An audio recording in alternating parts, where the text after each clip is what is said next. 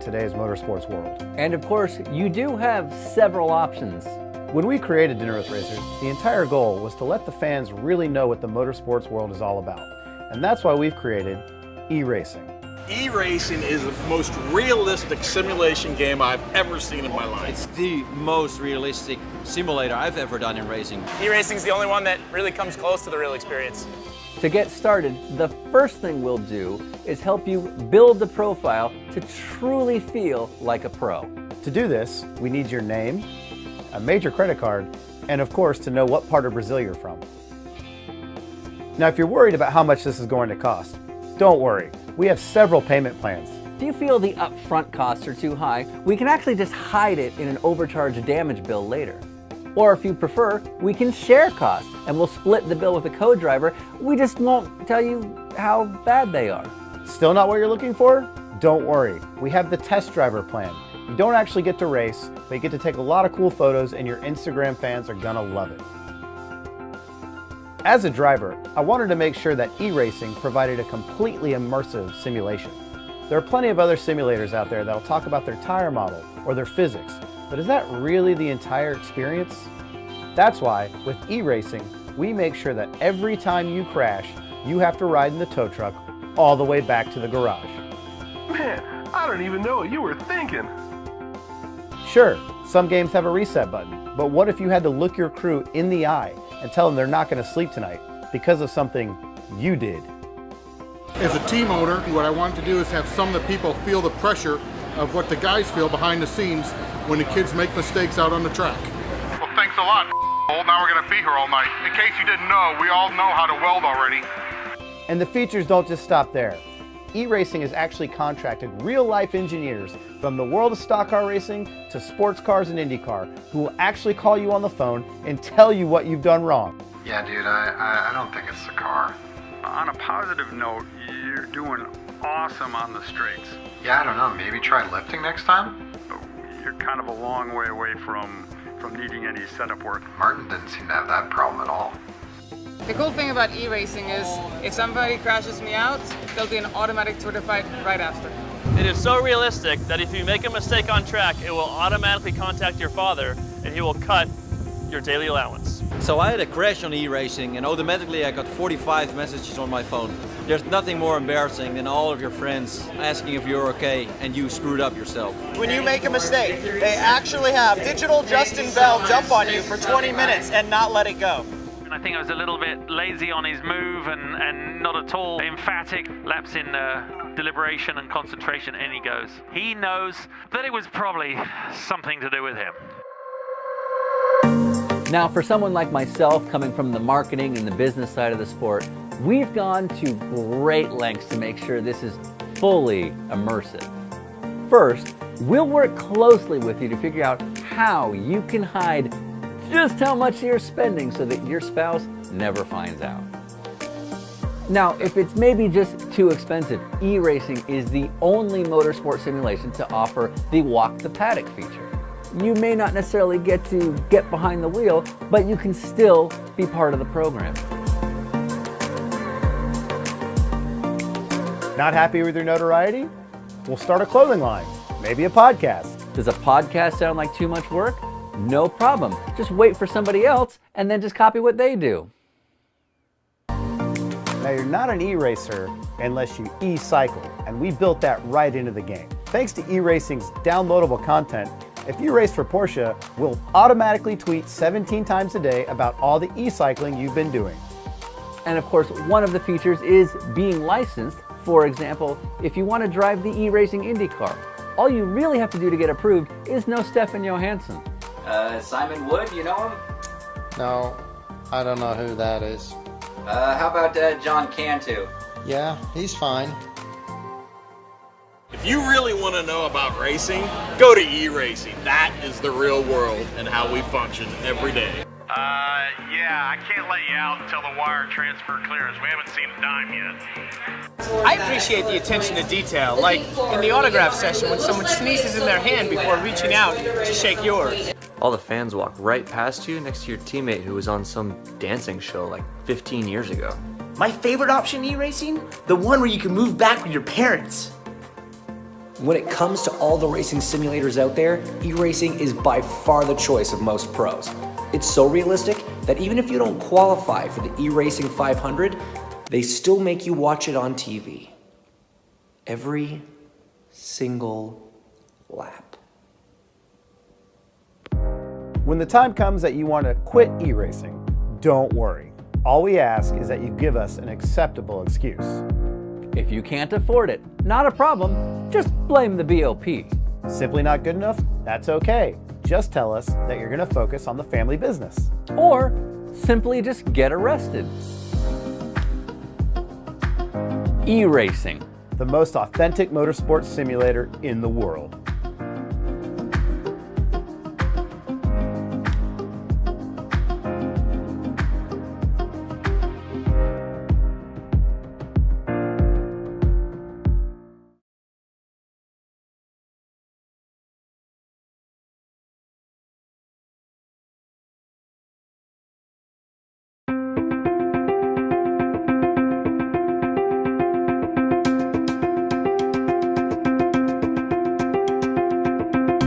Racing simulation is very important in today's motorsports world. And of course, you do have several options.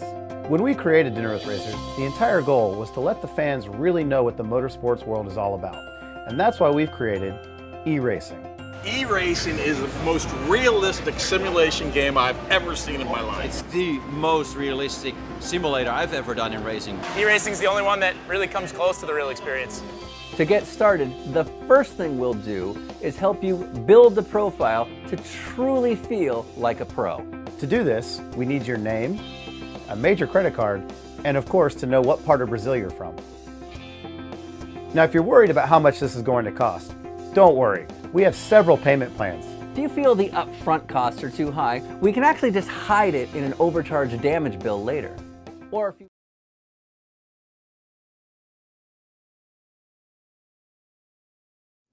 Now we're live. Now we're live. Now we're live. You are looking at incredibly good video right now. Ryan, how you doing?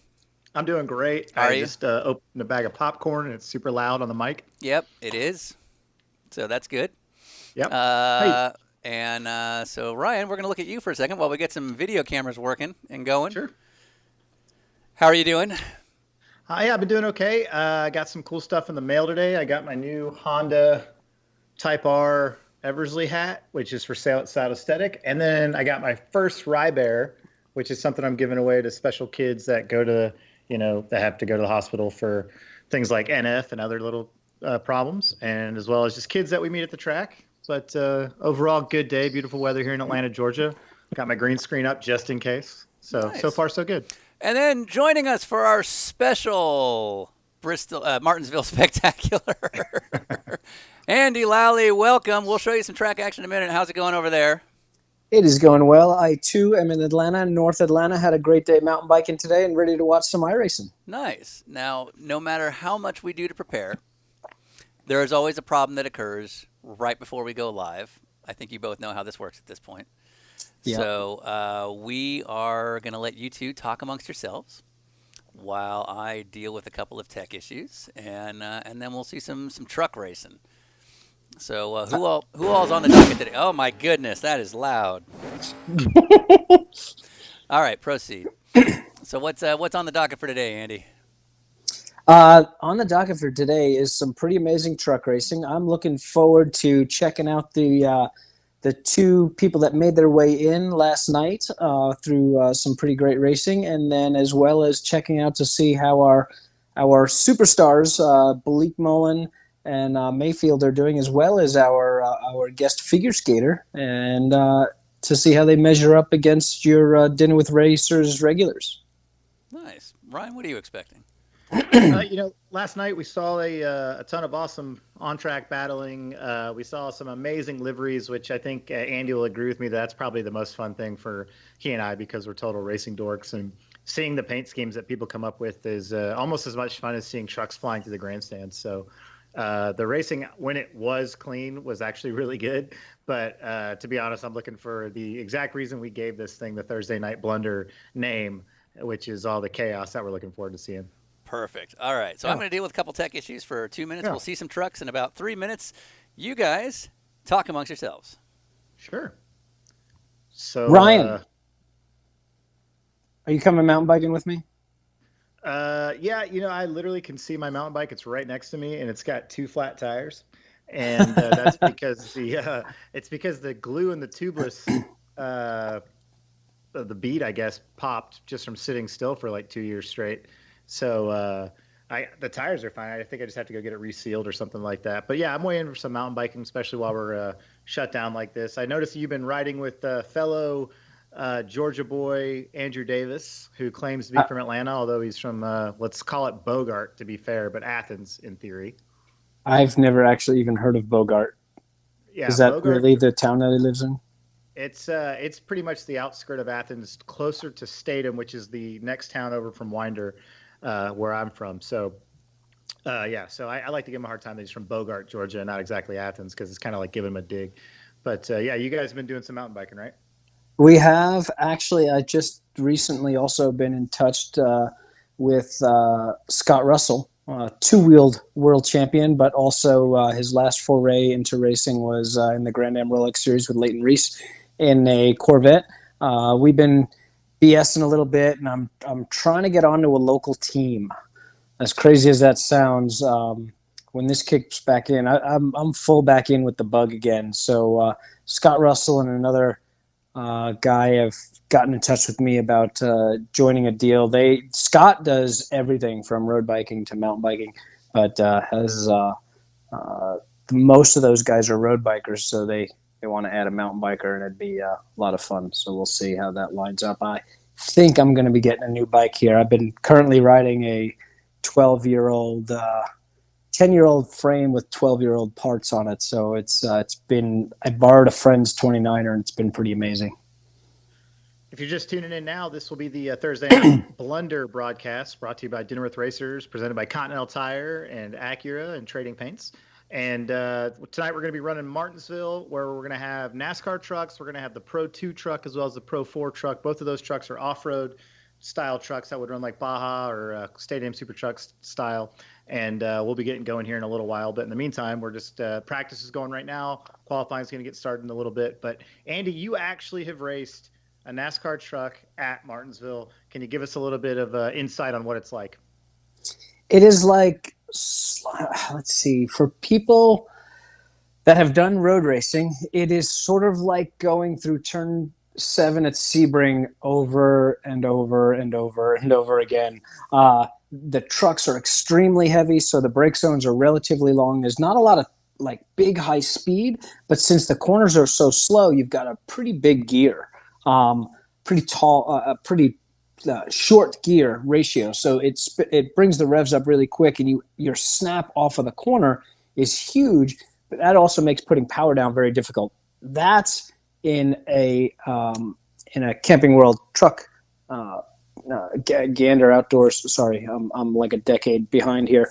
That's in the NASCAR trucks. In the Pro 2 and Pro 4, that's just got to be a whole different world out there. And you could speak more to that, having driven these cars through some these trucks through some hairpins. But the trucks are pretty cool. They're going to stick to a relatively basic groove. There's no secret here. There's no running the top. There's going to be no Kyle Larson's working the top groove in like you would at a Homestead or some of the bigger tracks. But it's a lot of bump and run here. You're going to see a lot. I would say normally you would see a lot of bump and run here. Here you see bump, climb, drive under, drive over, and all sorts of stuff. Where the Pro trucks could probably get a little bit of a advantage is that they can run so low that they can jump over the grass there. So they could probably take that half-mile track and really probably turn it into a 0.4. So back to you, Ryan. Yeah, we got a couple of people in the chat room with some questions. One of which was, what should I drink tonight? This is Kyra Sage writing in on our YouTube channel. Andy, any suggestions for what Kyra could have to drink? I mean, I've got a tasty beverage here. It's clear and cool and refreshing. I am a water guy, but if I was going to probably go a little crazy, I'd probably get a little fountain soda. like from a QT or a 7-Eleven or something like that, and just slug that puppy down all night. That's what I'd suggest. I'm kind of boring though. I'm going riding again tomorrow. I'm going to do riding, skating, or fighting at some point every single day, so I don't drink alcohol anymore. So we have a write-in text message, not exactly for the group, but you'll be able to appreciate this. Justin Marks, NASCAR winner, writes in, is damage turned off tonight? Now, I believe Justin will be competing with us, and damage is absolutely not turned off. You can damage your truck, but you get 3 rebuilds. And we saw a little bit of this last night in our runoffs event. Andy, what did you think about that? It was pretty amazing. So not only in a 75 lap race like that, how long is tonight's race? Is it a timed race, 1 hour or something like that? Or 1 hour of power. Last night we were at 75 laps. Regardless of how many laps it is, you've got to kind of pick your spots, and you've got to almost look at this like a 6 hour, 10 hour, 12 hour, the way we would look at Watkins Glen, Petit Le Mans, Sebring, even Daytona, to where if you have to go to the garage, your race is done. So you could back it off a tiny little bit, even though it's a half mile, and run through these trucks. And your biggest thing is if you're in one of the NASCAR trucks, you've got to pick a strategy, and you've got to learn through the practices here and through last night, anybody that came on and got their practice there, where these Pro 2 and Pro 4 trucks like to run so that they can get through that kind of mess. We saw Todd Lamb last night run a really low line, just expecting these guys to wreck and bounce to the outside. Obviously, they bounce all over the place, but that strategy for me is 95%, and it's looking forward at all points, trying to get out of the mess. You start to go forward in those last 10, 20 laps, but you basically just need to survive so that you're not going to the garage and not going laps down. So we got a question on Facebook from my buddy Andre, asking if the season gets back on track, is there any chance of an Xfinity ride at Road America? At the moment, and I guess this is going to be breaking news, I have an Xfinity offer for every single road course. Whoa, look at this guy. Except for Indy, which is on the Mosport weekend. But I'm anticipating NASCAR and IMSA, if we get back going here, that we are probably going to be shaking up our schedule. NASCAR a little bit more, obviously, because they've got a lot more holes to fill than IMSA. But I'm hoping we see some Wednesday one-day shows, and I'm hoping that they take those to they kind of just slough those off to the road courses, and I think that for me would be extremely advantageous. I would not be in a Gibbs car or anything like that. So I would be in another with another group of guys that hustles, but puts a lot of elbow grease in, puts a lot of effort in. And if it's a one-day show, I think we could be in good shape. So, guys, I've got Justin Marks live here. You're going to get to hear he and I have a real conversation mid-broadcast since Andy just finished his explanation on NASCAR stuff. So Justin Marks is asking me what happens if he has an accident, and you get 3 rebuilds that you can rebuild your truck back to normal. You go out of pit lane pretty quickly, and then you get back to it. Once you get past that point, if you have to go to pit lane again for damage, it's a time penalty of however long the damage takes to replace. So you get 3 strikes basically to get the thing rebuilt pretty quickly and get back going. Okay, so that explanation, all those words are awesome. Yeah. But how do I do that? Okay, I think you should Google. Actually, you know what? Let's ask the chat room real quick. Hold down escape. Guys, just drive to pit lane. Tell us real quick how to rebuild the truck or your damage in the chat room real quick if you could, guys, and then I'll let Justin Marks know what I read here. But I'm pretty sure it's like you hit escape or something and it takes you back to pit lane. Hey, while we're waiting for that response, Justin, what's your livery and what's your number tonight? So, Justin, what's your livery and what's your number tonight while we're waiting? Okay, we're hearing it's Alt F4 is what you do. Alt F4 will get you back and fix you up, I guess. Okay. And then it'll repair it. So, Andy Lally's on the headset with me. You can't hear him, but he says, what is your livery and what number are you running? I'm running number 42, and I'm red and black. Amazing. Everything you're saying is great. Okay. Well, we appreciate you calling in. Good luck tonight. We'll be cheering for you. Thank you. No problem. All right. Good Good luck. I love you. I love you too. See you. Justin Marks, everybody, calling in live. Sorry about that, Andy. All good. All good. He's the man. Love him. Yeah, what a good nothing dude. makes me happier than hearing from Justin Marks, especially when we're midstream at the beginning of our intro to this week's Thursday Night Blunder. So some other people have been asking about how to get involved with this. If you don't have iRacing, you're obviously not going to be able to compete. However, we are going to be doing this for the next 4 or 5 weeks and hopefully longer, or hopefully we'll get back to road racing at that point. But if not, we'll just keep going to give you guys something to do. But without giving away too much, and I know Andy hasn't seen this yet, we have a invocation tonight from a special guest, and we also have a grand marshal who's a special guest.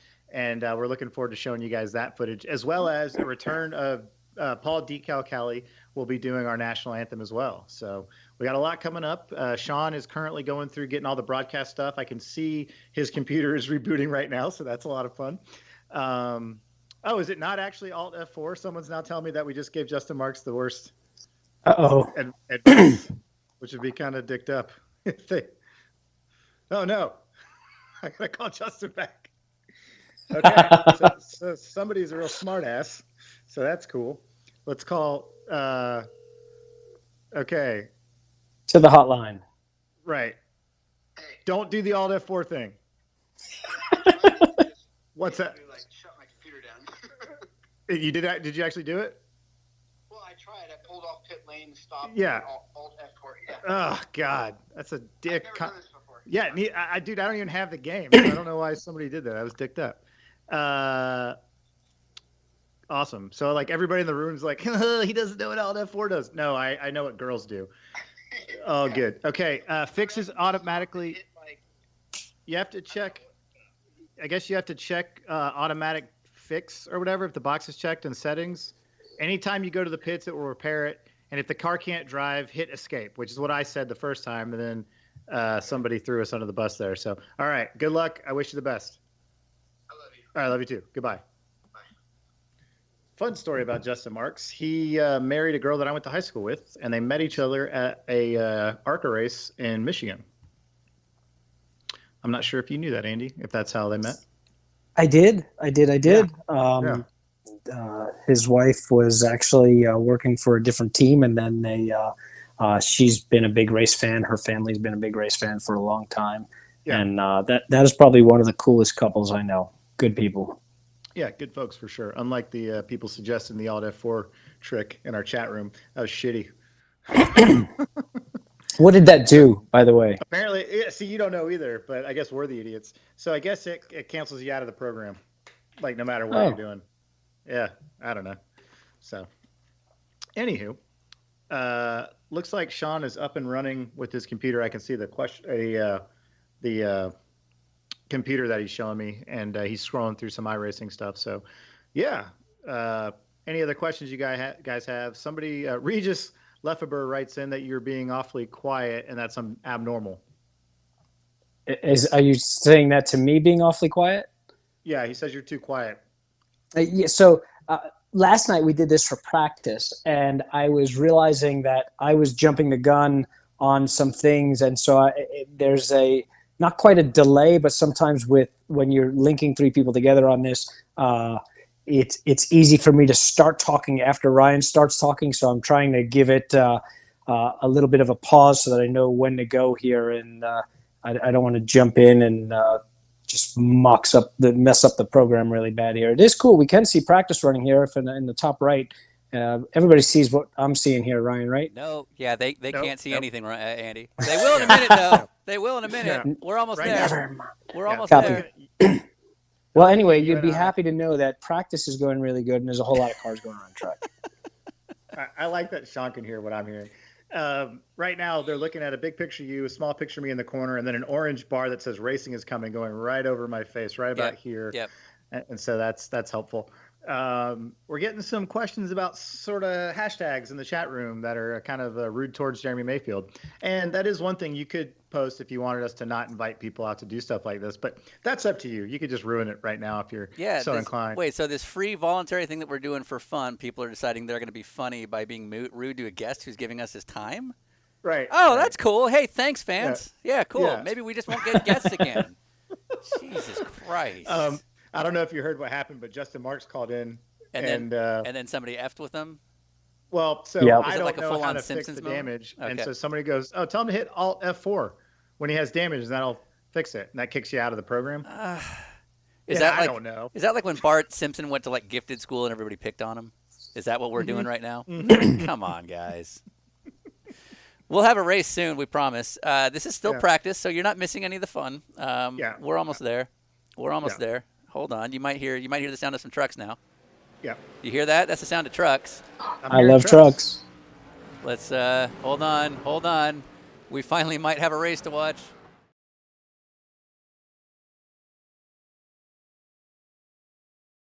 All right, now we have trucks. Now you can hear trucks. We got trucks. So Ryan, if you have access to the chat, can people hear us? Can people see us? Is everything good? Everything's A-okay? Yeah, you guys let us know if you're seeing racetrack now, which I think you are. You should be able to hear us. Oh, there is one feedback, Sean, that Andy is apparently a lot louder than I am. I don't know what to even do about that, or if that's even for us. Yeah, I can fix that. So I haven't been monitoring very closely, but okay, good to know. Sure. Yeah. But it looks like right now in practice, Andy, I'm not sure if you can see this, but we got Will Rogers, who's a NASCAR Xfinity driver in real life. He's a P1 on the board, followed by Andrew Pinkerton, who's driving a familiar number 7 livery that looks a lot like your truck. And the list on back after that, some pros in the field. We see Tyler Cook running P4, Garrett Smithley P5, Patrick Gallagher P6, John Miller is P7, Jeremy Mayfield himself is P9. And that's basically all the pros in the top 10 that we would know by name. Hold on, so we're watching Jeremy Mayfield right now. So hey, Tyler, running the cameras. If you got a second, Jeremy Mayfield just crashed big. Oh, hey, Tyler, am I correct in what I'm seeing on the hood of Jeremy Mayfield's car? He quit out, so we're not gonna be able to see it. Is that a Hall of Fame Toyota Tundra on Jeremy Mayfield's car? Well played, Mayfield. Go ahead. Yeah, and Sean, if I'm correct, he did this on his own. He did this on his own. We did not give him any liveries. He did it all on his own. Wow. So he was nominated yesterday, wasn't he? I'm pretty sure he was. He's going to win the fan vote. Yep. So we had a question. How many are racing tonight? That'd be 40 cars. 43. 43 cars in the main, and then as many as we get to sign up for the second race, which we will also be showing. So stick around for that if you want. We won't have as much commentary going, but Sean and I will stick around for our what we're calling DWR's after hours. Exactly. And that'll be pretty fun. So. And this is all part of the fun. So we got about 7 minutes of practice left, and then we got some qualifying. We got an invocation. We got all kinds of stuff. So while we're, do you want to call some of our guests just to get a hang of what's going on? Let's call Todd Eldridge. I'm excited. You want to call Todd Eldridge? All right. Let's see if we can find Todd Eldridge here, because why not? So while I get that queued up, Ryan, why don't you tell us about who Todd Eldridge is? As best you can.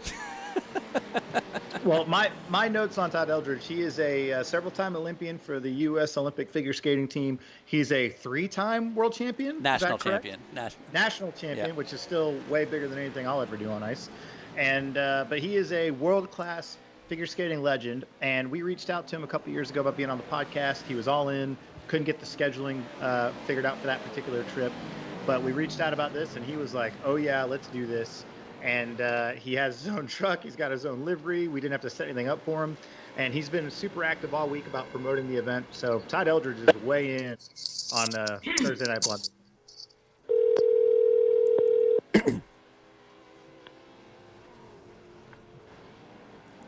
Hey, Sean. How's it going, Todd?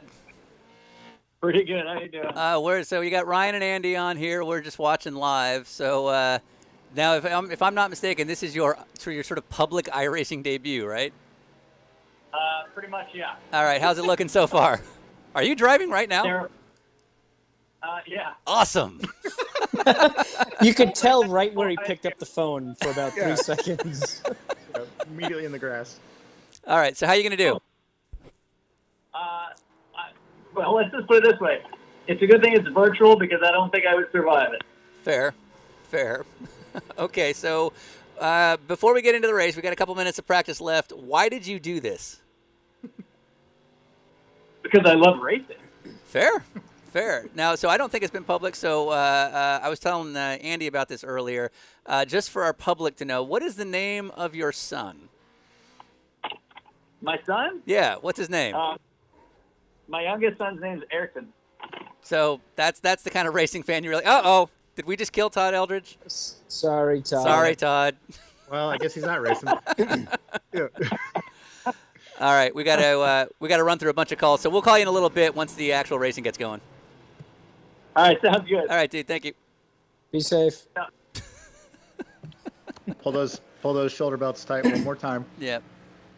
For those watching the 7 truck that didn't get last night's trivia bit, I ran this exact livery pretty much anyway at Martinsville. It was my 3rd or 4th race ever in the Craftsman Truck Series 12 years ago. Right. And it ended by like lap 30 or lap 40 when I came out of NASCAR 2. Ted Musgrave had about 3 inches worth of bumper to my inside, and I turned in, and he didn't even lift, and he just sent me in the outside wall. And that was the last time, and that was the learning moment that I learned that when you start to spin, do not get on the brakes. You downshift and peg the throttle. And I did a rear clip on that when we only had like 3 trucks in our whole stable, and it was a pretty memorable race, as short as it was. Nice. Yeah, and that truck's not nice. Now that truck's being driven by Andrew Pinkerton, who's a actual pro racer. He's been trying to make a career of it here the last couple of years in sports car racing. But he's also a former race winner in DWR's Continental Tire Cup last year on the road course at Detroit in the NASCAR Cup cars, which was a real handful. So Andrew's pretty quick in these cars, regardless of if there's a Pro 2 truck jumping over him or not. I think he's a potential favorite tonight with seeing and going through everything last night. A pretty incredible win after we had a back and forth between about 5 different leaders in the Gander Outdoor, whatever it's called, truck series.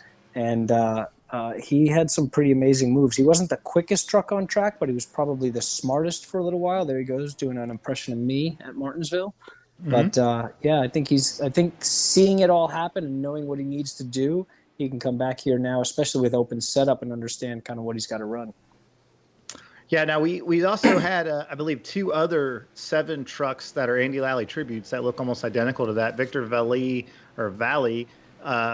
won his race as well in the number 7. So we got a couple of good guys out there representing your NASCAR efforts from years past. So oh wait, did I screw that up? Is this the truck that didn't win last night? No, this is yeah, that was a different one. So Andrew, okay, sorry. This is the truck that won last night. This is Victor Valley, if I'm pronouncing it correct. And Victor was one of our runoffs winners, so he qualified automatically by virtue of winning his race. And Andrew Pinkerton, who you were looking at earlier, had a it wasn't quite TRG. It was another 3 initials, GRT. I'm not sure what that stands for. And it had, if you notice on the side panel, it had checks in the mail. Generic. Yeah, so that's Andrew Pinkerton. And if we look up close at Andrew, like on the side, you'll see an interesting phrase on the sort of the right rear quarter. If we can get over there. And now this may not work. Yeah, now look at it. But anyway, Sean, we had a couple questions from Justin Marks, and I wanted you to clarify for the listeners. Sure. They have 3 chances to fix the damage. Is that correct? They have 3 resets over the course of a 150 lap race. So this race is 150 laps or 75 minutes, whichever comes first. Sure. So if the yellows, if the yellow gods have their way, we may not make it all the way to the end of the 150 laps. But we've got Brandon Barfield running the admin duties, and so it's up to Brandon to call the yellows, or if we happen to notice anything that's yellow worthy, and we'll go from there. Yeah. So that's the rundown. We had some people in the chat room that are asking about that. They're asking about what the rules are in terms of damage, and so damage is turned on. So you will affect your truck if you hit something. However, you don't necessarily have to pit and fix it at that point. Correct. So Sean, you just had the what looked like the Tide truck that Kevin Harvick ran a bunch of years ago. So is that correct? I don't know, but if you see a name when that happens, so that's Tyler Cook right there.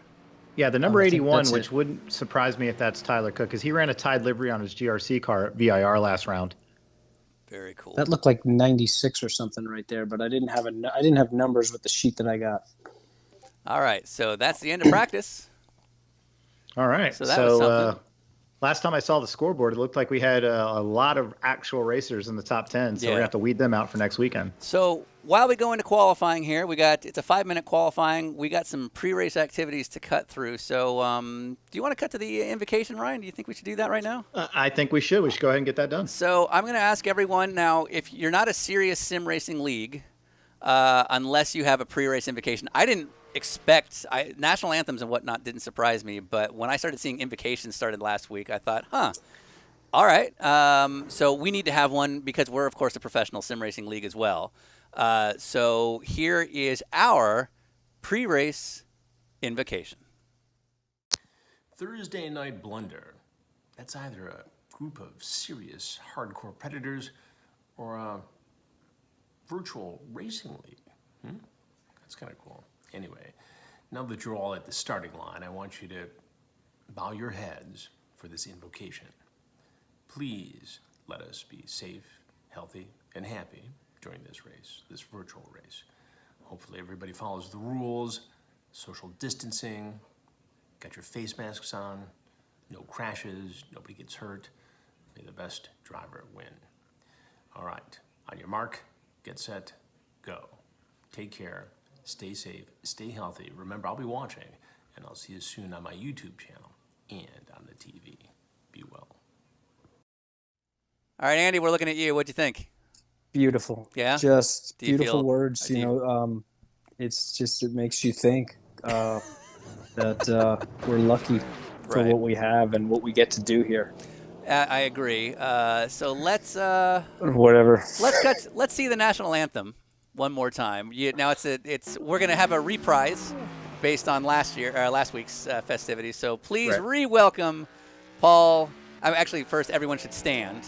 Yes. Continue with your hats removed from our previous invocation, and please enjoy the sights and sounds of Paul Decal Kelly.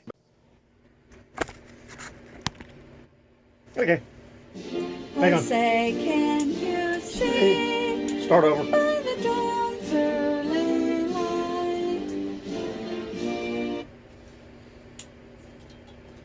Okay, we got the dawn's early light on now? Yep. Say, can you say, by the dawn's early light, what so proudly we hailed at the twilight's last gleaming, whose broad stripes and bright stars through the perilous fights, for the ramparts we watched were so gallantly streaming, and the rocket's red glare, the pumps bursting in air, they proved through the night that our the flag is still there. Oh, say does that star-spangled banner. It's waving. O'er the land of the free, and the home of the brave. Play ball! Oh, wrong sport. Sorry, guys.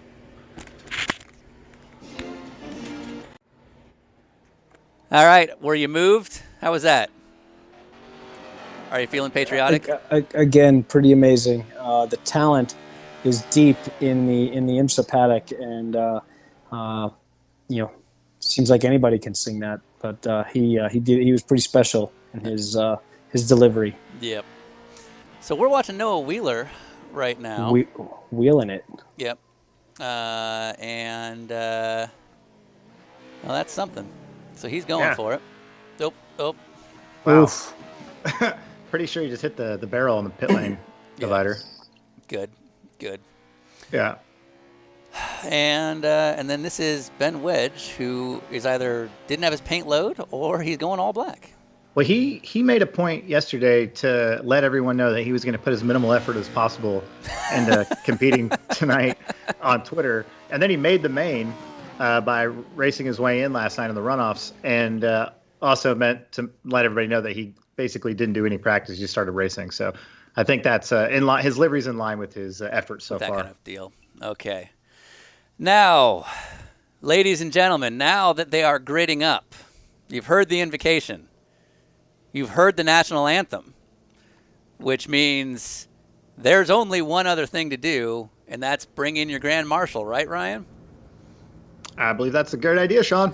So this man needs no introduction for some of you. And if you don't know this, then you're just going to be out of the loop. So please welcome a gentleman who needs no introduction because we legally can't say the TV character he represents. Drivers, start your fake engines. And I'll tell you what you're going to find at the end of the finish line, a bottle of gold. Tres comas. No, not really. This is my own personal reserve. But you should go out and get some. Have fun in your virtual car racing league. I hope the cars have doors that go like this or like this. Not like this. All right, get the fuck out of here. Drivers, start your fake engines. And I'll tell you what you're going to find at the end of the finish line, a bottle of gold. Tres comas. No, not really. This is my own personal reserve. But you should go out and get some. Have fun in your virtual car racing league. I hope the cars have doors that go like this or like this. Not like this. All right, get the fuck out of here. Who's on pole? All right, What's we're our back, front row? Andy. So that was a special message from, I don't know if I'm saying that nice, Chris Diamantopoulos. You might know him as another character on a popular TV show. But I don't think anyone in racing has had a better Grand Marshal than that. Yeah, no, I mean, he's got a lot of experience as a wealthy individual, has also owned quite a few supercars. I believe he's a McLaren aficionado. So yeah, because the doors go up. They go. That's right. Yeah. So right, all Andy? right. Yeah, the doors go up. So pace car is rolling here down the back straightaway. All right, so surprise, surprise, Will Rogers is on pole. Yeah. And then in P2, Aaron Smith. And going down the line, looks like Mr. Queckies. That is Matthew Queckies in Pro Truck. It's a two-lap warm-up. And we'll see where this goes. Last-minute predictions. I think Mayfield starting deep in the field in 16th there is going to be strong. Landon Castle always going to be strong. Garrett Smithley, a lot of our pros, but I'm going to be rooting for that 7 truck just as an old fan favorite here. And Ryan. I think the fans are going to be the big winners here because this has already proven to be the best thing going on a Thursday night. And just looking at this field full of NASCAR trucks with great liveries, the Pro 2 and the Pro 4 guys who have been nothing but awesome about causing chaos. I can't wait. And we are green, and just like he did in last night's runoffs, Will Rogers taking the lead. Got a handful of TRG parodies running with it. Yeah, you see, looks like Jeremy Mayfield tribute truck running the outside there, doing a good job of holding on to 12th place. Yeah, that's Doug Waite. And actually, I don't know if you remember it, but that 12 truck is also a Mayfield tribute truck. Yeah, so that is Justin Stillman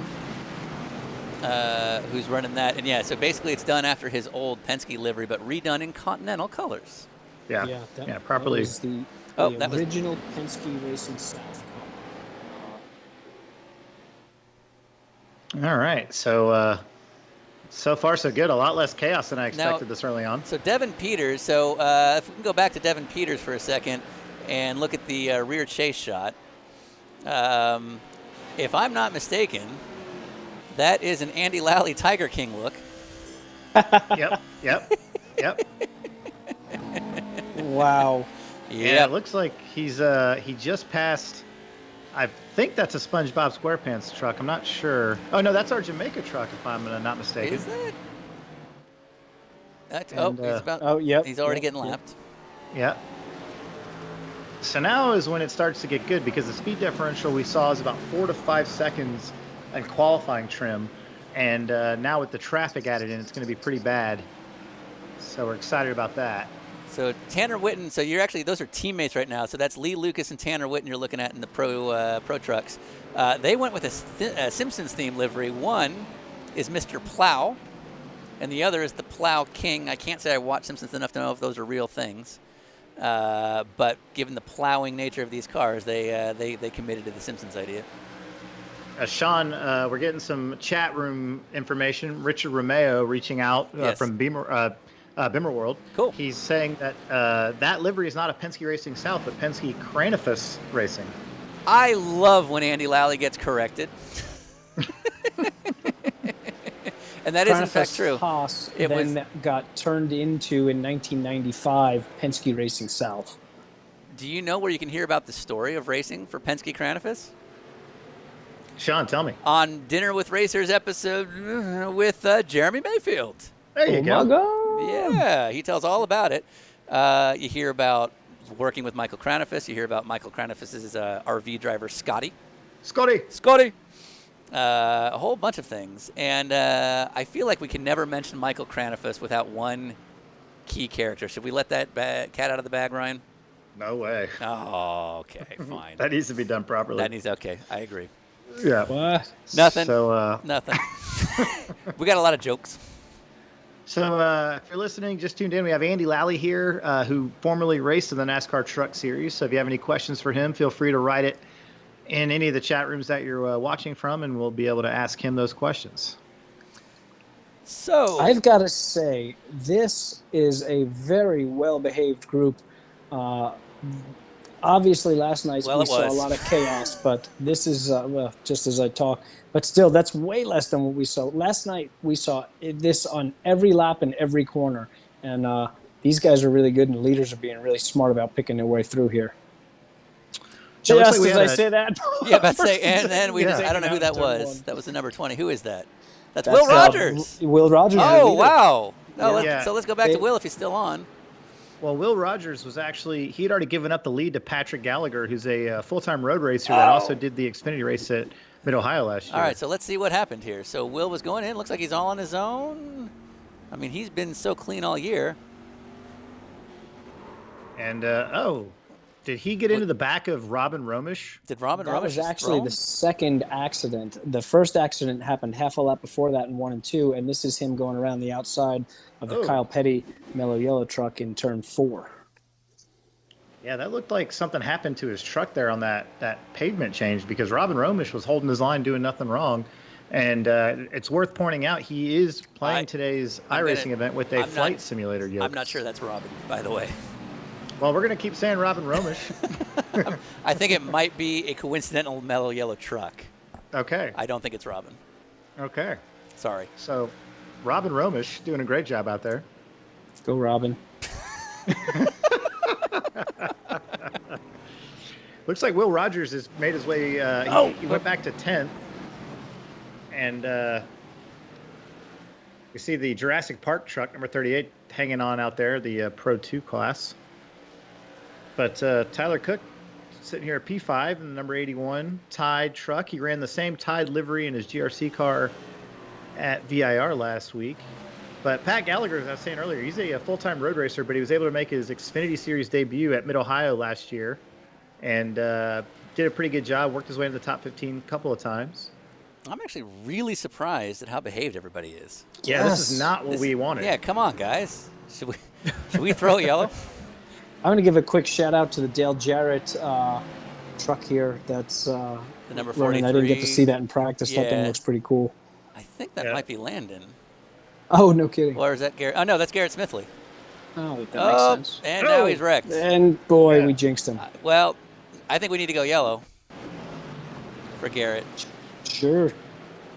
Oh, he was just getting lapped by the leader right there. Yep. And put his foot in it. And just, Oh, the Nice. Okay. Yeah, it looked like the 81 of Tyler Cook just got too hot on the gas and looped the thing there. So full course caution, or as they just say in NASCAR, caution. Yellow comes out. So Garrett Smithley's in. It looks like he's taking his repair. Yeah, Landon Castles worked his way up into third place. Oh wow! And Landon did no practice. I don't think he just joined in 10 minutes before the session started. Right. So I mean, he's been doing nothing but sim racing for the last 2 weeks. So it looks like it's all paying off. And he's done Martinsville a whole bunch and understands how tricky it is to put the power down off of 2 and off of 4 there, and how you can get yourself in trouble, which is exactly what we saw happen. The 81 just looked like it launched out from under, but you're constantly under stress all the way until you're way straight and then some with potential wheel spin there, and it's easy to hook it and collect somebody. So why don't we check in with Jeremy Mayfield? What do you say? Yes. He's yeah. Just muted. All right, so we're gonna be calling Shayna's phone. She'll hand it over to Jeremy.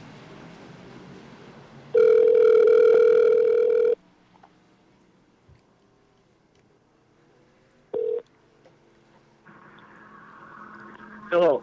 Jeremy, can you hear us? Oh, yeah, I got you loud and clear. Awesome. So this is your iRacing debut, if I'm not mistaken. Yeah, I hope a lot of people's not watching this thing because I'm doing terrible. But, it's a lot of fun. I didn't know what to expect, and it's definitely something I've never experienced before. I can tell you that. But it's a lot of fun, though. Now, I'm going to go on a limb and say this may not represent most iRacing. Yeah, do what now? I'm going to go on. I'm going to say this probably doesn't represent the normal iRacing experience. Right. Because. Go ahead. Oh, yeah. What now? He said it's not represent the normal Oh, yeah. Oh, yeah, no, I know. I understand that. No, it's a crazy race. It's fun. It's I've never seen like a race, man. There's been bad wrecks and flipping and turning over in front of you and everything else, but I don't even know where I'm running at. What position I'm in. I got to be dead last or close right now, but we're gonna make it up. We're gonna make it all back up right here in just a second. That's it. You got the yellows. It's all in your favor now. It's all gonna be strategy. Yeah, I know. See, we busted that dude right in the butt, but yeah, we're 2 to green, so we better go. Call me back. All right. Cool. All right, buddy. Thanks, dude. Did he just tell me to hang? No one hangs up on me, Jeremy Mayfield. He needed 2 laps to kind of get the tires warm and get rolling here, Yeah. and kind of get your little practice restart going. Yeah. He knows the importance of getting those rear tires ready for this restart. So let's keep the yellow going if you can, Brandon. While we let's talk to. We're gonna do a TV yellow because I want to hear what Jerome has to say. So we have one other guest, Jerome Bleekemolen. So Jerome, it's like 3 a.m. He's in the Netherlands right now. That's in Europe. Yeah, that's a country in Germany. Hello? Jerome? Yeah. So we held the yellow so we could talk to you on the phone. So this is not your first oval debut because you did run South Boston in real life last year, I think. I did, yeah, and it feels a bit familiar, but it's a bit busier out here now. Yeah, but it seems pretty realistic, right? Yeah, this is crazy. I can't imagine that they actually race here with NASCARs. It's so short, so pretty crazy. All right, so right now it shows you 26th overall, I think. So it doesn't seem like it's your best day, but you're going to take it to the front now, right? Yeah, that's the plan. But I'm pretty slow. I don't know how the strategy works in this race, so I decided not to pit. But yeah, I'm still out there. For sure, I'm going to have to pit at some point. But I'm just hoping on you guys throwing out a yellow at some point in this race too. Okay. I think we might be able to help you out with that. So. All right. All right. Good job. Thanks, Rob.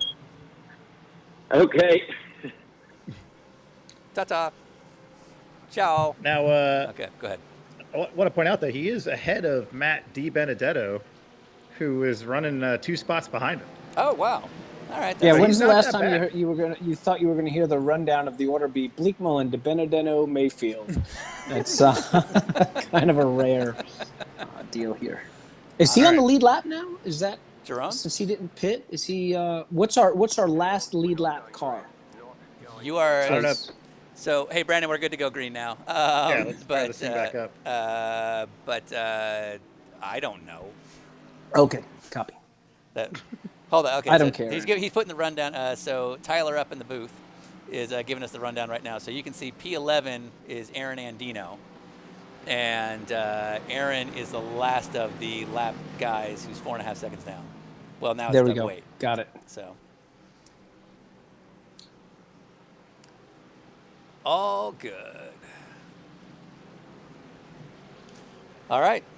Busy. Yeah, it first should be half. going green this time, right? Yeah, it's up to the sim. Basically, you can delay the yellow, but then the computer takes over from there. So we should be going green anytime. Yep, lights are out. Okay. Chad enjoying it? Yeah, seems to be. They liked your county in Germany comment about the locale of Jerome Bleekemolen. All right. Another very early jump by our leader here. I don't know if there's a start box on these things or what, but we keep seeing that leader just keeps getting mega hole shot and taking off here. 7 truck up the line there a little bit. Everybody pretty neat and orderly here. Yes, this is way too behaved for what yesterday had promised us. These guys are like taking this serious. We're never running this layout again. So, yeah, Pat Gallagher, just give him a shout out again. His truck is done up like an old rusty like rat rod, which is a pretty cool paint scheme on that thing. That's awesome. I haven't seen that yet. Number 13 there. 13? Yeah, that looks pretty cool. I couldn't tell exactly what that was supposed to be there.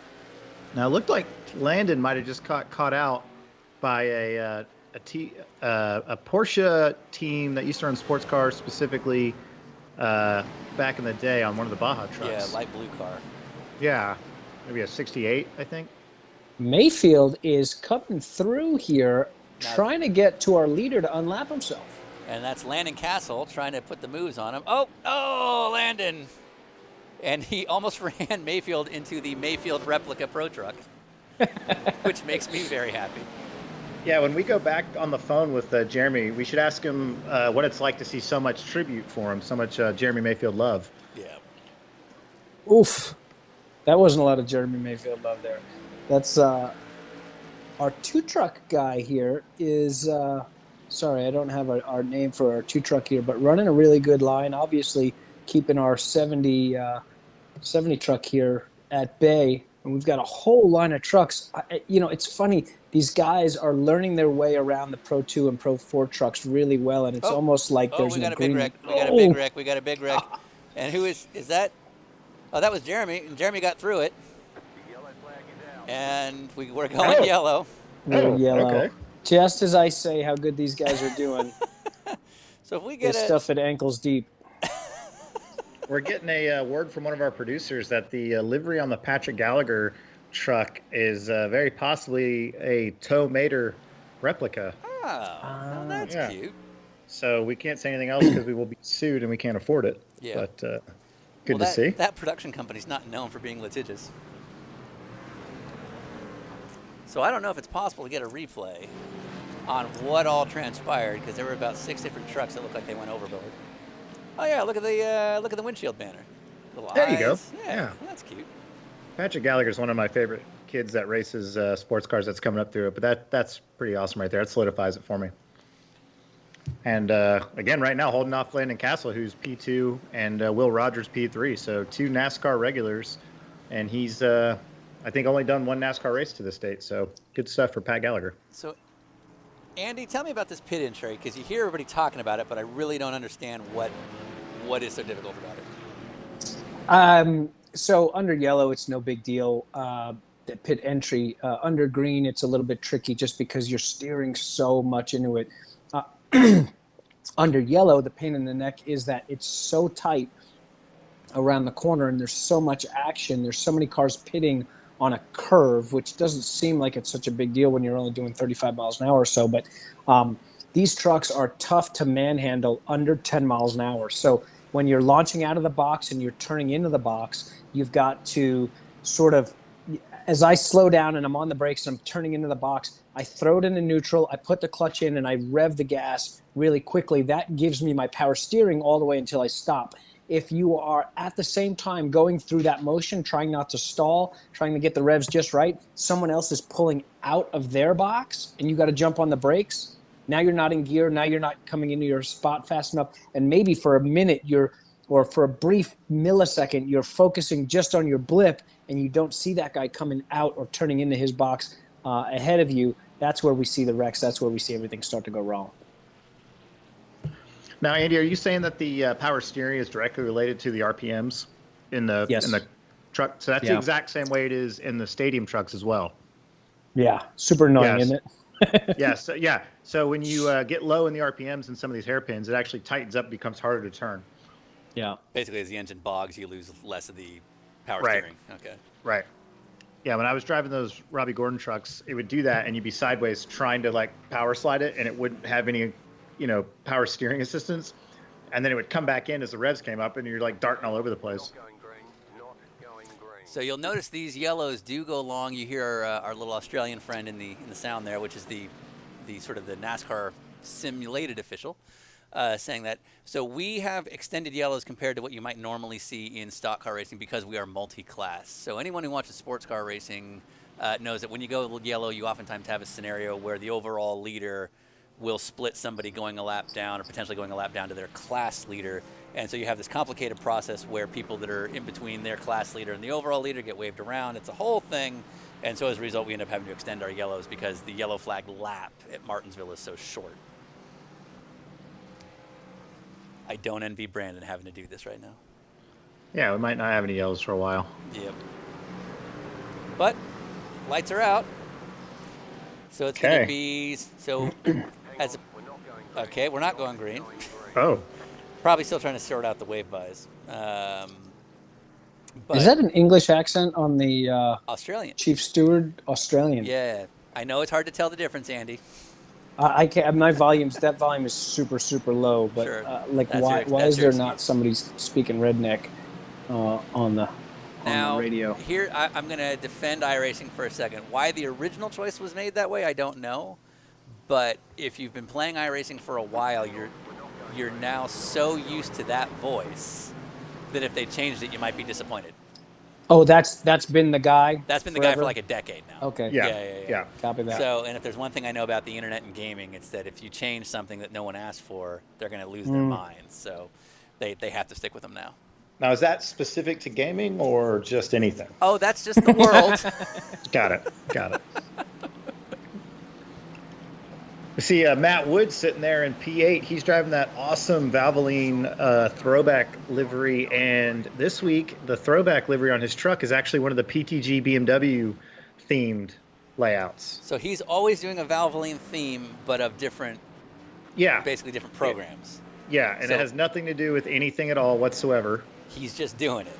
And Matt's not one of my buddies, so it's not at all related to anything at all. So literally, it'll be like a Derek Walker Valvoline car, and then a PTG. That's awesome. Well, the first one he did was actually an old supercars livery from the late 80s, early 90s. Right. Which everyone's like, oh, Alan Jr. He's like, no, actually. A very obscure supercar series from the 80s no one had heard of at that point. Now, what's that 69 truck right there? So that 69 truck, I don't know. It's interesting colors of light blue with, if we go a couple trucks back. Yeah, these yellows are definitely a problem. So we're definitely going to hold off on not have any for more a of little those. bit. Yeah, we'll maybe do one more towards the end, but I think we're good for a little while. Oh, wow.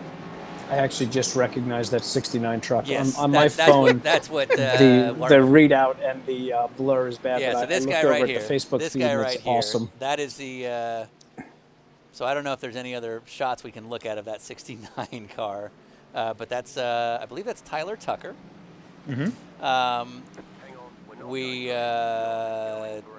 have a lot of tributes for different people.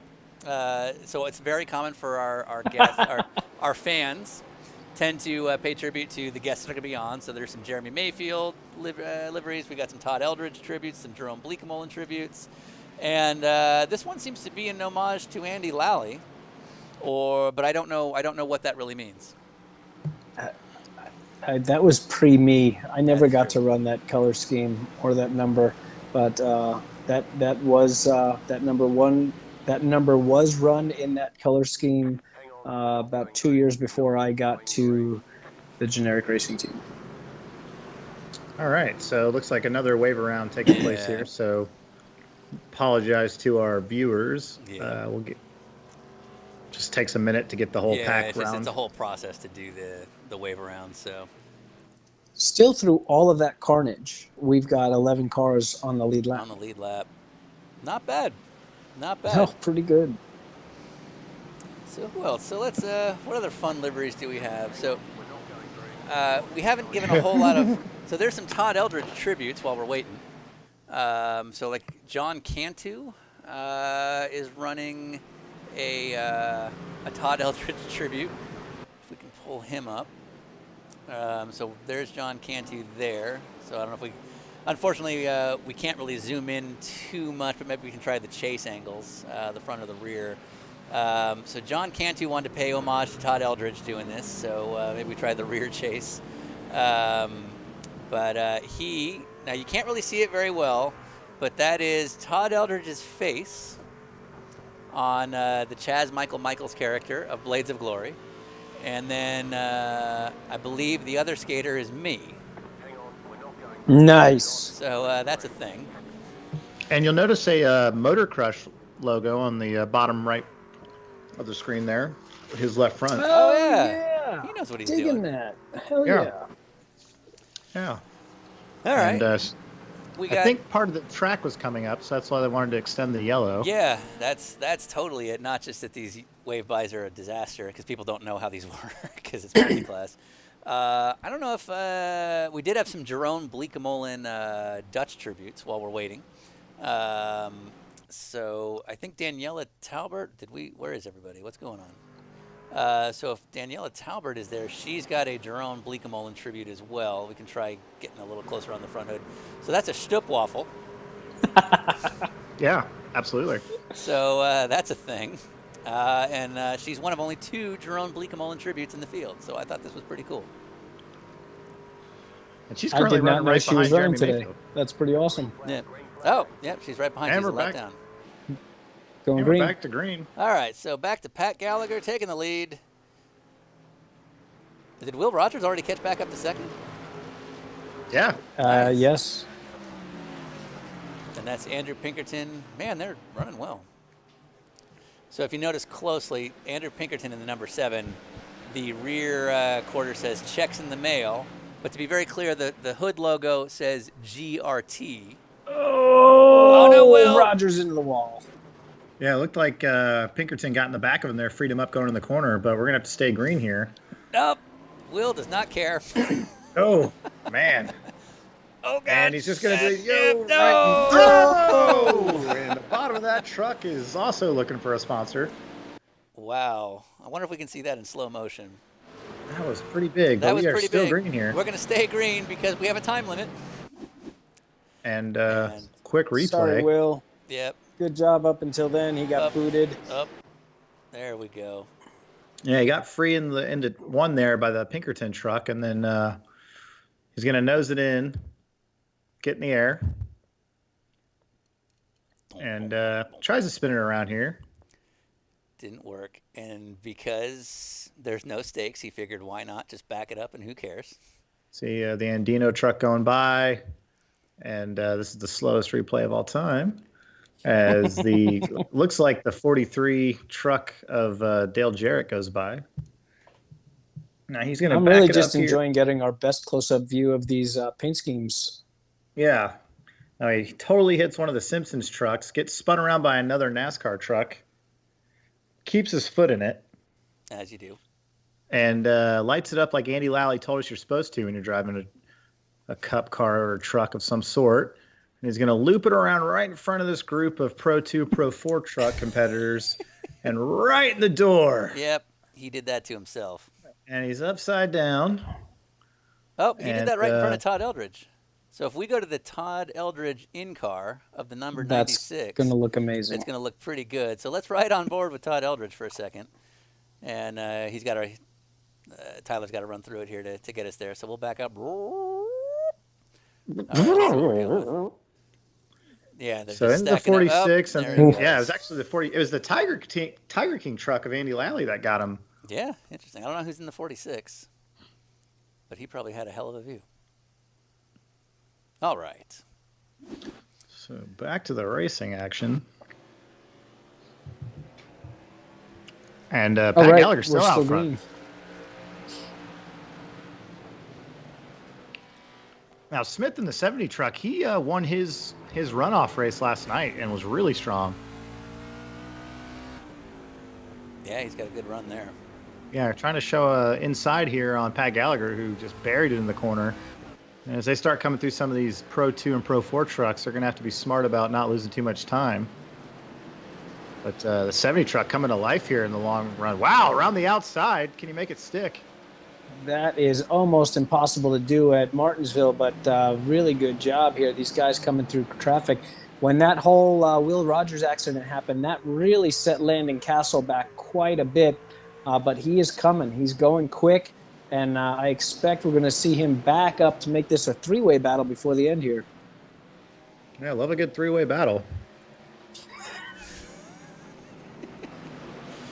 Definitely nice and tight here at the front. What's the chat room saying? A lot of Tiger King comments about how Carol Baskin caused that rollover, so that's good. That's good. Yeah. And accurate, by the way. That's just pure science. Right. Now we got somebody standing up for Carol Baskin, which is clearly blasphemy. Oh, big move there by Pat Gallagher to miss that crap. Oh, man, it's like he almost hit a parked car. And the 70 truck went to the pit lane, jumped the grass, and came back out. I don't know if he's going to get a black flag as we see a replay. Wow. I think that was as they were lapping Landon Castle, and I think going below the yellow line right there is okay as long as you're missing an accident. I don't know if they're going to get an automatic black flag. I like how Andy just makes up the rules as he talks. Martinsville is just like Talladega. You go. I said it with confidence, so I just figured everybody would just go with it. Yeah, no. Now, we saw in practice that these NAS trucks could run underneath a Pro 2 or Pro 4 truck, and it looked like the Penske Cranefish truck just did exactly that to what might have been Ben Wedge's Baja truck. So that was pretty epic. Wow. So if we can hold on Jason Skeen for a second, he's actually got kind of an interesting livery. He's doing a throwback livery, but to a family member. So his great uncle Bern, if I'm getting that right. This was the sort of an adapted livery of what he ran in Virginia at the Virginia 500 and cursed in 1967. Oh, we got the green cone down. Yep, so. And now everyone's dying. So, Pat Gallagher caught up in that. Caught up in that. Yep. And that could be a change for lead. And also, we seem to have lost the 70 truck. Yeah, I don't know what happened there. Smith. He might have gotten that black flag. Yeah, I wonder if he got some sort of penalty or if he had a spin. But he's back on track. The truck looks to be pretty clean and tidy, so he's still in good shape for running fast laps. Man, this is some awesome battle of Pat Gallagher, even with that big checkup on the back straight, still leading. But Victor Valley, who we've seen be really strong in the past, he was a class winner in the Sprint Cup car. Ooh. Just didn't care. Yeah, just drove right through the bumper of that truck. But yeah, Victor Valley running P2 after a class win at the Pooper Sebring earlier this year in the Sprint Cup class. Sprint car class, excuse me. And shout out to Matt Wood running P4 in that Valvoline truck. Definitely mixing up the standings right here. With how many minutes to go at my the amount of people watching and the live thing is right over the time to go here. Well, Andy, the good news is we're not even halfway on the lap count yet. Oh, and okay. We have Copy 30 that. minutes left to get it done, it looks like. Oh, a huge one. We have 45 minutes, so we're good. Sorry, yeah. So we are on time here. We got a long way to go. Excellent. Maybe these guys will settle down here eventually. We started out really calm, and then all of a sudden it seemed like right after that second yellow there was an urgency to get to the front, and a bunch of battles for real estate as we see some bumping and banging going on here as these NASCAR Gander Outdoor trucks are working their way through traffic. I do like that livery, Justin Stillman. Yeah, Justin Stillman's he's a regular in the Court series that runs on Wednesday nights, and also from the New York upstate area, regular at Watkins Glen. I believe he's a member of the gang that hangs down there in the boot. Is that the Camp Hoonigan? Camp Hoonigan, exactly right, or Hooligan. Hooligan, sorry. Yeah. So, see, good pace from him. Also, the Andino truck, the number 71. I think that truck is one of the best looking actual liveries out there that I'm surprised no one's ever done in real life with the paper clips all over it. Meanwhile, Victor Valley has got to the lead. Ahead. Yeah, so Valley's now up by 10 seconds. Now, he won in the runoffs last night. He was really, really strong, basically that whole stint. He kind of came out of nowhere and then just sort of took everybody by storm. That's a very familiar livery to Andy Lally. And yes. So if this does well, would you say that's the most successful run for this particular livery? That truck has never run anywhere close to the front at Martinsville, and probably, I think, only led maybe 2 laps in its entire short 7-race career before being taken over with a slightly different livery after that. Sure. I was told the team was going to go bankrupt if they didn't rent the ride out. Is this about? That was. Do we talk about this? That was. I don't care. I'm friends with the guy. I really like the guy that took it over. He had some sponsorship and took it over, so we're buddies. Yeah. He was one of the guys I called for that whole thing. So I don't want to trash that end of it, but that's fine.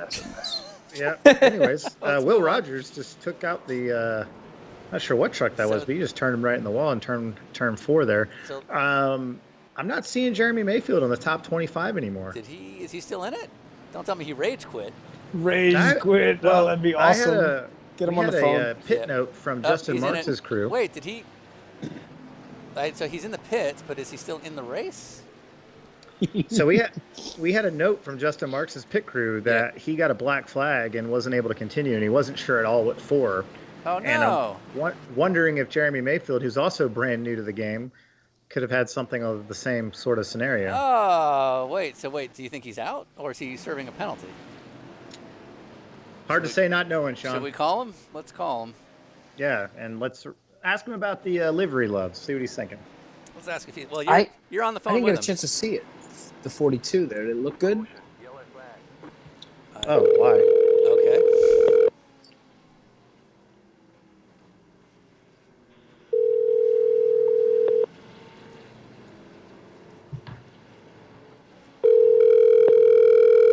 Is he going to not answer out of rage? Hello. Hello.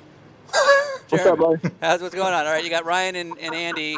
We got questions. So, did you get a black flag? We don't know what's going on with you. Well, I think I got 4 black flags. I got penalties, 4 or 5 penalties, and I'm sitting on pit road now with us. Wait, what's the? You don't know why though? Oh, I know why. Say what? I'm still sitting on pit road. But yeah, I'm sitting on pit road. I can go back out in 20-something minutes after they fix it. I guess they're working on it. Oh, so the car is that wrecked? They're putting some stop leads or something in the radiator and all that stuff, you know. Yeah. All right, but, Jeremy. We're wondering what it's like for you to be out there. What's it like being out there and seeing all the tribute liveries and all the logos with your name on it? Oh man, it was cool, real cool. I had a good time, and at least I got to know what it's all about now. And I'll be back. I definitely got to come back. I can't finish like this. I got to come back and win this thing somehow. Is this every Thursday night, or is this every Thursday? You're in. Well, it's every Thursday until things go back to action. Then we'll probably have to stop doing this. Okay. But yeah, so next Thursday we're running 7 different open wheel cars at Long Beach, which I think you'd be awesome at. Right. And then but you told me I'd be awesome here too. Okay, fair. And I don't know if you know what I do for a living, but right. Well, at least I thank all my sponsors. You know, you see my truck look good. You know, Safety Plus and the Griffin Brothers and K&M Collision and a great attorney out of Georgia, David Santana. If you need him for anything. Okay, that's your attorney out of Georgia, Dave Santana.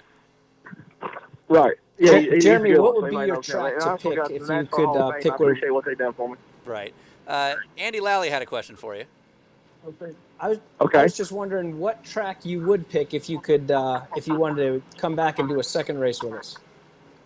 Just any of them. It doesn't matter. You just let me know. I'm hungry now. I got to come back, so I'm ready to go whenever you guys are. Nice. You just tell me where we're at. We'll be there. Good Pocono answer. or something like that would be pretty good, though. All right. Well, so next weekend we're doing open wheel cars at Long Beach, which you're welcome to. But the weekend after, we're going to Talladega, and we got a stock car that's unrestricted. Oh, I'll definitely put me in for Talladega. I'll be there. We're making this happen. You're doing it. Yeah. All right, man. Awesome. Okay, let's get our Talladega car done, though, but I think we'll have it done with them. Awesome. Okay. Well, hopefully we'll have like 18 more Jeremy Mayfield tribute liveries. So, all right, dude. I hope so, man. But I don't know. It was fun, but it's a tough deal out there, man. I tell you, these guys flipping, and next time I think I'm gonna drive over those other trucks. That Robbie Gordon truck. That thing is fast, you know. Agreed. The ones that are jacked up, yeah, whatever that one is jacked up, got the four-wheel drive, whatever, stadium trucks, whatever they're running out there. All right. They ran over me about 4 or 5 times. I'm gonna try it on one of those next time. Yeah, you should do them on a road course. They're really fun. Yeah, I bet. All Hey, I'll do Watkins Glen too if y'all do that. Okay. Sounds like a deal. We're in. All right, buddy. Thanks, Jeremy. All right, dude. All Thank right, you. man. See ya. Thank you. You guys had fun. See you, buddy. These yellows. Well, let's make use of it. So, Brandon, you don't have to stay yellow on our account for sure. I think you know that already. Okay. How cool is Jeremy Mayfield? Yeah. I mean, he was cool when we met him a couple years ago, and he's still cool now. He just gets it. Yeah. Goes right to the sponsors. Yeah. Is he sheriff yet? Dude. What? Don't know what you're talking about. What? Nothing. Okay. Thank you. So, yeah, we've been seeing a lot of yellows. Can you give us a rundown? Like, let's do a couple looks at the screen here. I haven't seen Di Benedetto's name on there for a bit. John Lee Miller, he was in earlier. All right. Well, let's go kind of class by class here. So overall, it's Aaron Smith that's currently leading, and good old Matt Wood in P2. So this cluster you're seeing right now, this is just the complications of wave-by procedures. It's not easy. And so moving down. So it looks like the leader in Pro, that's what we're looking at now, is Matthew Quekis. And he's in a, that looks like a Todd Eldridge Starters on Ice / Corgi Tribute Pro 4 truck. So I'm digging that. And then there's a Continental, and he's just got everything on there. He's got Continental, Acura, Todd Eldridge, Corgis. What more do you want in a car sponsorship? And then going down to the Pro 2 category, we'll go a little bit further down the order here and see who's leading in Pro 2, or Pro 4. No, Pro 2, excuse me. Or is that Matthew that's leading in Pro 4? I don't know. It's hard to tell them apart. Yeah, it looks like Bleeka Mullen and Ben Wedge are having a battle back there for 24th overall. Right. Garrett Smithley right in front of him. Curious to see if Matt Di Benedetto is still in the field or not. He apparently, I see Ryan Ellis is running 27th, and Ryan and Matt are good friends and work together. But apparently, Di Benedetto saw the highlights on Twitter all by himself, just like randomly came across it, of all the GRC truck jumping and all that at VIR, and said, hey, I want to do that. As you should. And as far as I know, he's new to the iRacing scene. I think he's only done 1 or 2 of the big pro NASCAR races. And he reached out to us to see if he could race in our series. I think that's pretty awesome. That says a lot. I bet he's in his underwear again.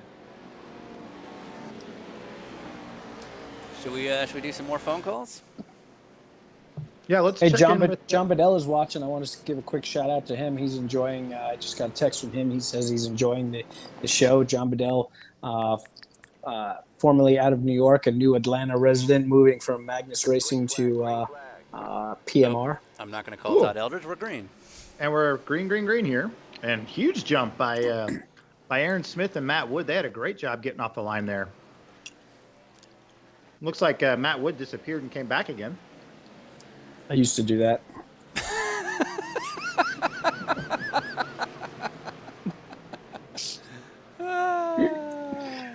Gonna be called to the holler later for that one. Yep.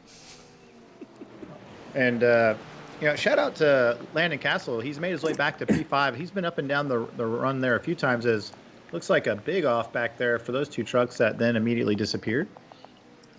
Castle is going to have a little bit of a difficult time because we had a decent green flag run there, followed up by Castle then taking the wave around. So I don't think he pitted, so he's on some pretty old tires there. He's going to have to do a lot of work here to stay on this lead lap again. Yeah.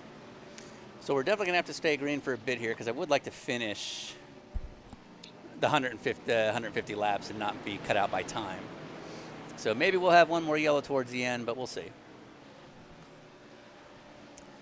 Let's do some I think we got onboards. some good racing, and you stay green. We're in good shape. Yeah, that's Noah Wheeler in the orange car that you're looking at. Noah had a really good runoffs yesterday until he didn't. Let's do some onboards. Let's see what it looks like from inside when we find the right guy.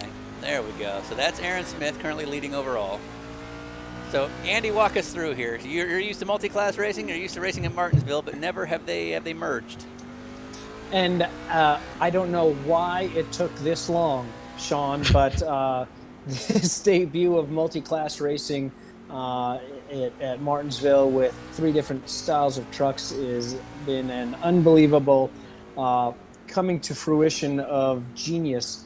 And I think it's great. I think we saw last night that the front runners learned that regardless of whether running low was the quickest line, it was going to be the most consistent for the faster cars. And unlike Daytona, where the quick cars go to the top, here at Martinsville, the quick cars that can put the power down are going to more safely run the bottom and not get caught up in the Pro 2 and Pro 4 trucks, which although it seems like they should probably run around the bottom, tend to run a little wider line and slide it up through the middle of the groove here.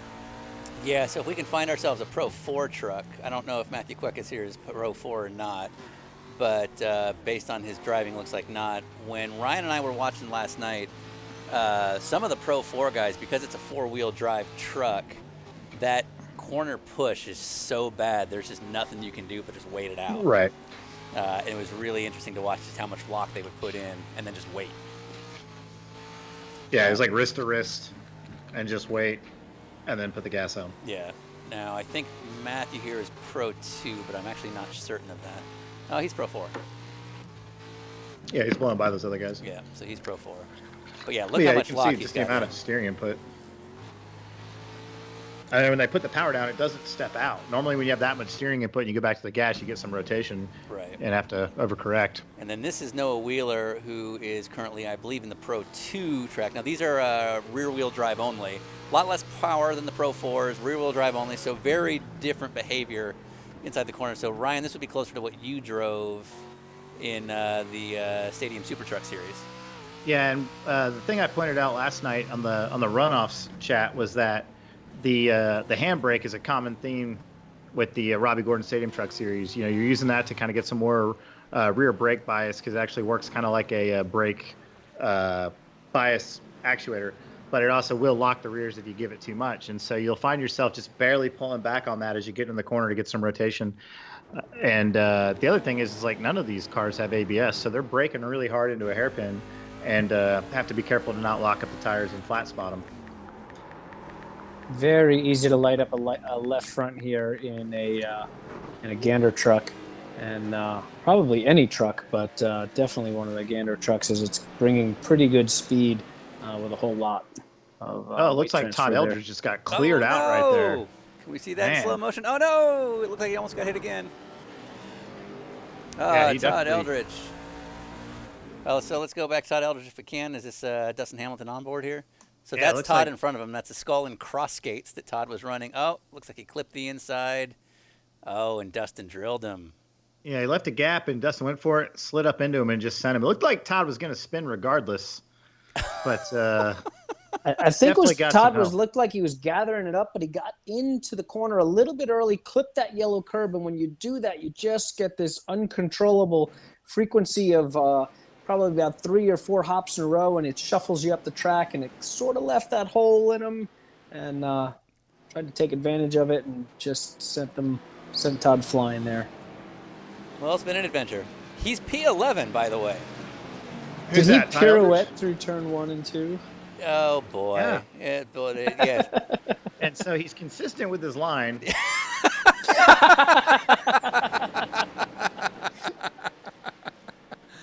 That was a triple axel. No. Yeah, definitely is that a Lutz? Am I saying these words right? Well, he went from forwards to backwards in a half rotation, so that would be called a waltz jump. Oh, okay. That was some real skating right there. Yeah, that was a NAS truck waltz jump. Yeah.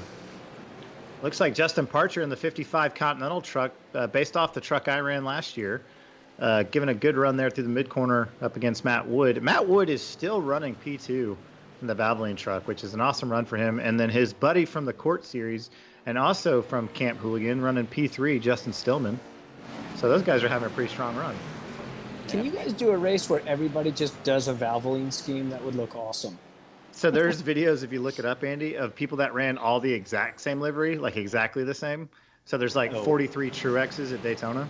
Right. Oh, I did see that actually. As it should be, right? Yes. Yeah, there's I don't know if it's Court, but one of the leagues is doing exclusively 2006 NASCAR throwbacks for no apparent reason, which I'm a big fan of.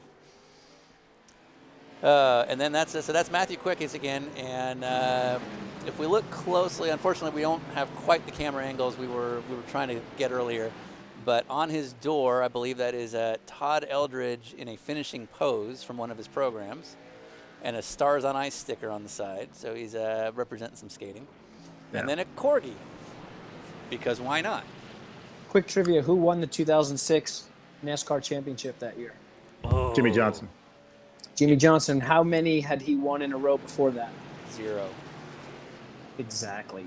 That was the first. Okay, so looking at some of the...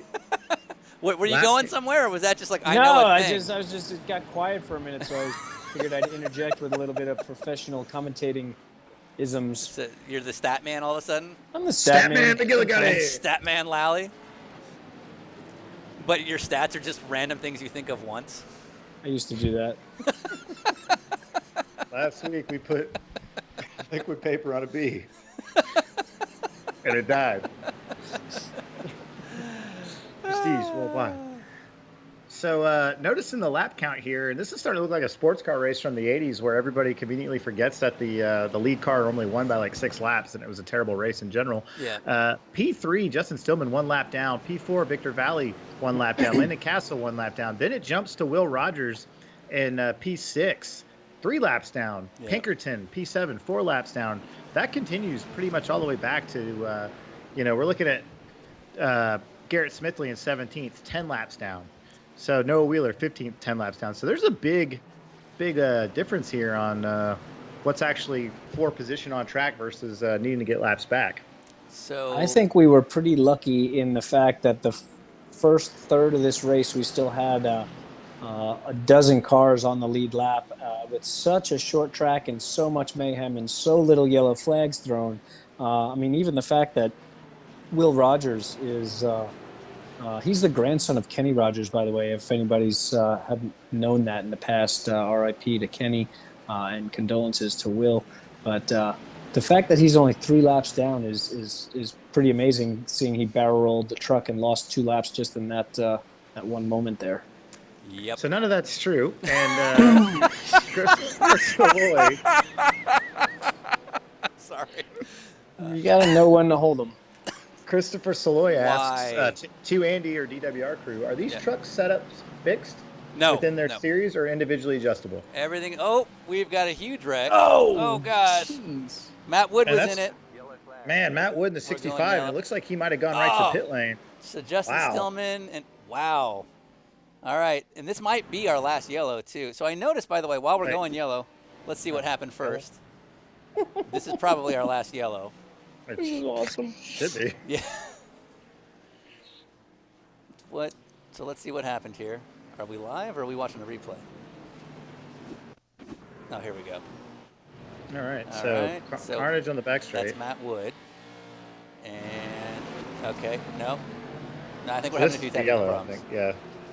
I think if I could make up some more BS, is that he came out of 4, got on the gas, it stepped a little bit to the outside, and once he got crossed up, he just got collected by some of the Pro 4 trucks, and that started, obviously, a big chain reaction. Agreed. Let's call Todd Eldridge, because last I looked, he was in the pits and going down lap after lap. So I think his day may have gone south. Oh, he's back in.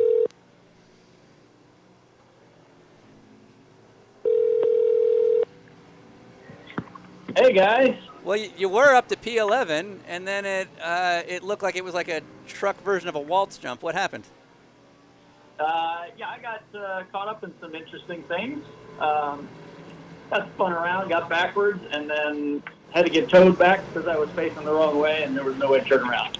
So I'd like to point out that you immediately blame somebody else. So I think you're well on your way to pro racing. I'm very proud of you. It's a good, important first step to learn. Yeah. right. And then, of course, I did a bonehead move and got going too fast coming out of the pits, and then had to go back into the pits. So. Nice. Oh, okay. Pass-through penalty. So you mean the officials are screwing you? That's what you're saying. Exactly. You and Kyle Busch. Right. I was too fast. Okay. Yeah, we'll have to start a fight or something later. We got to find some drama out of this deal. So, all right. So I don't know when we'll get to talk until it's over, but what's your first impression so far? Oh, it's a lot of fun. I mean, it's great. I'm actually amazed that I haven't crashed into more people. Just from the standpoint of some of the carnage that I've seen in front of me. So yeah, it's been very interesting. All right. Now, are you done, or you live about an hour away from Long Beach? You going to join us at Long Beach next week? Oh, absolutely. Yes. Do you know which car you're going to do? I'm hooked. You got me. All right. Do you know any idea which car you want to do? I'm not sure. I was looking either Renault 3.5 or 2.0. I'm not sure yet. All right. Well, we can plot later. But all right, man. Well, good job. Cool. Thanks for coming out. Thanks, dude. We'll talk later. All right. Talk to you later, guys. We're rolling here. He's having fun. Yeah. Yeah. And we had a couple of people in the chat room were asking. It looks like we got a note from Bozy Tatrovic's team that he has got 23 minutes worth of repairs. There's not enough time left in the race, so he's out. But yeah, somebody wanted to know what is Blue Emu. Any?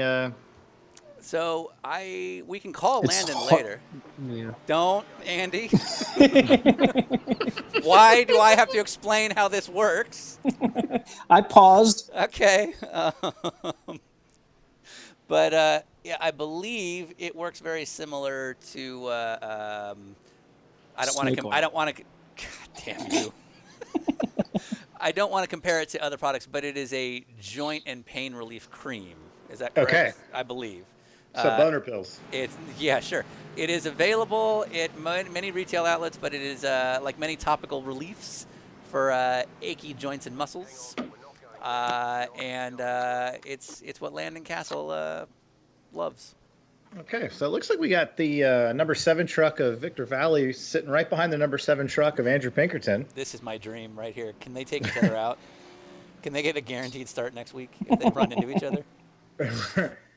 Well, Valley's sitting P3 and he's on the lead lap, so he's probably not going to want to risk it. But Pinkerton, he's got nothing to lose. I don't even see him. Oh, actually, he's 4 laps down. Yeah, he's 7th. So he's ready to roll. He's got a good top 10 going here, but still nothing to lose with 4 laps to go. Yeah, this is definitely our last yellow. So I think part of the problem here is that the way our yellow flags work is people get shuffled, lap cars get shuffled to the back, and so it creates all kinds of confusion. It's a whole thing. Yeah, and I'm hearing from race control they don't actually have any more yellow flags left. Right, so we're good. So we're good to the end. All right. How's the chat? They enjoying it? Meh. Okay. Todd Aldis is saying, raise your hand if you have an Andy Lally signed Transformers Revenge of the Fallen movie poster. Best movie ever. Now, Andy, It's like top 5. I was about to say, we've had a couple of texts, and it seems like every movie you see now is, quote, better than Transformers. There's been a bunch of good ones. I mean, my most notable one, and you're going to laugh, but this was amazing. Rambo Last Blood had potentially one of the best final fight scenes you've ever come across in your entire life. You've got to have a decent stomach for it, but if you like seeing bad guys get killed, you better tune into this thing and check it out, because it was pretty amazing. So this is the Rambo that came out a few months ago. Yes. All right. Yeah, absolutely epic. Good. Looks like the 64 truck giving Matt Wood a little love under yellow here. Right. Yeah. All right, 25-lap shootout to the end. Aaron Smith has been pretty strong. Matt Wood has been pretty strong. What are we thinking for the end here? It looks like Matt Wood to me has been playing really conservatively, and if you think about it, he's doing a great job, because I don't know where his was. Actually, he didn't race with us last night, whereas Aaron Smith did, and he has a lot of experience now in this truck at this track with our group. Yeah. So I think Matt's going to play it safe and try to get some good points on the table. Nice. All right, let's call Jerome real quick while we're still waiting.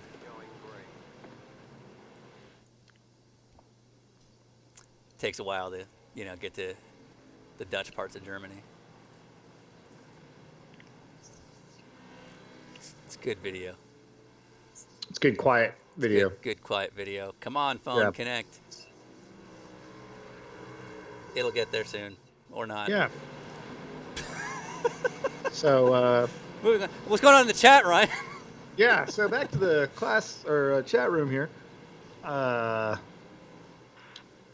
Someone's asking, is Mike skiing there in 20th? No. Oh my God! Sorry about that. Hello. Hello, drone. Yeah. So what's the latest? I had a huge wreck, which cost me about I think 8 laps on the green. Okay. So I'm pretty far back. Now, whose fault was it? I think mine, but I'm pretty new to this oval thing. So apart from the South Boston experience, this is my second time, and I'm in a lot of wrecks actually. Okay, now it's curious you chose one of the jumpy trucks and not the NASCAR. Why that decision? I have no idea. So I signed up, and then this is the car that I got. But I'm totally new into this whole iRacing thing. So I should have picked a faster car, that's for sure. All right. And is the truck orange for the reason I think it's orange? Yeah, for sure. No, also that I didn't pick anything. This is just what I got. So I need to get my homework done and see how this all works. So basically, if you're Dutch, iRacing just defaults to giving you an orange car. Exactly. Yeah. Every race I sign up for is with an orange car. So, all right, that's just what they do. They're onto it that I'm Dutch. Yeah, fair enough. All right, Andy, any pointers you can give to Jerome on his big oval race? I mean, he raced at South Boston, and that's only 40 minutes down the road from Martinsville, so it's pretty much the same track, obviously. Yeah, it is pretty close, I have to say. But there I had a late model, which was a bit faster than this one. With this car, you have to hit the brakes and turn it around. But I'm getting there. I'm getting better at it. All right. Well, you're doing the Lord's work. Well, real quick, my mom wrote in and said that Tot Zanes is goodbye in Dutch. That's right. Yeah, Tot ziens. Okay. Talk about Tot ziens. Yeah. So Tot ziens. Have a good run. Thank you. Yeah. All right, see you, dude. All right. Always an amazing interview. Big fan. I love Jerome, actually. Yeah. He is hands down one of the best road racers on the planet. And honestly, when you guys race, it's usually fun to watch, and it seems like you guys give just enough respect, but not too much. Yeah, no, we've I don't think we've ever. Oh, okay, yeah, there was that one time. Yeah, there's always a one time with completely you. forgot about that. Yeah. But But we've raced hard, and we've raced so many. We've literally raced hundreds and hundreds of laps door to door. We've raced thousands of laps with each other, but hundreds of laps door to door. Yeah. And only one time have we actually had any sort of beef for coming together. And even after that, I called him up, and we spoke, and we were cool. It was one of these real estate arguments that just was semi-inevitable. Given the circumstances, but yeah, tons of respect for him. Oops, we're back to green. Sorry, I missed that. 19 laps to go. Aaron Smith now taking the lead. We will not go yellow again. We've got 14 minutes remaining, so we will definitely go to the checkered flag. There won't be times. Oh, we got some sort of calamity. What is going on over there in turn 3? It looked like the Andino truck getting in the back of one of the Pro 2s, and now he's into the wall by himself, but they're continuing on. But Matt Wood definitely didn't start P2 in line because he immediately dropped a big gap when we went green with the Smith truck getting out there 10 seconds in the lead. But Matt's starting to reel him in now pretty quickly.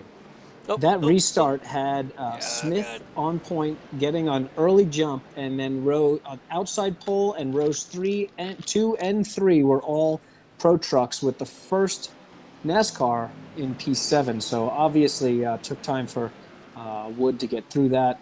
And we're seeing a whole big mess of cars here rolling into turn 1 and 3.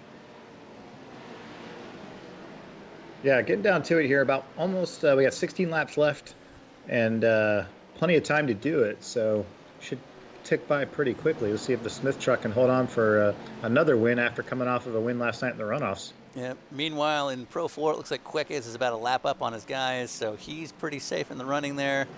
And then in Pro 2, I'm not quite sure who's leading, but that's Matthew Queques right there in the Stars on Ice truck, and then Michael Frisch in the number 58, and I believe he is our leader in Pro 2. And he's got a 22-second lead over Jason Skeen, excuse me. Sean, we have a write-in comment from William Booz. My boy, I guess. He says, should have just done local cautions. It would have been much quicker. I agree. Except we don't have local cautions on an oval track. You piece of shit. Okay. So Smith back and forth here, but doing a really good job maintaining that gap. He doesn't have to push hard, so he can kind of take his time getting through some of the traffic, while Wood, without a doubt now falling 13 seconds back, has to push hard to make this up. And likely will get caught up in some of this mayhem. Yeah, Victor Valley just ran down Matt Wood and passed him. They're battling right now, nose to tail for the second, third place spot. Justin Stillman about 1 second behind them.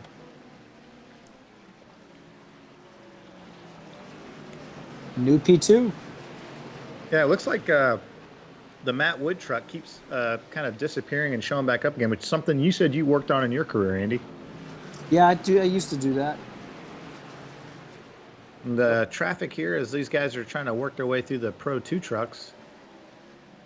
But definitely allowing the number 70 truck of Aaron Smith to pull out now a 15, 16-second lead. And that's not too far behind them on the lap. It's, I think, a 20-second lap, 19-second lap in qualifying. So these guys are already in trouble and could be going a lap down.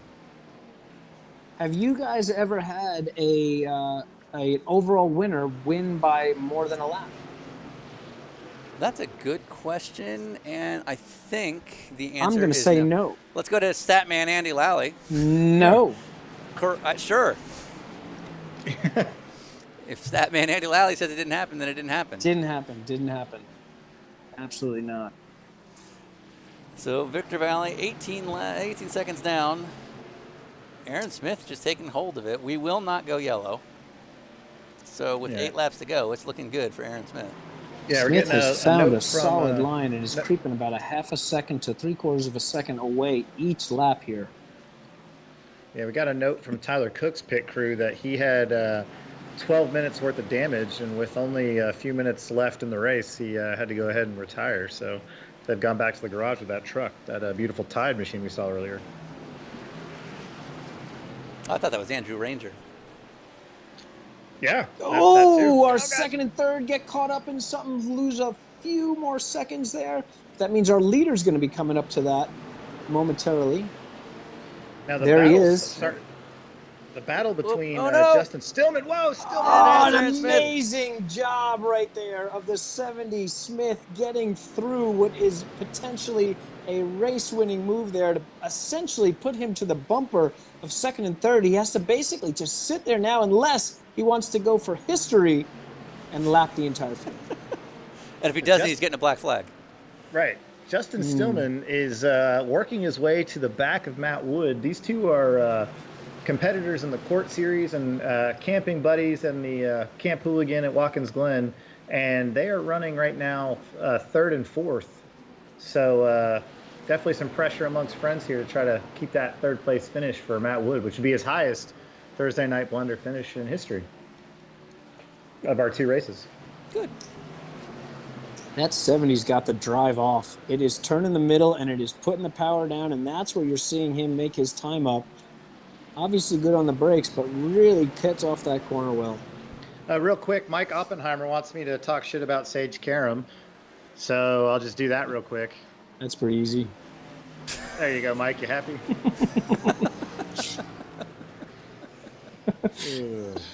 Oh, we see the Baja truck just again, go our right leader the wall getting for no reason. through, getting lucky to be just getting by before it all hits the fan up here on the back straight. Oh, At the front straightaway. We got 2 laps to go. Yeah, these guys are going crazy now yeah. as the race is coming to an end. Tension's there. Noah Wheeler. So it's all Smiths at this point. He just has to stay where he is. Yeah, Matt Wood is really close to the back of Victor Valley in second, but running out of time here. But that's This is our chance to put a lap on the entire field here. Can he make it happen? I think this might be his last chance to do that too. I guess not. There's that drive off we were talking about. No, he's got the run. He's got the run. Well, the race is over. Or, White one flag. to go. Yeah. So, we've got a huge wreck coming. Oh, no, no, no! Wow. Oh, gosh! Good heads up. Great job by Matt Wood to avoid that in the back as well. So it looks like we've lost Aaron Smith. There he is. So it looks like he probably will not put Victor Valley a lap down, but he will take the win. Aaron Smith, close. Our second winner of the springtime Thursday night Blunder. He will advance to our big world final, which will come in a few weeks. And then Matthew Queckes, who's been in charge all day, is the winner in Pro 4. And did Ryan Ellis win Pro 2? Nope. And this is the another victory new crashes. stat. This is the first time that we've had a transfer truck win the main event. Yeah. Yeah. Thanks, because we Statman. never had a runoff race before. First time for everything. Oh, wow. There's some mayhem after the flag here. This is kind of the highlight of the whole thing is the victory I crashes. love this. Yeah. Oh, God. Boom. Oh, TRG the on 7 and the TRG. 7. Destroy each other. That was like the same angle of impact you had at Phoenix, but one of the trucks hit the wall. But no rebar through the tricep. I want to know how Andrew Pinkerton gets his photo up and no one else does. Yeah, Pinkerton's obviously on top of his He's game doing here. something here. He's greasing them skids. All right, so we got race results here. Aaron Smith with the win. Victor Valley third. Matt Wood coming in third. Justin Stillman fourth. Landon Castle running out the top 5. Will Rogers in P6. Douglas Waite P7. Andrew Pinkerton 8th. Aaron Andino at the paperclip car P9. And John Cantu comes in with rounding out the top 10. Yeah, John. So good to see a lot of local iRacers to our league coming in the top 5, but also Landon Castle bringing home a 5th place finish. Yeah, good job. And then who won Pro 2? So I believe Matthew Queckes won in Pro 4. And then who is our Pro 2 winner? I don't know if we can get that graphic up, but... Nothing. So Michael Frisch, is that our winner in Pro 2? Am I correct on that? We'll give him a call as well. All right. So, Andy, we're looking at you now. I'm typing to Steve Drebin. I'm getting a bunch of text messages from people that are watching this race that absolutely love the action, that absolutely love the creativity of Dinner with Racers, coming up with racing 3 different style trucks at the paperclip, and everybody's loving it. Oh, millions of viewers. Shout out to Steve Drebin. And then, of course, Thanks. Go ahead, Ryan. I was just saying thanks. Steve is saying thanks in the chat room for the broadcast. So You're on everybody screen. should be pretty happy with that chaos that we watched. Absolutely. Should we check in with our analysts? Sold out Sure. crowd today too. You can see. Yeah, you can see that right there. Yeah, big turnout. All right, let's get some opinions on here. So let's get some final takes. So we'll start with our in-race reporters. Let's who do you want to start with? Jerome. Let's go with Jerome because it's like 4 a.m. over there. Yeah, let's let him go to bed. Yeah. He's also the longest connection time, so give it time. Are people still doing donuts? I hear noises. Yeah.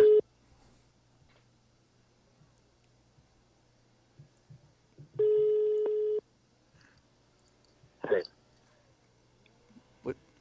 Hello? Hello? Hello? Is this your Yeah. side girl voice? What is that? Are you in bed? Yeah. I should be. Are you? Yeah. Because your voice sounded like you're already in pajamas and like you don't want to get heard. Yeah, no, I was on my way to bed, so. Are we getting you in trouble right now? A little bit, but yeah, everybody's. I actually had one of the kids waking up during the race, so I had to drive with one hand and talk to him, but it was cool. It was an extra.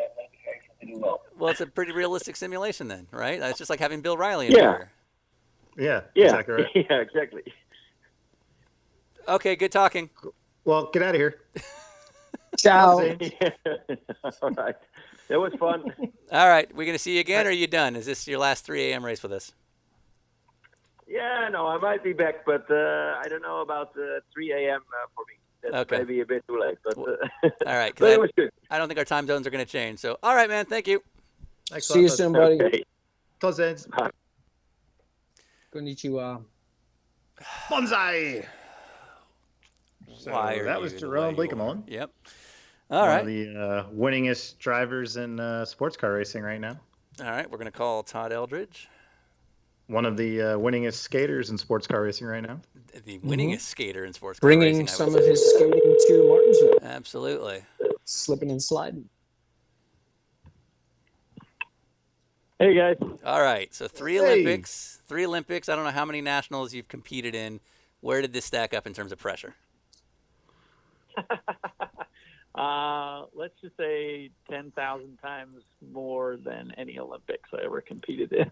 I believe that. Is it because Jeremy Mayfield was on the same track as you?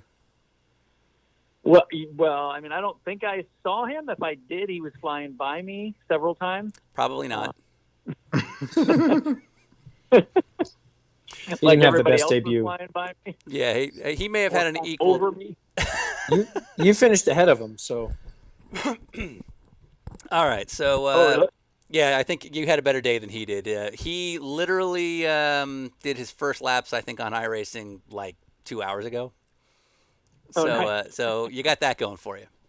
Yeah. It's definitely a different experience, I'm sure, than driving a real race NASCAR race car. Absolutely. We got to get some figure skating going. I don't know how that would work, but we'll figure it out. Ice skate. Yeah, right. So Get it? Do an ice track. yeah, absolutely. You're on it. Okay. So, all right, go ahead, Brian. Yeah, I was gonna say, Todd, what was it like seeing some of the other liveries out there with your face plastered all over them and seeing some of the fan love? It was awesome. It was hilarious coming up next to, I forget the car, but coming up next to, he had my picture with the Olympic rings on his door. Every time I actually had my son walking by, I'm like, hey, check this out. Check this car out next to me. Dad's still cool, right? Yeah, that's amazing. He's like, what? How did you get on the car? I'm like, yeah, I don't know. You paid a lot. That was your tuition, son. Kind of a big deal. Kind of a big deal. Nice. All right. Any other questions? Otherwise, I guess we'll see you at some future races then. Yeah, I got a lot of work to do between now and next week, trying to figure this thing out and how not to, end up in the pits every couple laps and, Sure. Well, trying to get a new car. The boys back at the shop will grind on it and put in the hours, and you got the best guys in the business, so it'll be fine. Build you a new hot rod. Yeah. Absolutely. Great. All right, man. Thank you. Cool. Thanks, Todd. All right. Thanks, guys. Thanks, Todd. All right. Should we get the Jeremy? Yeah. I think we've got he's already out of the race. All I don't right, know. I was gonna say he's not Yeah, answering. he's gonna be like, "What? We talked about I've this. I talked told to you. It was Yeah. dumb. Yeah. So, Sean, I want to give you a congratulations. We received 1,000 messages today with the Restream chat. Oh, good. Okay. They send you a little trophy, apparently. So, go is us. Restream loving what we're doing? All right. So, what would you say it was a success? No. Okay. Good. Good. Happy to hear that. What is the successful Thursday night blunder? Because it seems like an oxymoron, right? That is fair. I don't know that I'll ever know it. So, if the Todd fans Albus had fun, it was a success. And I want to say that this was hands down a success. All the messages that I'm getting, everything that I saw, all the positives across all the social media outlets say that Martinsville and trucks and multi-class racing and dinner with racers was a positive. A light on a light. Man, I got nothing. Light It dark was time? cool. You tried. I tried, man. I was going there. I was trying to do like the Independence Day, awesome inspirational speech, and then I just lost my. I train love of that thought. when you're looking for like cinematic inspirational speeches, you Yeah. go to Independence Day. Yeah, I mean when he stood up there on top of the tugger and he was, got all. It's Independence Day. So, Andy, how do you feel about people in the chat room right now telling us that we need Jordan Taylor to be a part of this? That's fine, but you should probably get Kenny Wallace. That's I agree with that. So, yeah. Maybe for the day. So, yeah, you should wait till we announce our first guest and then tweet me about it. So, thanks to everybody that tuned in on this first race. Thanks for taking the time with us, Andy. We know you have a busy schedule of skateboarding, mountain biking, and other activities. No, it's just skateboarding and mountain biking. It's really it. Various lawyerings. Yeah. Good job. All right. Well, Awesome. why don't we hang up on Andy? Let's call some of these winners. Yeah. And then we'll move on to hour 2, where stuff gets not any more real than it already is. I just start talking shit about everybody. Exactly. All right, Have Andy. fun, guys. Goodbye. Thanks, brother. Thank you. All right. Let's. Did you just hang up on a mid? Yeah. Thank you. Yeah, I don't care. The show's over. All right. Let's try Aaron Smith. Let's see if I've got his number correct. I don't know if this is a FaceTime or not, but we'll try it. And it is.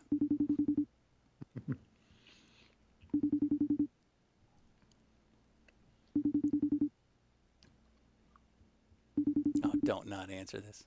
It's good programming. It's good live Actually, programming. doesn't answer. He might have eaten. Oh, wait. Oh, there we go. There he is. Howdy. Aaron Smith, how you doing? Doing great. How are y'all? You okay being on camera here? Hell yeah, driver. Let's do it. All right. Hold on. Let's get you queued up, and then we'll talk some stuff. So we got Aaron Smith from the number 70 yellow truck here with us, right? Yep, that's right. Big winner. And go ahead. Yeah, first question I had for you: what's the significance to the livery? There really wasn't any, to be honest with you. A couple years ago, I chose 70 as my number, and I started running a Matt Crafton scheme on it, so the yellow kind of stuck. Mm-hmm. And y'all had me looking up Sylvain Tremblay last night, so I didn't know who he was, but he's got good taste in cars. Just go with a good story, man. Good taste in colors. Yeah. Yeah, well, you showed a lot of speed last night. Andy Lally was coming.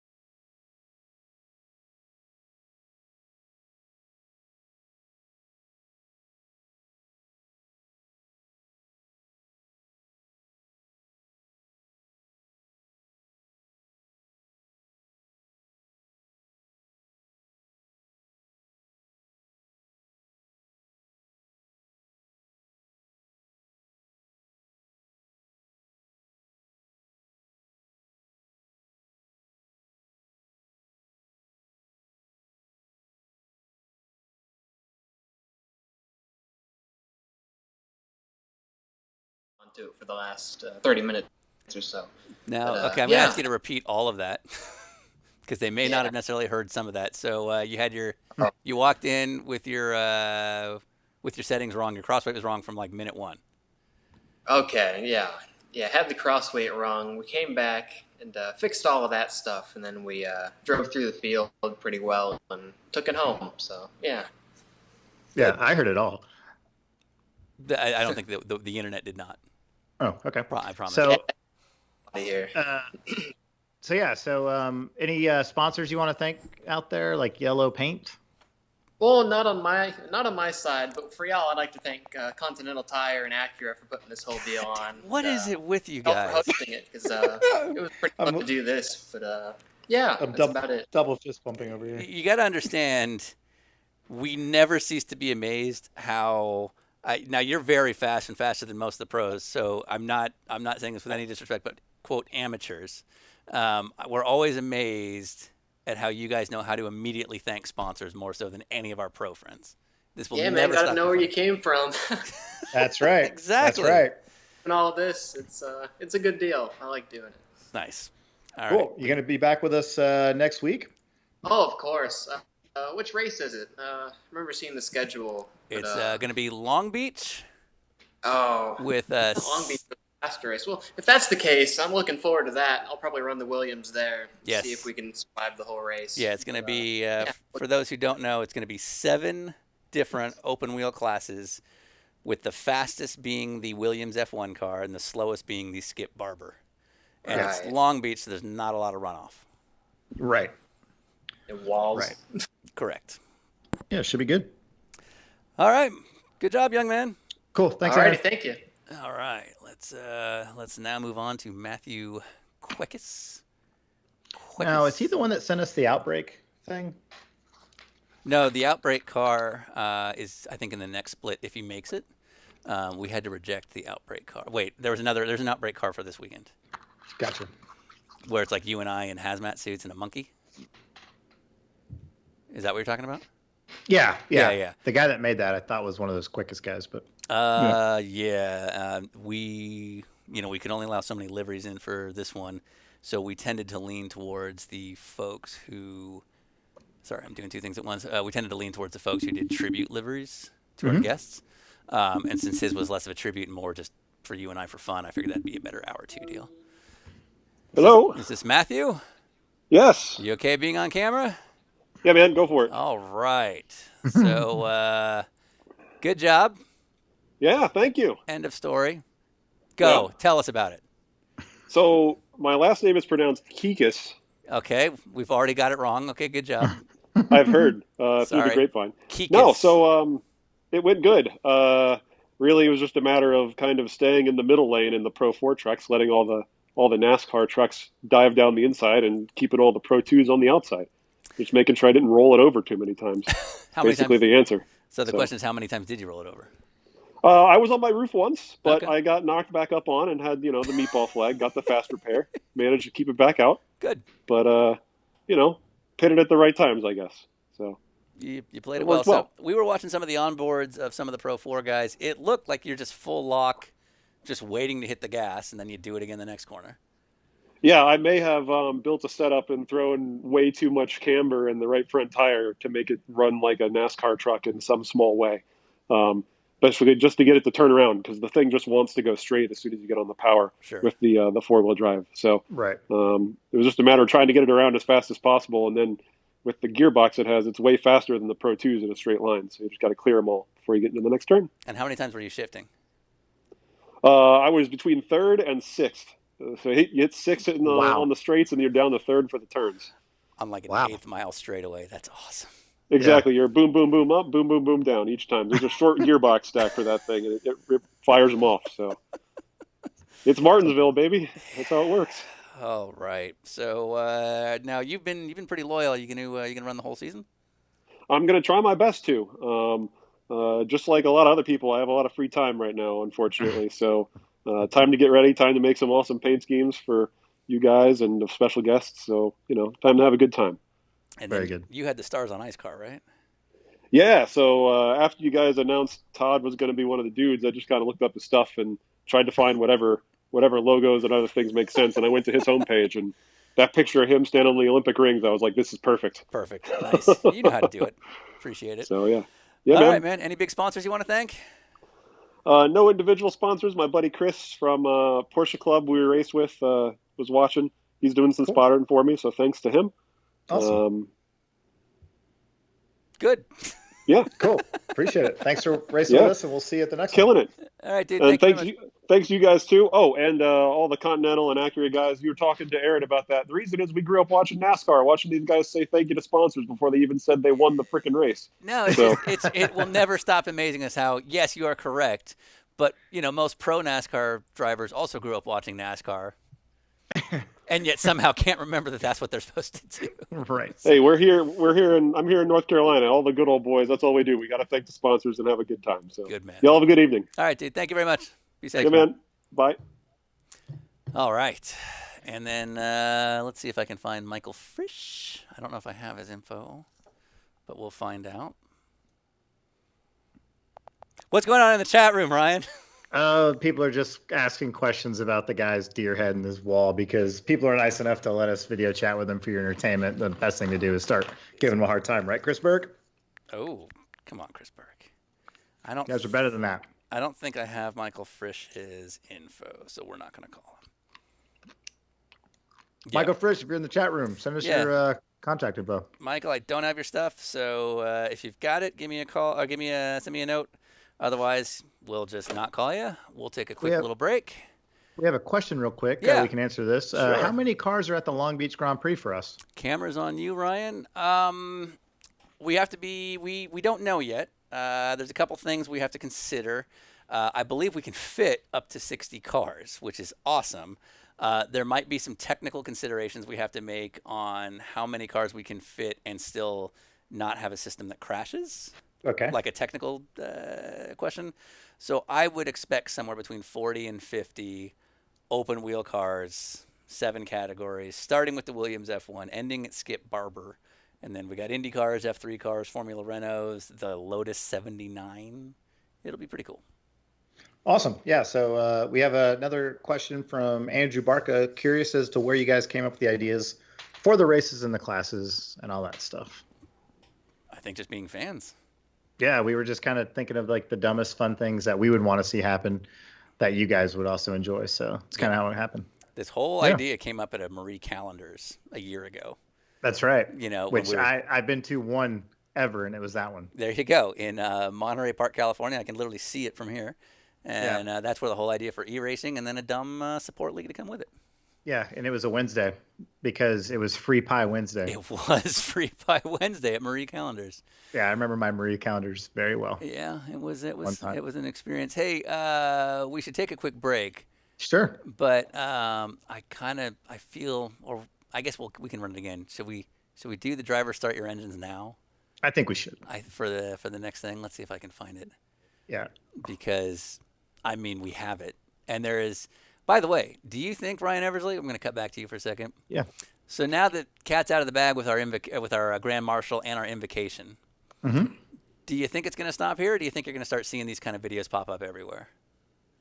Now, let me be clear. I think that we'll see some people take advantage of the idea.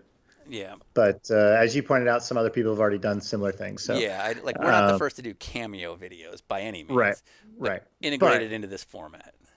Yeah, but I don't think you're going to see guys like Todd Eldridge just jumping into other series unless someone goes and asks him specifically. So I applaud you for getting a hold of Todd and getting him in our league. But how cool is it that we have Jerome Bleekum on staying up till 3 a.m. from Germany? We have Jeremy Mayfield making his NASCAR return in our series. And we have Todd Eldridge, Olympic figure skater and national champion, hanging out with us and loving it. I think that's pretty cool, and I'm happy that we were able to do that for you guys.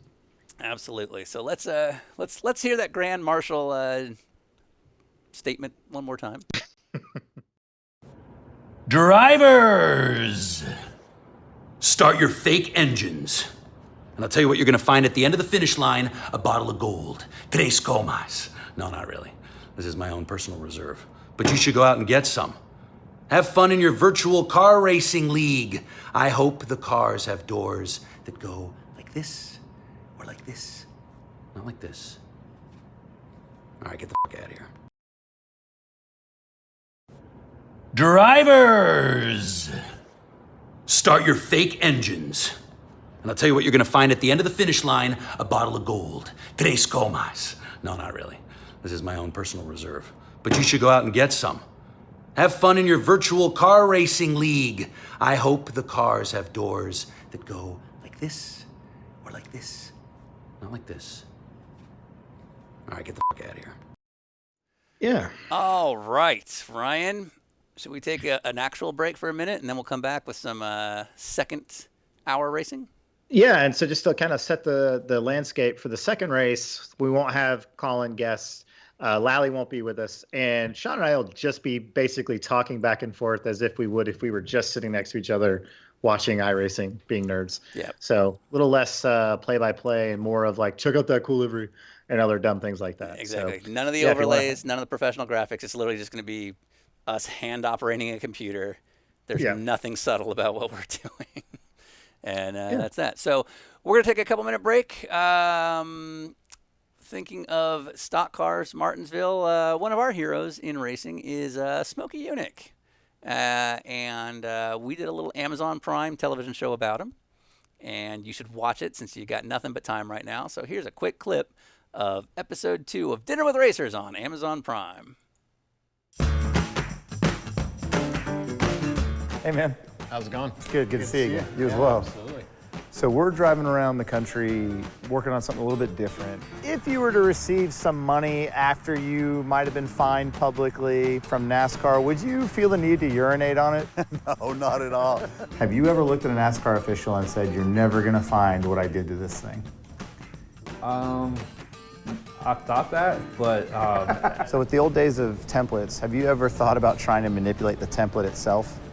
We would never do such a thing. I'm just kidding. Have you ever thrown a hammer at a NASCAR official? No, because we never cheat.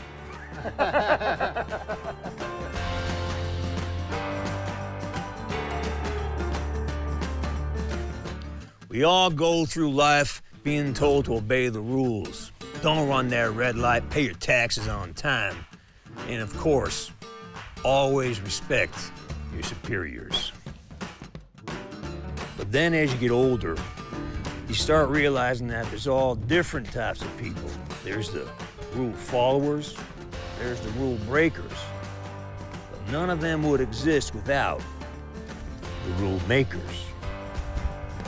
Hi there, I'm a Sam Elliott type, and I'm here to tell you about the legend of Smokey Yunick. Now, Smokey was no rule maker, and he certainly was no rule follower.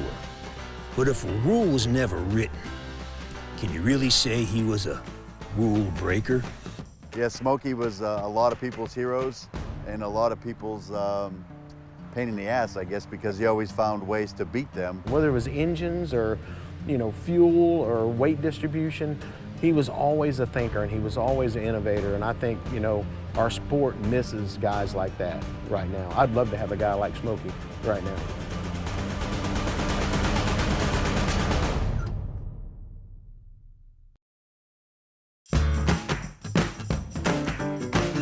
Hey, man. How's it going? Good to see you again. You as well. Absolutely. So we're driving around the country working on something a little bit different. If you were to receive some money after you might have been fined publicly from NASCAR, would you feel the need to urinate on it? No, not at all. Have you ever looked at a NASCAR official and said, you're never gonna find what I did to this thing?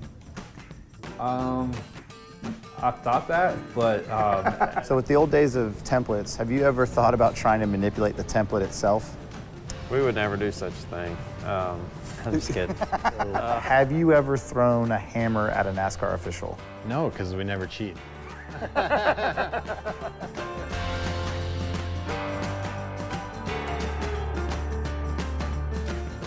We all go through life being told to obey the rules. Don't run that red light, pay your taxes on time. And of course, always respect your superiors.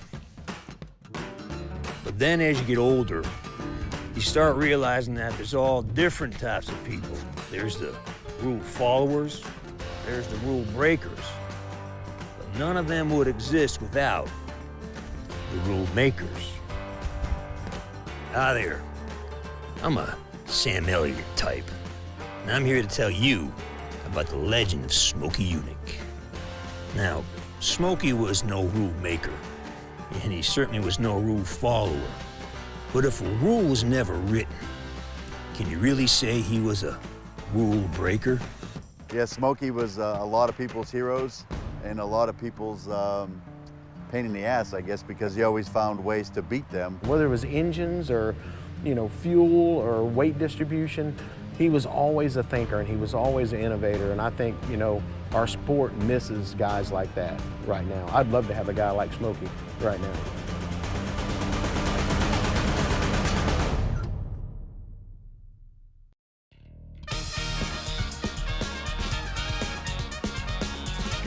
Come here, you're gonna be on. What does PSI stand for? Pounds for pressure. Pounds.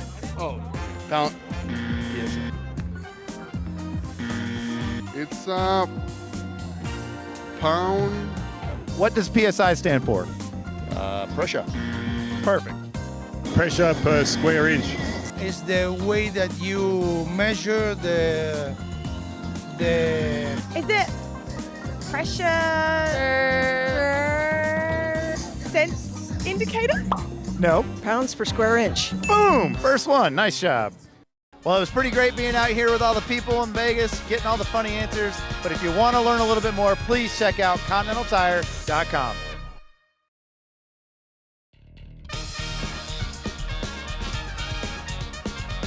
Come here, you're gonna be on.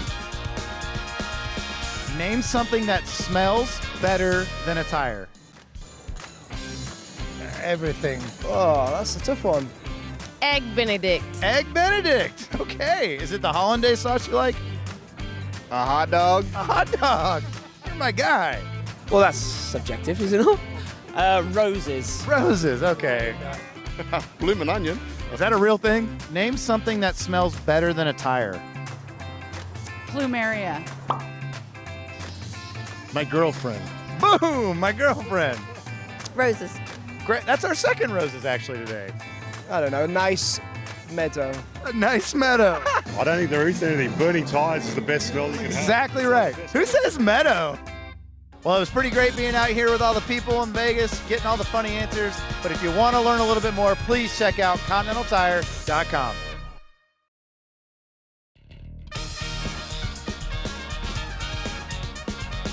Come here, you're gonna be on. What does Continental do? Continental?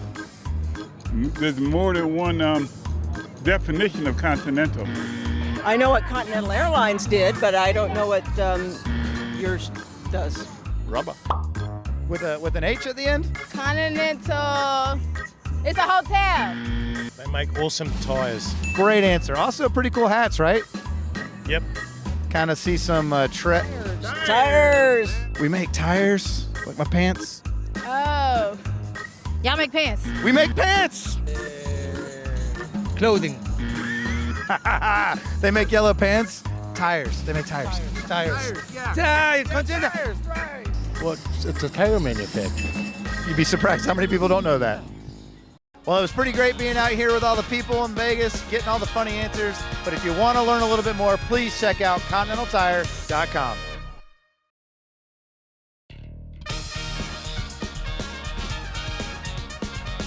Come here, you're gonna be on.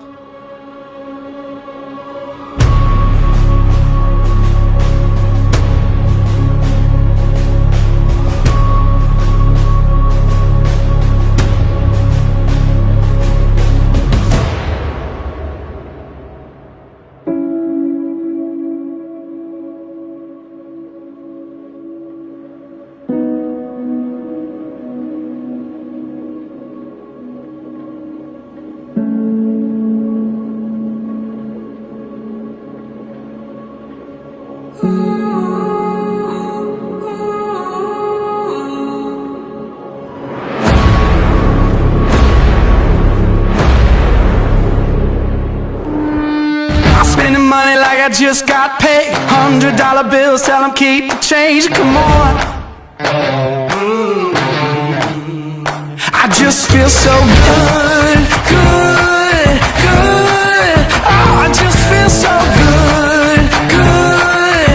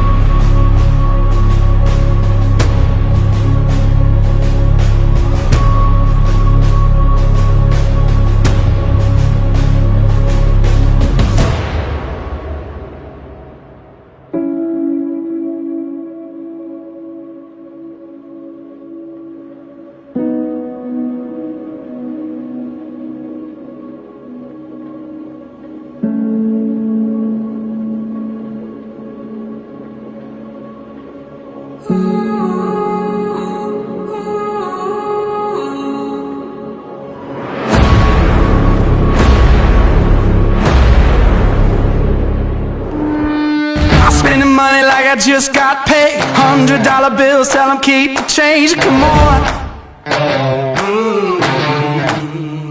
I just feel so good, good, good. Oh, I just feel so good, good, good.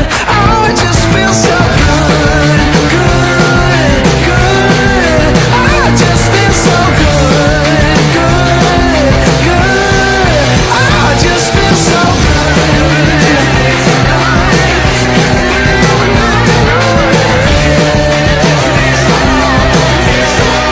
I just feel so good.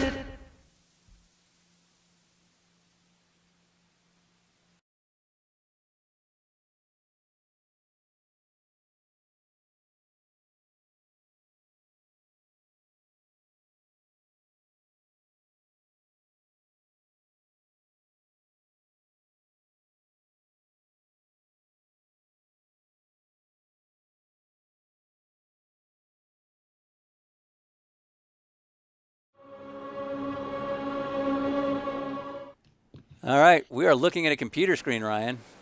Okay. Because we are now in hour 2, which is everyone's favorite hour because it's way less stressful because we just don't care. Right. So maybe we should just do it this way because I definitely will sleep a lot more, and I will just enjoy it for what this is. Maybe you'll actually get to play iRacing. Maybe I'll get to play iRacing instead of running an iRacing league. Here's the thing. The broadcast is one thing, but I didn't expect that I'd be running an iRacing league of 300 people because that's a full-time job. Right. Didn't know that. Didn't think about that. But as we know, sometimes making things a little more complicated than they need to be might be a strength or a weakness. All right. Should we see what's going on? Yeah, what are we watching here? Is this practice? Or This is the race. Looks like, we're 33 minutes in already. Jeez. Yeah. All right. So this is race number 2. The registration started at 8:15. The qualifying was at 9:15. So they would have been green at around 9:20, which makes sense. It's now 9:50. It looks like Dalen Barr is a lap ahead. And he was really fast last night. Where'd he go? All right.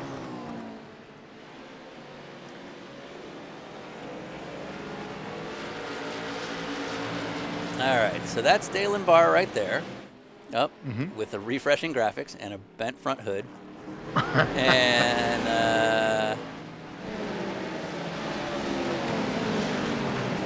let's turn that down a little. Yeah, that's pretty loud. That's pretty loud. All right, let's see what's going on his front hood there. Actually, let's do a quick rundown since we're already so far into the race. So yeah.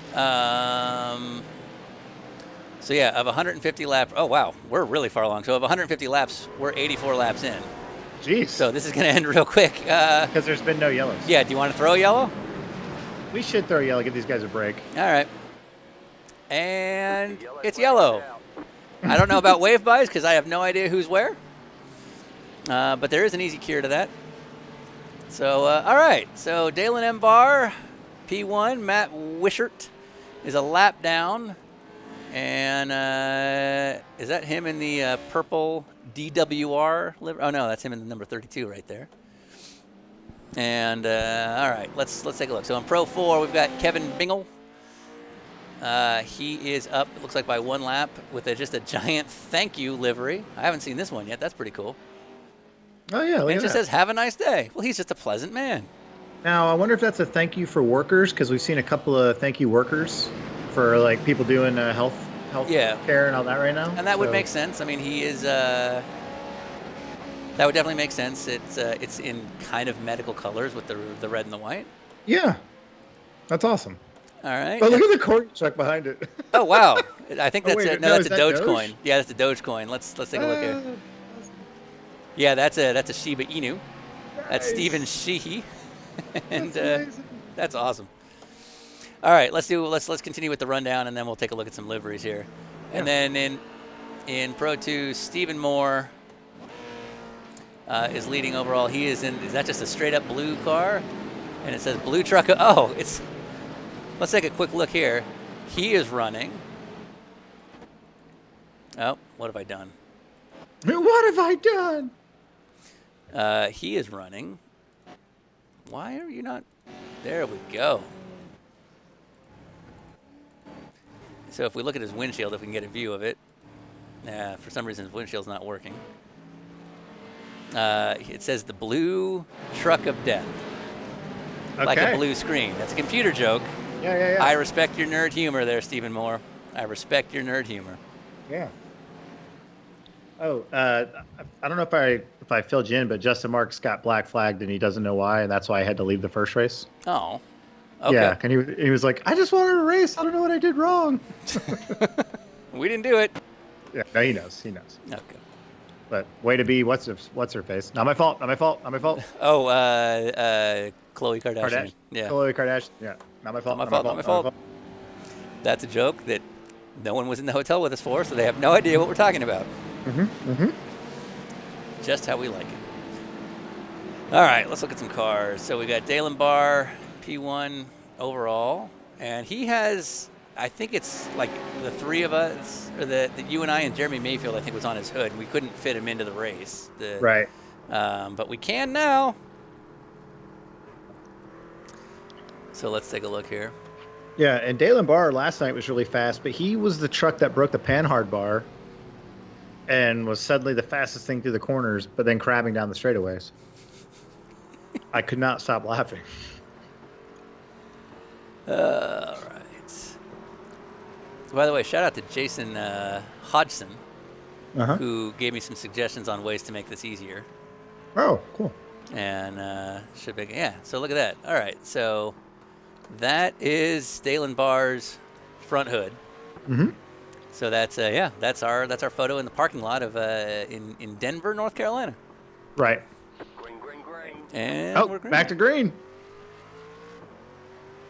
Now, if you're noticing, the MDX has a cool livery on it. Well, right now we have a competition still going until May, where you can just design the livery of our MDX. So you can go to our Twitter account or Facebook, or just tweet me, and I'll send you the artwork. And we want you guys to design our MDX for season 2 of Dinner with Racers on Amazon Prime.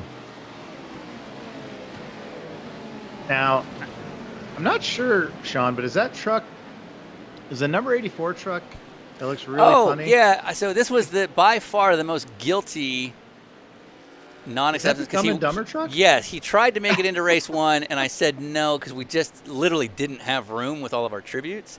Yeah. But, yeah, this is the Dumb and Dumber dog van truck. And the Mutt Cuts. Mutt Cuts! I was so proud of him. This is Aspen Belvin. And it's still the guiltiest kind of denial letter I wrote of the whole night last night, because, like, how good is this guy?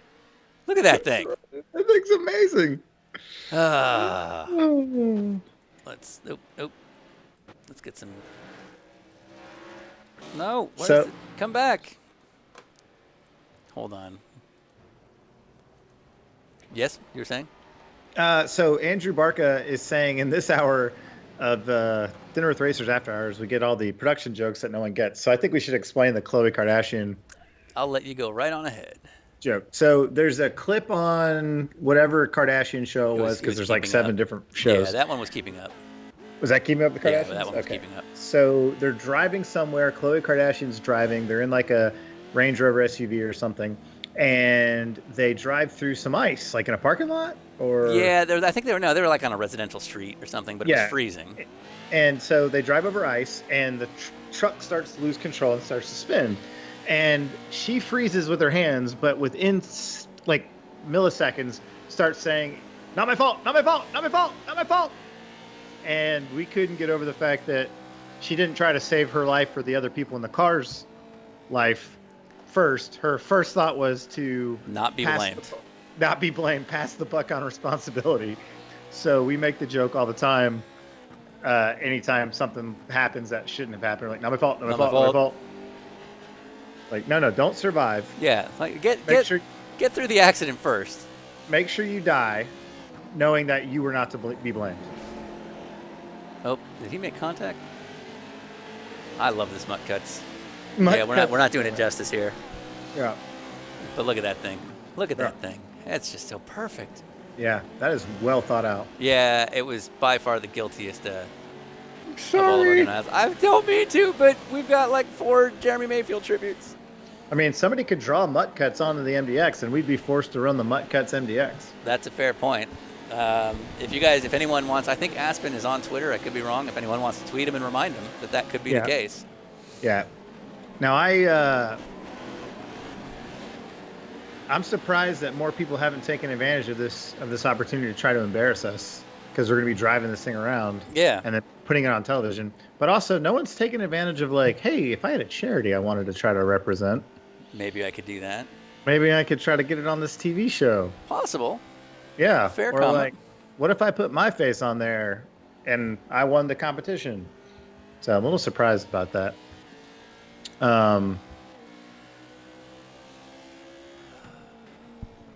But Mutt Cuts here is killing it. Cool. All right, let's take a look at some other folks here. Let's see what else is going on the old racetrack. So that's Aspen. Let's look at the pro trucks.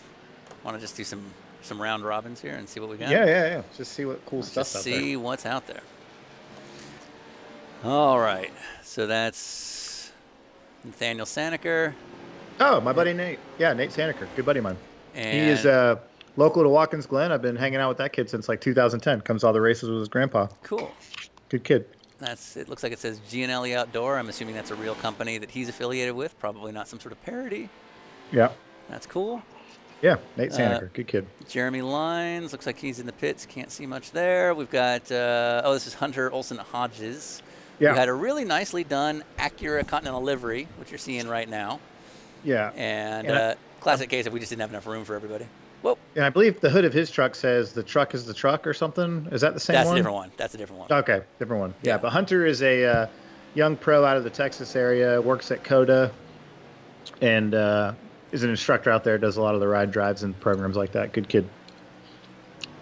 Alex Ripstein. What is he's in that black truck we're looking at way ahead there? Oh, I remember this one now. He disappeared for a second. Oh, Alex Ripstein is our Barbie. Yeah. Pro truck. Now, is this also this is the same gentleman that ran the Barbie Beetle? Is this a theme? I'm not sure that it is, because Alex Ripstein, I've been seeing him on Twitter for like a really long time. Okay. And I didn't recognize the name couple on the last Beetle. week that we tweeted with. Okay. So yeah, But- he submitted this last night. Oh, it's a good run. It's a good run. Huge impact in the back of Hunter Olsen Hodges there. But they continue on. Nice. We're gonna run out of laps pretty soon here. Yeah. All right. Where are we? So how far is Dalen right now? Yeah, we're up to lap 105, so it's going to go away pretty quick. Yeah. All right, Stephen Moore, Santiago Iglesias. What's Stephen Moore running now? He's running the blue truck. All right, let's do some quick runarounds here. Michael Kristoff in the orange. Is there a theme, or are we just orange? Oh, it's just orange dinner with racers. Good for him. That's cool. Oh yeah, I like that. Simple. What's on the hood? No, I didn't. Oh God. It looked like it had a big. Oh, that one I like. That's like a Continental yellow. It's very simple. It would almost be like if Continental had like an old school car. That's what it would look like. Just straight up color with logo. I mean, that would be a cool thing for us for the MDX. Just a straight yellow with Continental logos on it. I'd be fine Yeah, with like that. I would think that would look pretty awesome with like black wheels. Yeah, we'd also be less likely to be pulled over. Well, no, I mean that's not. No matter what, we're gonna get pulled over. Fair. Which is funny because when we don't have a livery, we're fine. We do have a livery. We get pulled over like 4 times in one trip. So this one broke my heart to didn't make through. This is Curran Beckler. If Dario Franchitti's watching, because I'm sure he is, he knows this livery. Yeah. He saw it for about a split second. Yeah, it was like shit. Yeah. That is a Larry Gunselman tribute paint job. So he tweeted us and he said, "I'm going hunting Dario's later," which I was like, "Yikes, man!" like, did he tag him? No, fortunately Okay. he didn't. But I'm like, I can't really retweet that. Nope, we cannot. Dario's are like, is that for me? No. This is But yeah, Mason. great livery. Yeah, Mason Dunn with the Dale Jr. 88 font. I like it. Biffing it on the front straight there, not too sharp. Fires it back up. Have we talked about Matt Wood's idea for the next best iRacing class he thinks they need to look into making? And I completely agree, and I'm surprised it hasn't been done. You'd have to refresh my memory to know if we talked about it. Mid-90s Trans Am. Oh, just like as a real build. Yeah, as a real... yeah. I'd be into the that. Mustang, the Camaro, and whatever the Dodge was in. Right. And I was like, yeah, like that's a great idea. Those cars, everybody talks about wanting to drive those cars, you know? Yeah, the closest they have now are the stock cars and the V8 supercars. But yeah, that wouldn't quite be the same as like a proper H-pattern gearbox, super soft, no downforce. Yeah. I think it'd be pretty cool. We see the number 7. Oh, is that the Bigfoot truck? Yeah, that's what I was following right now. I like this. I like what he did here, and he got the metallic right. Like it's just badass. Yeah, really well done. I would just run that without being funny. Mm-hmm. It's just cool. Yeah. Now, of course, all of these liveries are welcome to come to the F1 cars and stuff we're racing next week too. I'd love to see a Gravedigger F1 car. Yeah, like the Bigfoot F3. And Carl Viertaler. I thought this one was funny. The Jurassic Park. The Jurassic Park one. That made me laugh so hard. Yeah. I was talking to Spence earlier on the phone today, and I was telling him about all the liveries, and I was like, "They're the Jurassic Park Explorer truck." That's so well done. Yeah, really well thought out. So, nicely done, man. Yeah, good thinking. Good thinking. The creativity we see amongst our fans and listeners it's eye-opening to me. Even still, like today, I'll see something, and I'm like, "Oh, we got a big crash in the back straight there." But even today, I'll see something like one of the details, like the mutt cuts, for example. I'm like, "Yeah, that's smart." How do you think of that? Right. Yeah. And the time. Like, how much time did mutt cuts take? It wasn't easy. Well, I guess now you have it, right? Unless you're making a... Oh, wow. Right. Look at that. Look what Charles Kleinhagen did. Oh, yeah. The EPUB. Yeah, I tweeted about this earlier. This is awesome. I haven't checked Twitter today. But, yeah, that's the EPUB dog. I'm always impressed how people are able to, like, screen grab videos and Photoshop the images out. Right. And then you got the bark box going on. I'm impressed with this effort. And I think he had a corgi butt on the rear. Let's see. Yeah, let's use my Jason Hodgson tricks here on zooming in.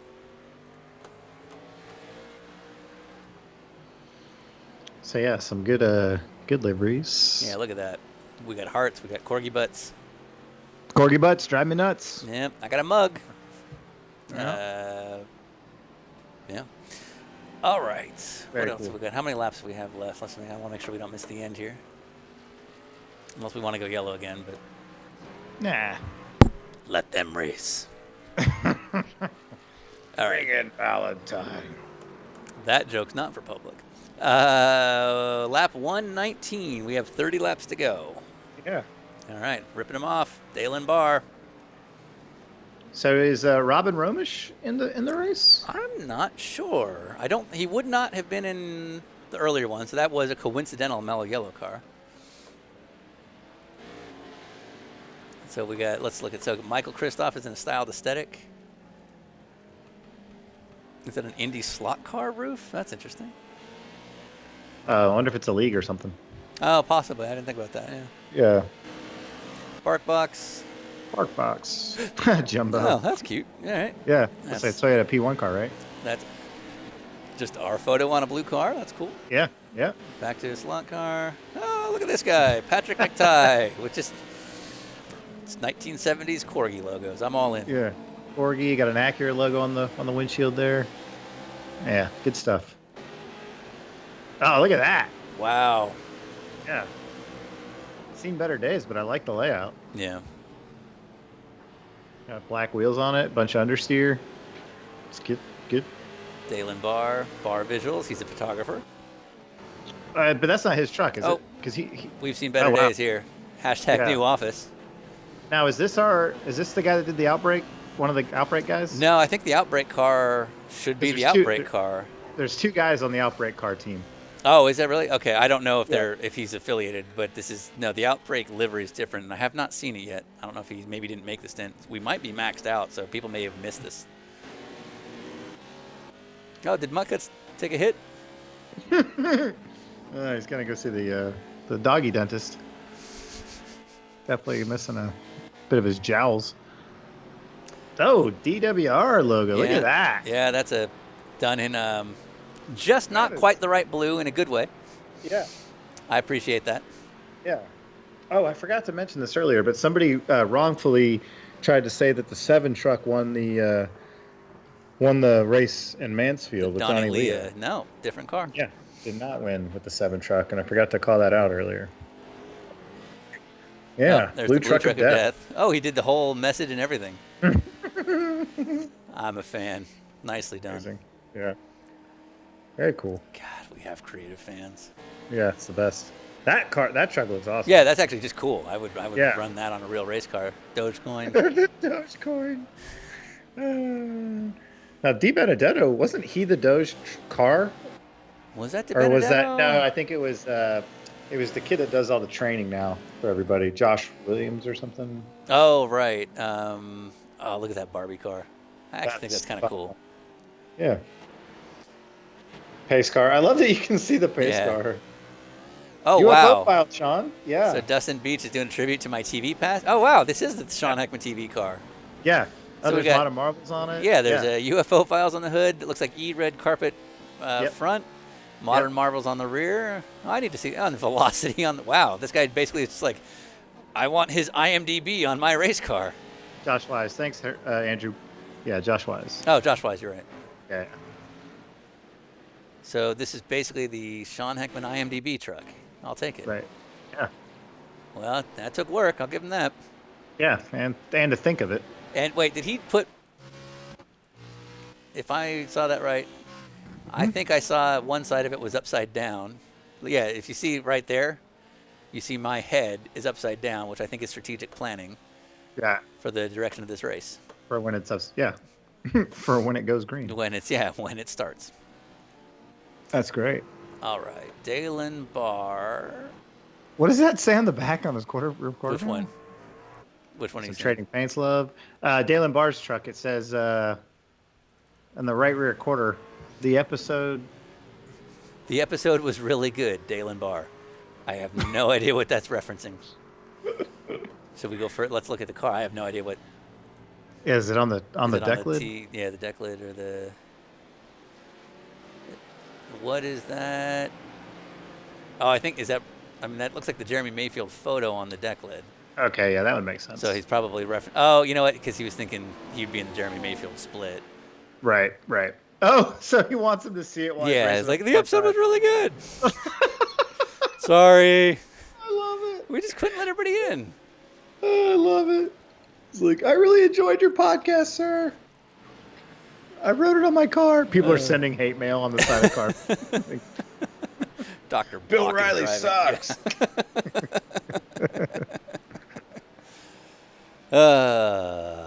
That's awesome. I'm going to send a note to Jeremy Mayfield on the side of my truck that I designed.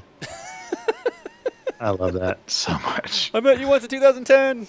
Yeah. Thanks again for your autograph. All right, so he's got about 16 laps to go. And Kevin Bingle, again with his, I'm going to say, this is a thank you to emergency workers. I honestly don't know what else it would be. Yeah. It's hard to tell if the front end wasn't damaged if it said something different on it, but I think he's been running around with some damage since we started. What is going on there? Why is he? Because you eventually can get banned for that. Well, I guess if you're going the right direction. Yeah, he's doing it right. So I don't think he'll get penalized. So iRacing, the system will penalize you if you go backwards for too long. Okay. But as in backwards against the track. I think if you go the right direction but in reverse. Look at him being courteous. Yeah, I think he's just having a struggle bus here. Yeah, but that's a step ahead of. Whoa, no! He's like, turn around! Okay. That's a step ahead of Will Rogers. What do you mean? That's Matthew Murphy. Is that what I'm seeing? Yeah, I was hoping to get the in-car, but I think I'm having trouble with replays, so we won't see the in-car. Yeah, no worries. How many laps left we got here? We got to be getting close.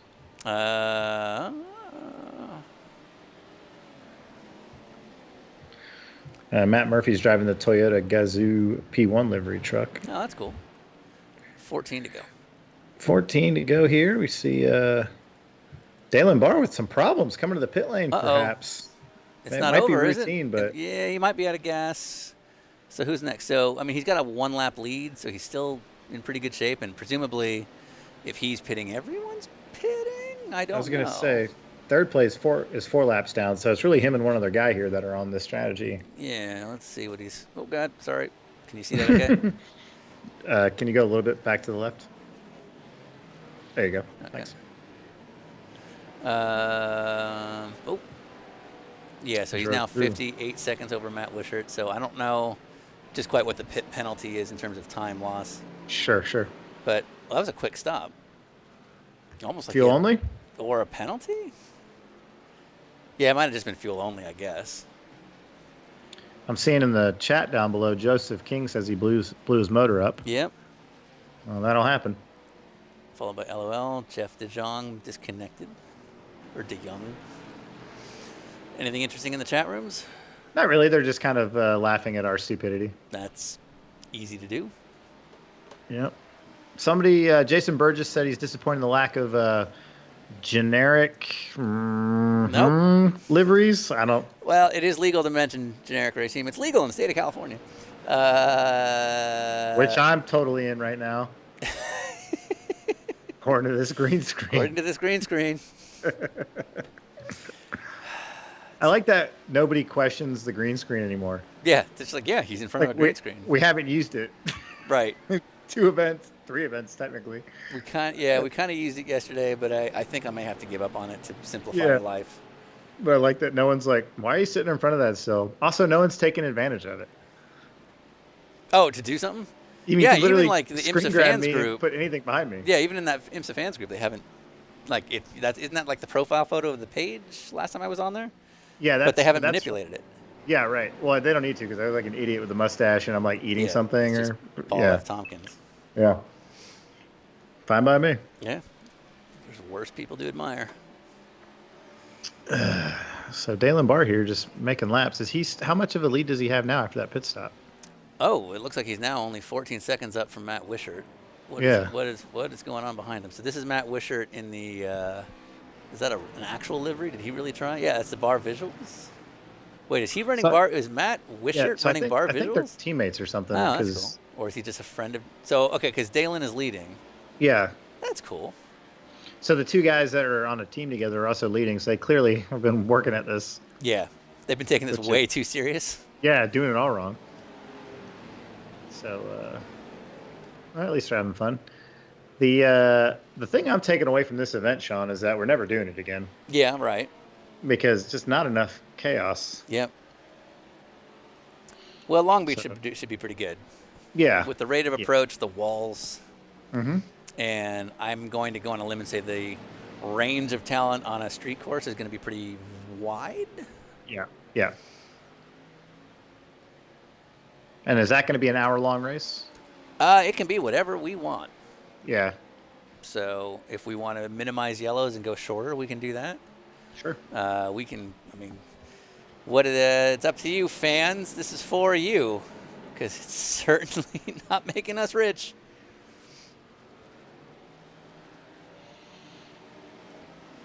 Yeah. The thing I think it's important for us to keep mentioning is that we're just doing this so you guys have something dumb to watch. Yeah. This is not a. I mean, we're very appreciative of our sponsors, of course, but it's not like there was a extra incentive to do this from that end. It's just why not? Yeah, Continental didn't call up and be like, guys, we got to get on top of this iRacing. Yeah, race. You guys got to create a dumb iRacing league and also have really amateur web streams with it. We went, hey, we'll do something dumb. Yeah. So, but it's been fun to watch, and the highlights that we've gotten out of it have been hilarious. What lap is he working? Gotta be getting close here. Oh, yeah, we got 3 to go. 3 to go. 3 to go for Dalen Barr, who he's been sort of a recurring name all month, whether it was the 12 Hours of Sebring or the events last week. Every time he shows up, he is a threat. Long Beach will be a whole other animal since there won't be any stock car elements. He's always been in a stock car of sorts. Yeah. And he won't get that next weekend, assuming he returns. Right. So more power to him. Yeah, he's been doing a good job. Last night in the runoffs race, he was really fast as well. So he's obviously got Martinsville pretty sorted out. Does his buddy. Oh, bouncing off the Hunter Olsen Hedges truck there. Because I ruined that name, Hodges. And is it over? Is that the win? I That was believe the that's win. it. Oh, and the victory crash. Well really, done, Dalen. Really seal the deal for Dalen Barr. By the way, oh, huge one. Lally just texted me, how'd it go? Because he has no idea that we keep going. Whoa! Man, that one went out of the park. That makes me so happy. What? Look at what's going on. Right. That one's stuck in the fence. That's how we wanted it. Yeah. Why couldn't they do this the whole time? Guys, try harder. Oh, I had an idea, and I'm actually afraid to mention it because I think someone will steal it. Mm-hmm. But I Then don't say word because you know they will. I know I have a really good idea for a way to make a iRacing event interesting. When we cut to a video, I'm going to tell you said idea. We'll need some volunteers. Okay. But the idea is spectacular. You see Dalen Barr still getting his victory lumps here. Now, I think it was the Continental old school orangish yellow truck that went flying into the grandstands. Hopefully which is everybody's okay. Pretty rad. So we got Kevin Blingle in Pro 4 winning. Mm-hmm. Hold on, I'm writing these names down before they disappear. Kevin with an A.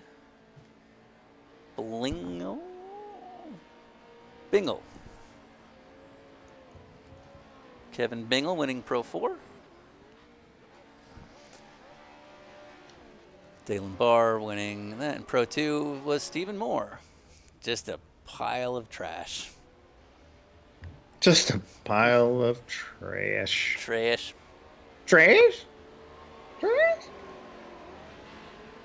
I'm about to send you the greatest meme I've gotten today. Good. Good. It's Guy Fieri. I'm already in. Merged with a picture of, what's the diabetes guy's name? William Brimley? Yes. Yes. Yeah. Diabetes. And it says Guyabetes. I'm sending it to you and Wilford Ryan. Brimley. Why not? Wilford Brimley. Wilford Brimley. Yeah. Yeah. Yeah. What I love about memes like that is they just don't need to exist. So somebody was just like, Right. I'm gonna go ahead and do this. The world needs it. I'm gonna mix Wilford Brimley and Guy Fieri's face together for Guyabetes. And his wife's like, okay, are you gonna sell it? Well, no, I'm gonna put it on the internet. And then what? And then it's on the internet. Did you feed and bathe our kids? No, they're still outside playing. Wait, they're outside? They're 2. Right, but did you see what I made? But Guyabetes, babe. Babe, let me create. You never just let me have my own thing. It's not too far from my life. Not now, to be clear. I was like, dude. My life now is fine. I'm saying my whole day is like, why are you doing that? Because it's funny. Our buddy Max wrote, the guy who made that isn't married. Also accurate. Yeah. So we call Dalen Barr. Yeah, let's call him up. Dalen Barr. All right.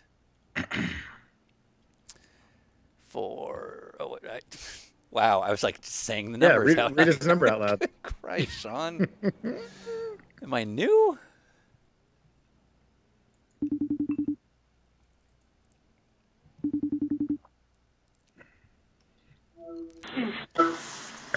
Hello. Hello, Dalen. You can hear us? Yep, I can hear you fine. You're okay being on screen? I am 100% okay with being on screen as long as you don't show my phone number again. I forgot about that. Thanks for reminding me. Yeah, of course. Got to keep you honest. Yeah, as does the entire internet. Yeah. Crap. Now I have to think of how I do that. I don't know how to. All right. Ryan, distract him. Ask him things. So, congrats on the win. You had a really strong night last night as well in the runoffs. We had a question for you. I don't know if you were listening to our broadcast of the second race. I was. Yep. Okay. Listening So the whole time. Were we correct that you were trying to write a message to Jeremy on the side of your truck for him to see it if you raced against him? Yeah. Yeah, you guys only showed the left side, not the right side. Okay, what did it say on the right side? The right side said episode 87 was my favorite. Was it really? Yeah. Oh, did we defeat you? Oh. I'm so sorry. You did. Oh. See, I didn't know that we had to submit our paint schemes to the certain email. Yeah. So, I didn't know, but It was fine. I thought I was gonna get in on the merit of, Will Rogers giving me that challenge last night, but.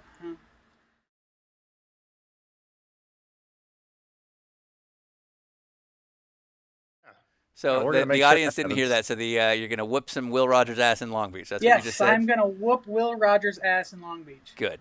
Yep. All right. On some, Hey, can you take your hat off smart- or change it or move it?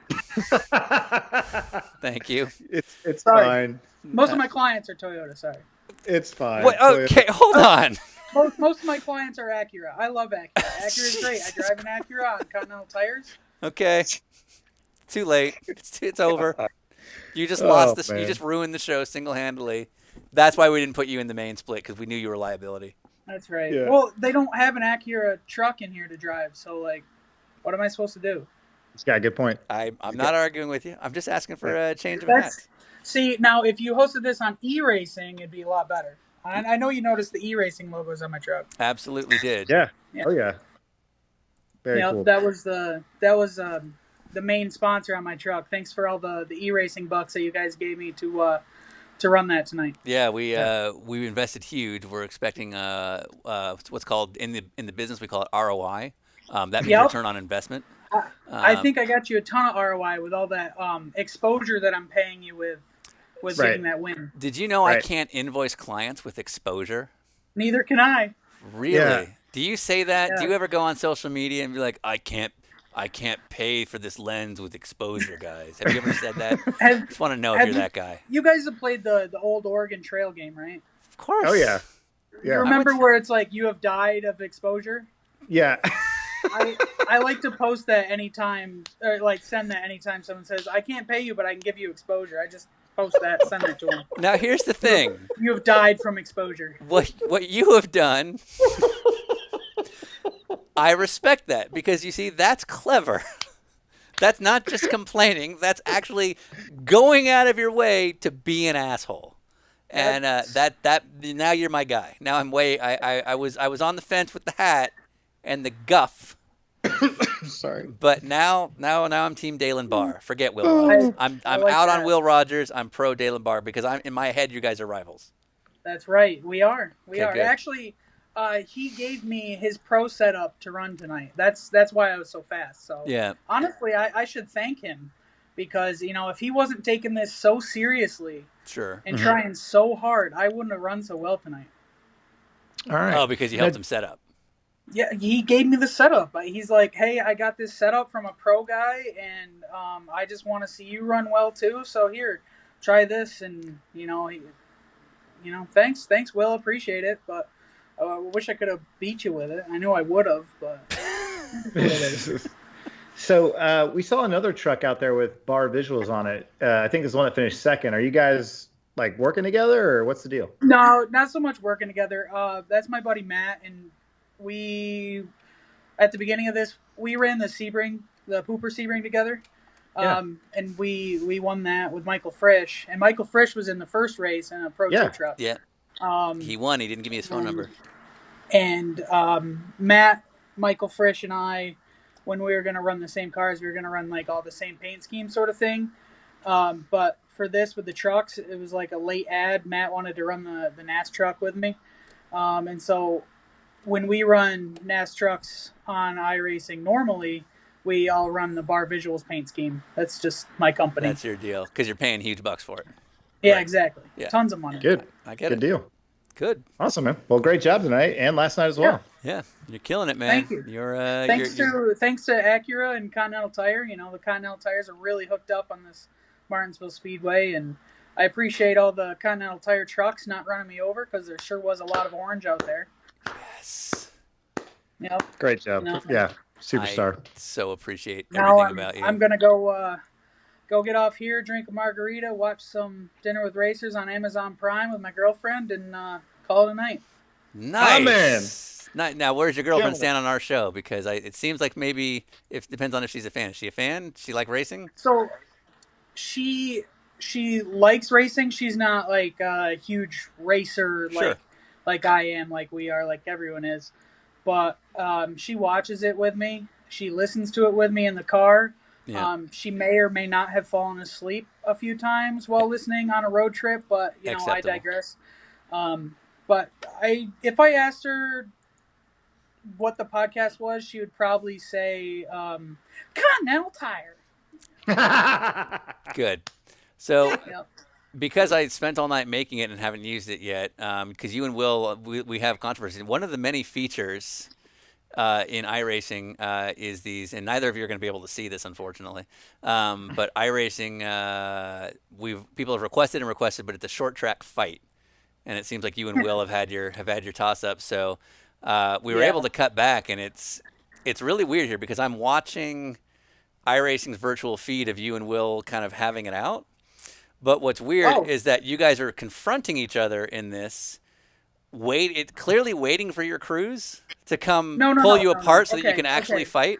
The problem is, go ahead. First off, I would never, ever, ever have my helmet on. Okay. So you're saying the simulation is inaccurate? iRacing went to great lengths overnight to make this. Well, yes, yeah. The simulation may be accurate, but it's not accurate for me. Okay. One, we'd need a much larger fire suit, and two, I wouldn't have a helmet on. Okay. The thing I do find realistic is that no one is swinging to punch because they're clearly waiting for their crews to pull them back so they can throw a punch. We get it. We get the joke. Let me keep going here. Hold on. There's an alternative. There's an alternative angle though. Okay. iRacing went to great lengths. The thing. Okay, so here's another angle. The thing that I find very confusing, Dalen, about this fight that you guys are having, I love that. Like I went to this for 6 people to get it on a Dalen Bar interview. So you've got this opportunity, this media gold mine of 2 drivers having it out here at Martinsville on a short track, and I'm confused that like no one's taking advantage of it. There's no one around, so let's widen out. Let's widen out. Let's widen out. Okay. Oh, I get why no one's covering it. Looks like. I shouldn't say it. But there, yeah. The middle managers. There might be some sports car middle management just not paying any attention. Like there's a fight behind them. My They PR could be guy's following- probably writing like a post-race presser or something. Right. That's why he's not coming and try to rip the guy away from me. This could be a media gold mine, but they're too busy talking to each other to know what's interesting. At least there's no hepatitis C. No, we ran out of time last night.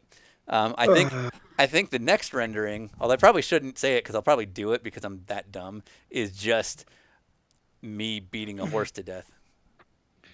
Oh, okay, yeah, it's just Sean Heckman beating a virtual just horse. beating a virtual horse because look at that fight going on, and yet middle managers just not paying any attention.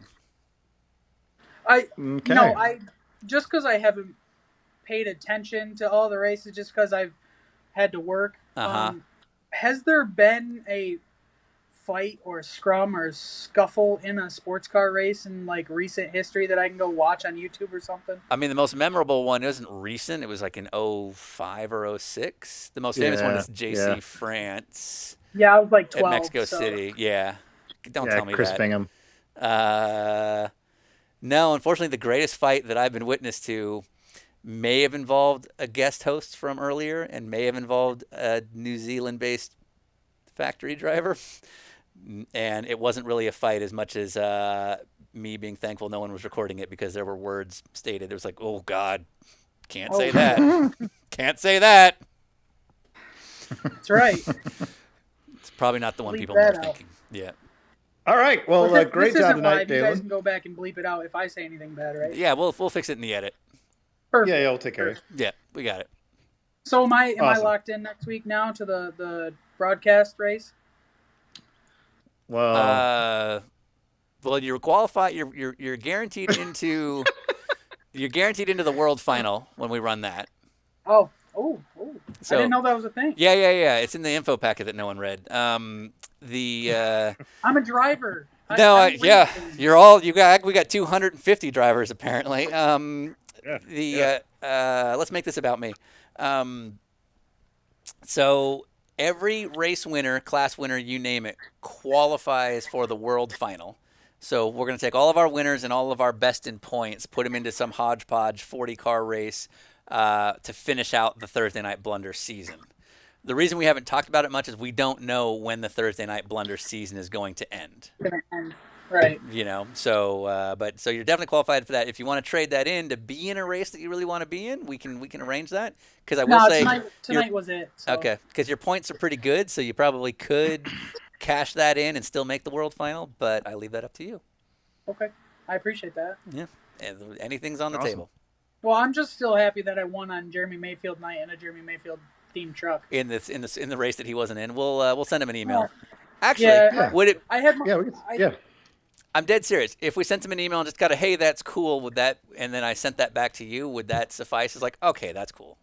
Yeah, that suffice. Okay, and then we're cool We again. do that. Okay. Yeah, because I mean, Yeah, like we can do that. 12-year-old me was a huge fan. I understand this. 41-year-old me is a huge fan. I'm still a huge fan.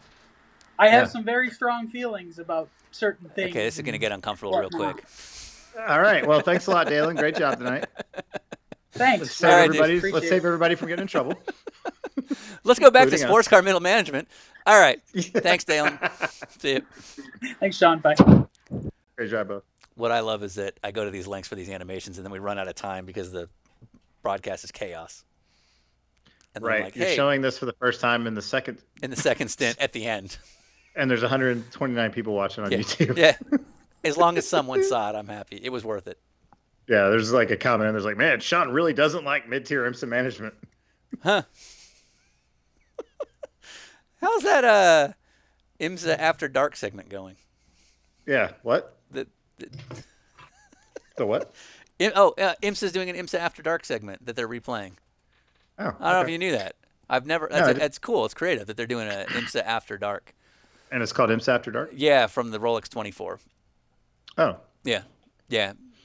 Never been done. All right, great. Well, you want to call Stephen Moore? Sure. I mean, we should. There's Sure. also a third race going on. What, really? Yeah. Yeah, we have. Show it. You want? All right. Let's bring it up. Let's see some cars here. We have a third race. Yeah, because we're oversubscribed. Actually, I need to get out of this visual because I honestly don't know if there's anything on my computer desktop that shouldn't be seen. So I'm going to change camera angles. I'm going to go to you. Hey, Ryan, how are you? Hi, I'm great. I need to get more apple juice. Oh, well, let's take a break. We'll still try to call Stephen Moore. But in the meantime, what do people want to see? Fans' choice. Unfortunately, they're 10 seconds behind what we're saying. Yeah. Any videos that are speaking to people? Anything they really want to see? How about another Continental new video that we got? Well, we've already shown all three, but we'll show them again. Oh, okay, sure. All right, Continental, buy some. Come here. You're going to be on. What does PSI stand for? Pounds for pressure. Pounds. Oh, pound. Yes. It's pound. What does PSI stand for? Pressure. Perfect. Pressure per square inch. Is the way that you measure the Is it pressure sense indicator? No. Pounds per square inch. Boom! First one. Nice job. Well, it was pretty great being out here with all the people in Vegas, getting all the funny answers. But if you want to learn a little bit more, please check out ContinentalTire.com.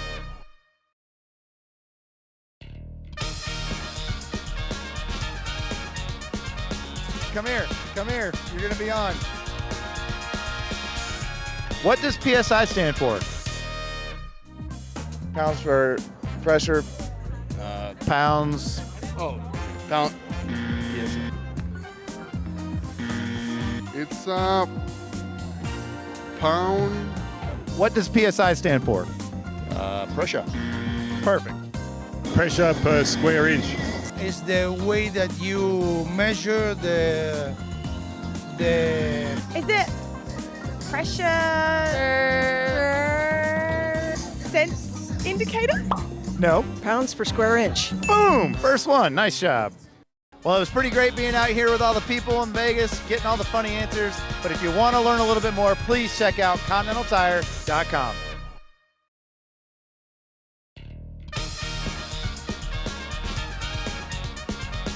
Come here, you're gonna be on. Come here, you're gonna be on. What does Continental do? Continental? There's more than one definition of continental. I know what Continental Airlines did, but I don't know what yours does. Rubber. With an H at the end? Continental. It's a hotel. They make awesome tires. Great answer. Also pretty cool hats, right? Yep. Kind of see some Tires. We make tires, like my pants. Oh. Y'all make pants. We make pants. Clothing. They make yellow pants. Tires. They make tires. Tires. Tires. Tires.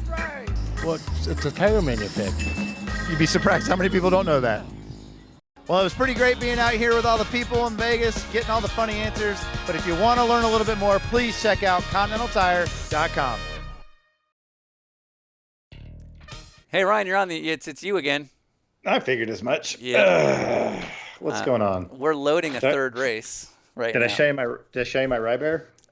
So is this available for sale? No, these aren't for sale. These are gifts that I'm giving out to sick kids and young kids that I meet at the racetrack. Very cool. All right. Yeah, so I got this idea from the IMSA fans group that started calling me Rybear as a joke. Right. And so Heidi at Style Aesthetic helped me source some bears and have a little orange, Believe in Orange Eversley t-shirt on them. Cool. And our first, I'm not going to say his name, but one of our followers is getting one, or his brother's getting one because he has a sick little guy. So my first one's getting shipped, I think, tomorrow. Nice. So I'm pretty excited about that. That's really cool. All right. Yeah. Now, are these primarily children affiliated with CTF and NNF with Jack, or just all over the place? That's the idea initially, is that like, because I meet a lot of these kids that come to some of the races, Sure. and so that's the original idea. But also, like, there's often times where like you can tell there's like a little kid at the racetrack, and I'm talking like the little ones that don't care about cars. They're there because dad had to take the kid for the day or whatever it is, you know. And I feel like I could give them a sticker, or I could give them a little teddy bear, and the little teddy bear is going to be, you know, on point. Yep. So that's kind of why I did that. Very cool. All right. So I believe, unless I am mistaken, Stephen Moore, who won in the Pro 2 class, did not ever send me his info, so therefore we cannot call him. And that is fine by me. The sending me the phone number thing is purely voluntary, because otherwise it's creepy. Right. So we're now. I believe he was in the primary race, but our boy Bozy, is it Tatarevic? I actually don't know how you pronounce his last name. Tatarevic. Bozy, which was pretty much how he's known at Hoonable. He was in the primary race, or the broadcast race, but when I think he saw that there was an opportunity. Look at him trying. I think he saw that there was an opportunity to keep racing, and so now he's in our third race. So we ran a third split. Yeah. It did max out, so we do have several people still running this. It's definitely a lesser attended event, but hey, why not run? So Lane Walker is. Now, go ahead. Is something different on your side? Because it's definitely blurry. The like the quality coverage of the video I'm seeing on my feed from you. That might be the webcam you're looking at it, because it looks fine. Yeah, maybe move and also the webcam must have moved because I can't see. Let me reset it. Yeah. Yeah, I don't know. It might be this computer might be. It's been on Skype for 4 hours straight, so it might just be not happy. Sure. Hold on, let me look at your video feed and see if I can fix it. What's going on in the chat, Ryan? Let's see here. We got somebody is asking about the quality being fine. That's okay. I'm watching a different feed so I can keep up with I see what's going on live for the guys asking in the chat room. I keep saying classroom. So Not a lot going on. I mean, we're getting down to 100 people that still think this is worth watching. That's so 100 more than I would have expected at this point. Yeah, it should literally be 3 people: me, you, and Lally. Yeah, I no, guess. he's Yeah. not paying attention. It's yeah. So yeah, guys, we're just gonna show this. It actually looks a little bit better now. Maybe better. Can you? Is this working? Is it not great? It's definitely worse than it's been all night, but it's I fine. don't know what changed, to be honest. Yeah. I was trying to think. I'm like, all right. I don't know if there's numbers on the screen right now, but I can't see any of that either. So it's almost like it's zoomed in. No, there isn't any numbers on the screen. So. Okay. All right. Cool. Whatever. So how many we got entered in this third race? It's a very small field. It's a little party, but if you were going for points, wouldn't this be the better one to be in? Now, yeah, we're gonna have to come up with a rule here because Bozy obviously was in the first race. He did quite a bit of it. we can do it. We can make the rules as we go here. We have one of two options. We either throw out your worst race or we throw out your second race. Right. So I'm game for either. I don't know if I you would have an say opinion. throw out your worst race. Yeah, I'm fine because if it fills up other races, I just don't want it to get to a point where people can't get into the third one because all the first guys switched over. But I don't think that's going to be a thing. Yeah, no. So I mean, all signs are. So we're 66 laps in. Lane Walker, who did win in our Continental Cup last year. Yeah, is he in the 5 truck or the 24? He's in the 24 truck right now. Yeah, so the 5 truck in front of him is a Barstool Sports themed number 5, which I think was a Mike Skinner truck. Oh, I don't know. So that's Krishna Body in the Barstool truck. Yeah. So I have to say, I don't know if that's the livery they ran on the Di Benedetto car last year, but it looks pretty good. Yeah, it looks fine. So, yeah. Did Sean record the Corgi show? Great question. I did, actually. I'm not being funny. I really did. And so that's Reno 911. No, not Reno. What's it? No, Brooklyn 9. What is it called? Brooklyn 99. Brooklyn 99. Brooklyn 99. Which I generally do find funny, but I don't watch it as like a loyal regular. I just did the YouTube TV record option specifically because of their Corgi episode that's up tonight. Yeah. It looks funny. So Santiago Daniel Iglesias is saying Barstool is shit, and what I was saying about that truck is that the logo, the layout of it's good. We're not commenting on whether the show is good or not. That is just to be clear. That is not our department. Yeah. Nor our the layout on that truck looks really awesome. Yeah. I like the blue. Yeah. The somebody said something about dirt track. Anyways. So yeah, the feed's a little bit better now. So I don't know if it's just a computer. It might have been because I was going through menus and whatnot, so the camera got confused. Yeah, that's all good. Since it's a webcam, so it's not the most intuitive thing. So is Robin Romish in this race, or did he just? I don't know. He might not have just. He might have been one of those guys who's like, oh, I'm not in the broadcast. I don't care. I mean, that might have been. My flight simulator yoke deserves better than this. Yeah, don't they know? So this was one of our. Go ahead.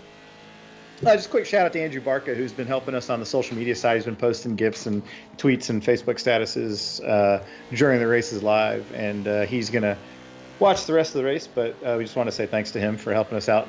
Pooper Sebring, and obviously Thursday Night Blunder. He's been a big help. So thank you, Andrew. 100%. Yeah. And just like everyone in our group, he's doing it purely because he wants to help. Which can't give enough credit for that. Ryan Humphrey's asking how many beers in is Ryan, and 0 because I'm drinking bourbon today, and this is only my second one. Unfortunately. So we've got a sorry for that punt Acura. Yeah, I saw this earlier. I think it's just like a eventual, you know. Yeah, it's just foreshadowing. Yeah, exactly. Yeah. You know it's coming. But might want to put that on the bumper because as you're coming to a smoldering stop, you see that truck driving away. Yeah. Oh, dirty car. Like my mind. All right. Not Basil Hayden's. I'm actually drinking a bourbon from the Old Fourth Ward Distillery, which is about 2 miles from where I live here in Atlanta. And first time trying it out, I had Woodford's earlier, and I love my neighborhood, but I don't know that I'll get this bottle again. Maybe a later year would be better. Or when we get down to the everybody's out of everything, then I'll just drink gasoline. So I'm just going to go ahead and start this now because I'm sure we'll get tweets about it. Have you checked Twitter yet? No. So you know the thing we've been tweeting back and forth to each other, the Denzel? Oh, yeah. Have people picked up on that? Well, they're going to now because I'm going to tell the story. Oh, okay. So I saw one earlier while we were setting up, and it was Little Sebastian. Oh, Little Sebastian. Yeah, so there's like he's trending for some reason. And of course there was like a bunch of, oh man, I saw Little Sebastian was trending. The whole point is that he's already dead. Well, that's the best one. This guy goes, oh, and then I remembered that he died in 2011. They made him a hologram, like he's gone. Yeah. But the best one was his Sbarro's Pizza. Yeah. Is trending right now. And so the first thing I clicked on it was like, oh man, I thought Sbarro's was dead. With Denzel. With Denzel? Yeah. Yeah. So I guess we'll let that out. So I'm obsessed with the trending Denzel hand on the heart thing. Because whenever you see a trending anything on Twitter, so it's just like, I don't name a name. Helen Hunt. Mark McGrath. So Mark McGrath shows up in the trending. And the thing is, like, it's very easy for me, at least, to figure out that if it doesn't say R.I.P., the person's not dead. Because it always will be R.I.P. Mark McGrath if Mark McGrath is dead. By the way, I think we just killed Mark McGrath. So if it says Mark McGrath, you know he's not dead because it didn't say R.I.P. But regardless, I'm like, why is Mark McGrath trending? So I'll click on it. Yeah. Always, first or second of the most popular tweets is somebody with the Denzel gif going, oh, man, I thought we lost Mark McGrath. Denzel gif. And I had thought that maybe it was the same person just punking the world, which I would have totally admired. And then I realized, no, it really is just everyone thinks they're the first. It's the thing to do. To do the Denzel gif. And so I'm obsessed with it now. So now I just reply with the Ryan Eversley tag anytime I see one. Yeah. So that's on you now. That's been pretty funny the last couple of days. Yeah. Although now we're under this whole pandemic and people are actually dying. So you'll see a name and you're like, oh, come on. Yeah, right. So the first one I saw for Little Sebastian was like, oh, I thought Little Sebastian got the Rona. It's like the TV horse? The TV horse that actually died on the show? That actually died on the show in 2011? Yeah. Okay. Yeah. We did just get a tweet. Well, we actually went to DWR, but it was asking if IMSA had their race tonight. No, next week. It's next week. Yep. And, Sean. Yes. We learned. Yes. That they are going to move their time slot to 6 p.m. I don't know if that's announced. I saw it on something. Oh, was it already announced? Yeah. Conveniently, they went ahead and they were always gonna do 6 o'clock. That was always the plan. Right. That was the plan. That's. But somehow we were let known that. We were informed that don't worry, we're doing 6. It was always the plan. It's gonna be 6. It's not a problem. So cool. Anyways, unrelated, we really appreciate everyone's support. Don't let me forget. You know what's great is I'm pointing at the Skype screen and I know that you can't see me pointing at you. you're like oh. Yeah. Don't let me forget I got an idea to tell you about off air. Sure. So, but anyways, completely unrelated to us getting some inside information that they were going to go ahead and go 6 p.m. so there's no overlap. Completely unrelated to that. We really appreciate everybody supporting us. Yeah. So do we have we have teammates with the punt. What is going on? They look awesome. Yeah, I just Wait, love that. Are you on one truck and I'm on the other? Is that what it? No, I think it's just 2 Ryan Eversley trucks. Oh, I thought the first one was you. No, so it's Paul Roddy and Chris Nisley, our teammates. Yeah. I'm seeing Ryan Eversley getting hit in the face with an egg that was supposed to break and didn't. Actually, I saw this last night, and it's not that. It's something else that's like a piece of ham or something. Oh, is it really? It looks like the egg. Oh, yeah, it's too big to be the egg. It might be the ham. I get that every now and then. People will go, hey, was that egg hard-boiled? No, it just didn't break. No, it just didn't break. It's like that thing where you can't crush an egg if you have equal pressure. Yeah, right. But with my skull for some reason. like right in the eye socket, like the bone of my eyebrow. Oh God, that sucked. No, I remember because it was you and my buddy Mikey and I. Yeah. And we all had the same reaction, except it didn't affect Mikey and I when it bounced off you. Like, oh God, that hurt. And then we did the cinnamon. And by we, I mean me. So I think it's our buddy Trevor Price. I don't recognize the screen name because of the streaming thing. Trevor's the one that gave me the mug with corgi butts drive me nuts. Yeah, but I'm pretty sure it's his picture, but it says what Alaskan or something. Yeah, what are you slacking? Okay, yeah. So anyways, he's saying he's got some Eagle Rare bourbon for the camp at the Glen. Now, cool story about Eagle Rare. A bunch of years ago, the guys that had the Wheelman show, which is like a podcast, they put me up. They nominated me to be one of Eagle Rare's charity winners. Oh, that's cool. And I made it to, I think, the final 6 or something, and I finished 4th. Nice. And they donated like $5,000 to my charity of choice and sent me a bunch of bottles of Eagle Rare. Oh, how cool is that? Yeah, that was a really neat thing. So now if I see Eagle Rare at a bar, I'll order a glass of it because it's actually really good. Okay. But the funny thing was I had never touched bourbon before that all happened. Yeah. And so I had people bringing me Eagle Rare at the racetrack around that Twitter campaign. Yeah, right. So I had like bottles of it before I ever drank the stuff, and it turns out I like it. So that was kind of neat. Funny story. Yeah, that's really cool. Yeah. So Trevor But Price. Go ahead. Yeah, Trevor also says he'll have some killer soda for you. Okay, good. I'm a big fan of Trevor. So Trevor Price, it was actually when I kind of gave up sports car racing last year. Trevor Price is actually legitimately one of the things that I was like, oh, that's going to suck. I won't do that anymore. Every year for the last, I don't know, few years, whenever I go to Watkins Glen, Trevor has a gift.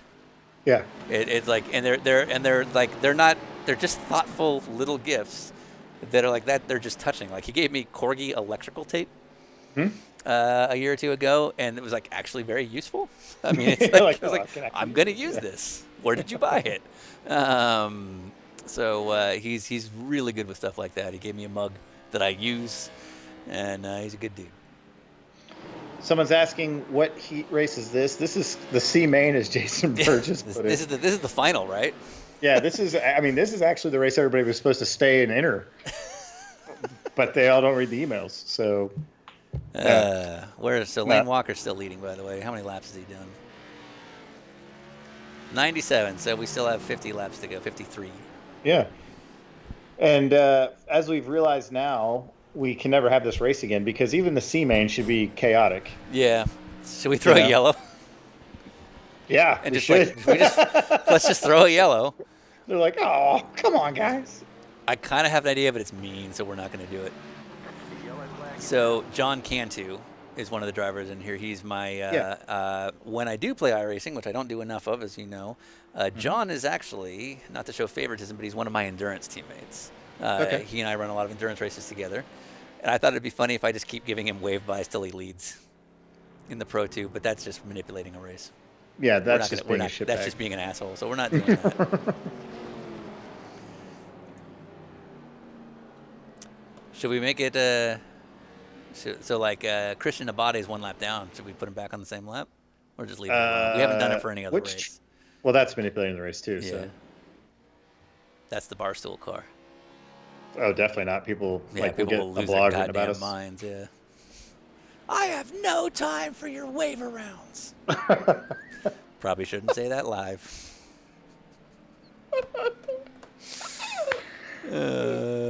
Your toxic waiver rounds. I'm just going to keep going. So, I'm trying to think. And segue. Yeah. So. All right, Lane's going to go for the pit. What is that on the? What is on the side there? It says the 24 truck. Florida Waterman. Oh, is that a tribute to Chastain? Ross Chastain? Is that a Ross Chastain? Got a bunch of watermelons on the deck lid there. Right, but is that my point? Is this a funny livery or is this actually like a Ross Chastain livery because it's so watermelon themed? Well, I think the truck is actually red with seeds. I think is what that is. Right, but my point is this a funny livery or is this a real livery? Is where I'm going. Yeah, I don't know. Yeah. mean, Ross Chastain does have a pretty good fan base going at this point. Yeah, he does. And boy, is that watermelon joke not played out. Let's go back to my fighting drivers for a second. What's it say on the back? We can find out. Something north.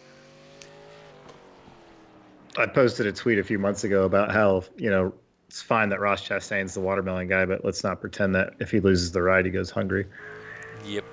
And you would have thought I was like, Ross Chastain's. You were his nemesis all of a sudden? Yeah, it's like, what? I'm just saying he's. That's not fair.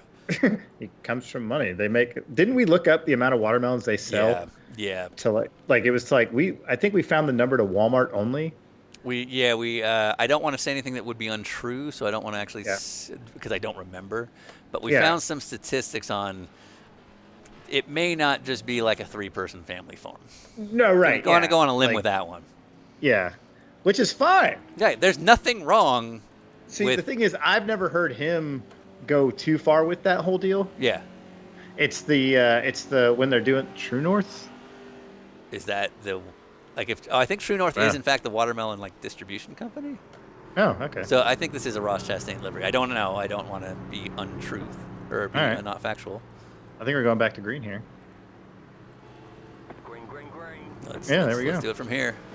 Yeah. But yeah, it looks like the wave around guys didn't really get the hint there because people were just going into turn They were one. just going for it. Yeah, there's nothing wrong with having a family business and all that stuff. I mean, but if you just constantly keep going with the watermelon story, it's like, well, guys, he's actually doing a good job just being a race car driver. Yeah, if we could just leave it alone now. If we could just applaud him for being a driver. Just let it go a little bit. Now, I think I saw an Walker Evans tribute Nissan livery back there. Oh, look at Christian Abadi's all over him. Yeah. I would like to thank Michael Bay for his assistance in coming up with this camera angle. Right. He and go ahead.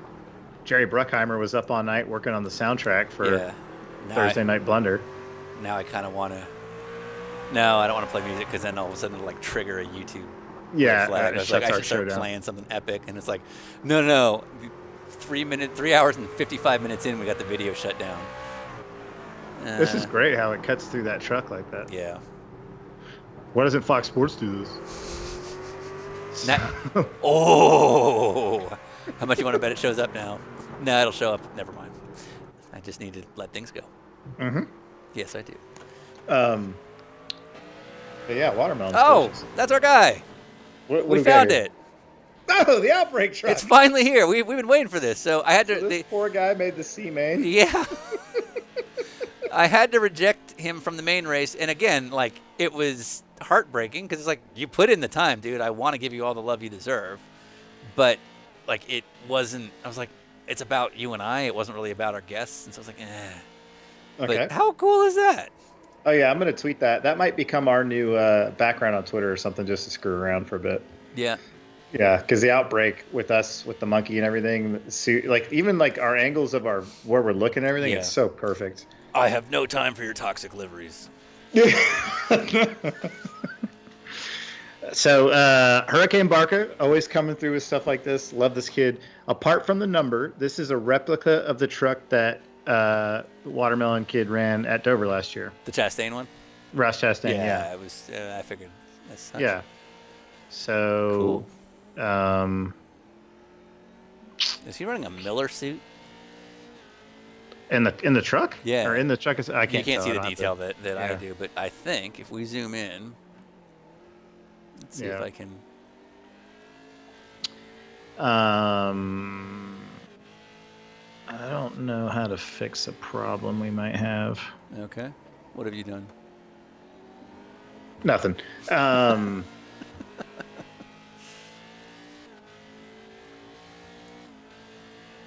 I can't. How do I don't know how to. Yeah. Change. Anyways, anyway. but yeah, the outbreak truck looks awesome. So. Oh. I'm getting blown up. Yeah. All right. Let's look at some trucks. Whatever. Nice job. Thank you, Rob. Yeah. Yeah, that's a killer layout. And they also did the really neat Florida Watermelon Association. That's cool. They also did the Tiger King Roaring Eversley layout from last week. Oh, is that the same was guys? Yeah. Yeah. These guys are awesome. And so those guys are awesome. We might need to get them at least in the B main next time. Well, I'm trying to rotate everybody through and give everybody a chance. So, Rob Kelbs, hey, Rob, if you for some reason watch this and get this far in the broadcast, when you send a note on your next livery, because of course you're going to do one, to Natasha, remind her in that note that we mentioned on the broadcast we'd like to make sure you get in the next one. Yeah. Because we want to be fair to everybody. So this guy was in the main. NASCAR JAJ is saying True North is the official commercial truck warranty of NASCAR. Oh, okay. So that's what's on the back of old. By the way, Josh Chastain's. Wrong manufacturer, but this is pretty awesome. It's a Nissan Pro truck, basically. Right. Yeah. This is the Walker Evans truck. Yeah. Oh, right. Yeah. Big fan of this. Let's see if I can find some better angles. Yeah. I mean, we got to black flag him for putting Nissan logos on there on purpose, but sure. But regardless, it's pretty. Otherwise, cool. It looks amazing. Yeah. Wait, do we have a pass for the lead? I'm too busy fixated on this truck. I thought that truck was a lap down, the Barstool truck. Let's take a look before. Like, is there actual racing action that we're missing here? What happens if a Barstool truck wins? Do we end up in the blog, or how does this work? Anything is possible anymore with the internet. So I'm confused. So he's 20 seconds back, Christian Abate. So I think he's on the tail end of the lead lap now. So if we threw a yellow, that would not be manipulation. Oh, NASCAR JAJ is Josh. He's a NASCAR photographer. He took a really awesome photo of me looking at him at the Homestead finale last year. Good to hear from you. Also, I need to give a shout out to my friend Mandy McGee, who's in the room as well. She works with the women's empowerment movement with motorsports Shift Up Now. Oh, cool. And they are super awesome because they actually asked me to come drive with them. And I was like, I don't have the required anatomy. You're missing some equipment. And they're like, nope, we are all about people that promote the cause in general. Yeah, okay. Which is, women in racing and all that. And I was like, that is the coolest thing and the nicest. That's like an honor, to have that. Someone's like willing to say that. So if we went yellow now, is that manipulation? Because he's in the lead. I think this could make it interesting if I go yellow. Now. Hold on, don't pass him. Yeah, yellow. Got him. Close. Got him. That's how it works. Never mind. Going no further. Is that a water bottle on the back straight? Yep. Road Atlanta. So yeah. So now Christian will get to cycle through. Yeah. So Christian here is gonna cycle to the back. And I don't know where they're at on tires. I don't know where they're at on resets, but he's got a more fair shot than he did. Oh, and the other thing is lap cars to the back. That's the rule with these double wides. And that means it should be them neck and neck. So one of the things that I'm surprised by with the Martinsville thing is that nobody did a hot dog theme. Yeah, I was thinking the same thing. At all. We might have been part of the culprit on that. And here's why I say that, because we clearly show reward and favoritism to people who do stuff towards our guests. And through no fault of theirs, we've made no effort to integrate Martinsville, the track, properly. So it's not like we've been tagging or they've been promoting. So there's been no reason for somebody to think to include Martinsville per se. Yeah, I was actually kind of disappointed that Martinsville as a track didn't have one single reply. Yeah, but we also didn't do anything to integrate. Well, no, like hundreds of tweets have gone out in the last couple of days with liveries. Right. And I even started tweeting them like, hey, Martinsville, because that one Andino, I think it's Aaron Andino with the paperclip livery, that is the coolest looking. I was like, that's like somebody doesn't run that in the real truck race. Did you know what that is? That's the Windows paperclip. No. The guy with the continental colored, so it's a black truck with continental colored paper clips all over it. Oh, okay. And it looked just badass. I was like, that is an awesome livery, just period. And so I tagged them directly, like, guys, check nothing. Not even like a like or a favorite. Now, granted, maybe the folks at Martinsville PR department are, furloughed or whatever. So. Yeah, I mean, it's hard to say. But But I was kind of surprised not one, like, hey, yeah, easy love right here. All right. I so even had a livery based on the tracks, unique looking tow trucks. That's amazing. who's that? Mason 51 said, I even had a livery based on the tracks, unique looking tow trucks. Matt Million reaching out saying, nice to tune in 3 hours late and still have banter and racing. Going to try racing next week. Love the content. Well, thanks a lot. Thank you. This is the C main. This is C main. This is the best content because it's where we really stop caring. Well, not about the racing, just about what you guys hear us say. Yeah. It's just the fatigue equals the filter being destroyed. There's like a vague safety feeling of like, it's late. Yeah, it's because once it gets, here's the thing, when we get down to like 100 people left, like now it's like, oh, these are our friends. You know what I mean? Just terrible logic. Yeah, nothing about this is safe. Right. It's not being recorded. All right, so this is he just took off. This is not interesting at all. So now this is for the win. This is Christian and Lane. And we got about 20 laps to go. Should we go on board? Oh, no. I screwed that up. Yep. I don't know what happened. Now, is this per position? He's got him. Yeah, this is for the win. Okay. So our yellow flag allowed him to cycle back, and then because lap cars moved to the back, he was basically in the same lane as Lane there. Yeah. So Christian in the Barstool car is now, our truck is now leading, but Lane's not giving up. Come on, Lane. Yeah, I'd get him freed up. I mean, this is Martinsville. Yeah, there's nothing wrong with moving him. Plus, what are we going to do about it? We're not going to. We're just going to keep throwing yellows. Well, I don't want to give him the win. All right. No. If we get to lap 140 and Lane starts to fall back, we're going yellow again. I mean, there's going to be a problem. Yeah, there's debris in I'm turn seeing 6. Oil in the track. The track's coming apart. Yep. Oh, yeah. Christian's walking away now. That's Look not what you did. wanted. Look what we did. We ruined it. I'm No, sorry, Lane. That was you. That was all you. I'm sorry, Lane. I didn't mean to do that. I was trying to make an interesting race, and instead I just ruined yours. Do you think that happens in real racing? Yes. Control when they're like, "Oh, sorry, we made it so obvious." Yeah. See, we thought Jimmy Johnson was only going to win by a little bit. Yeah. Well, you never know. One of these back markers might be listening to us live and might want to help. Yeah, John can too. Yeah, somebody might be willing to if anybody sees this blue number 5 coming and is listening to us on YouTube or Facebook Live or twitch.com/dinnerwithracers, if you just happen to get in his way and you're in a Nissan truck. Yeah. Why are you listening to me? Answer me. They're 20 seconds behind you. Oh, right. Yeah, sorry. So things are going great. All right. Well, sorry, Lane. Sorry I ruined your whole night. Didn't mean to. You're going to be a big winner. Enjoy your sequestering. Come on, John. Oh, John, you're watching. Come on, John. Make his life tough, John. Oh, John's doing it. No, he's doing it. He's doing Good. it. Yes. Yes, John can too. You're the man.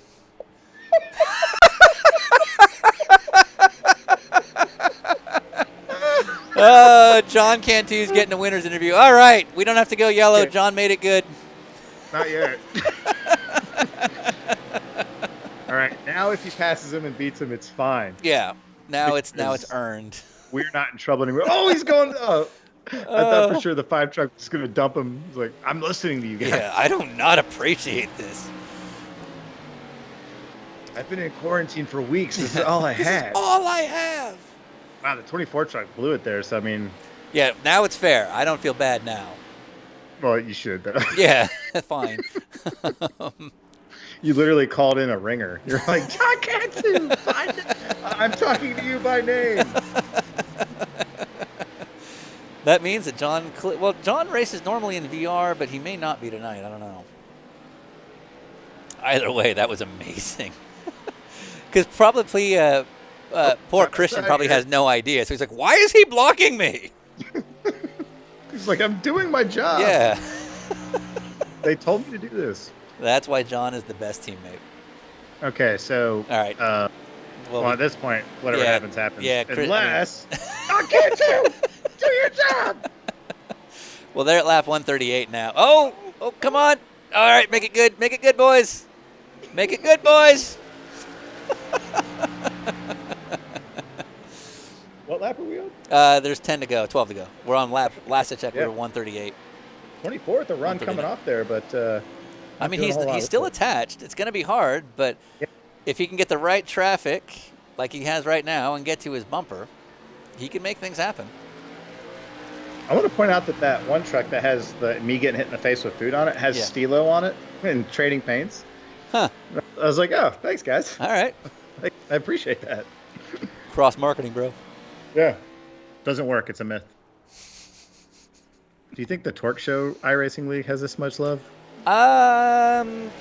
Wait, what? If it existed, yes, it would. Because no. I mean, hear me out. Or I will. Or maybe I should stop. No, but like, I mean, they really have a huge following. If you go on their Facebook page and look at their downloads, I mean, they've got a ton of likes, particularly from South Americans. So, even if they were doing hour 4 like we are, I have no doubt that they would have the following still, because, I mean, their South American following is huge. I remember going online at 6:30. Yeah. And you just said hour 4, and I went, oh, shit. Yeah. Yeah. Yeah. It's 11 the one o'clock. truck. Man. Yeah, Christian's just too fast. I don't feel bad now. Yeah, we didn't even call that guy out. Yeah, that's John again, though. Oh God, stop! No, I don't think Stop. he's. I'm not. No. He's on a delayed feed. He's not going to know by the time I call his name out. He's like, I'll do it. I'll murder him. Like, no, John. Bro, John. Anything you need. He looks at you again. He's dead. John he is one of my favorite human beings on the planet. Now, so our boys. Our boys, William and Robert, who out in Virginia, who proudly made T-shirts with me before. Yeah. They're actually not the first to do that, because my first T-shirt, my first fan T-shirt, was John Cantu. Oh, all right. Right on. Random facts. Yeah. Step it up, boys. Yeah, well, I mean, they did, however, spray paint the side of an RV they rented with our podcast logos that then bled through the sheet onto the RV. They probably lost a deposit.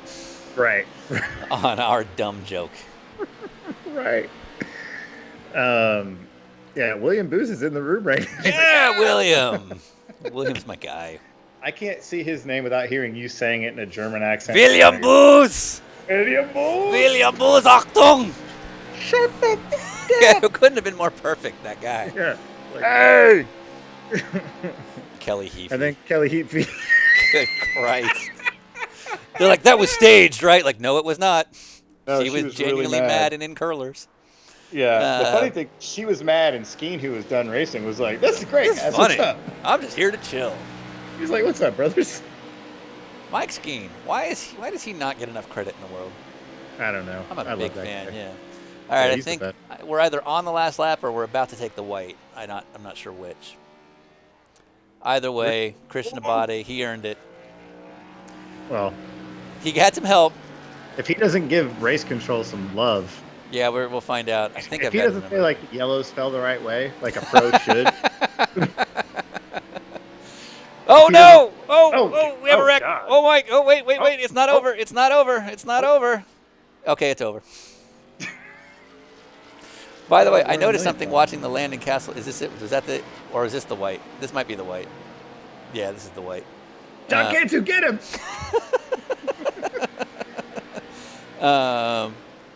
So, landing castle Twitch feed. I think that was it. He's slowing down. Do a celebration. Come on.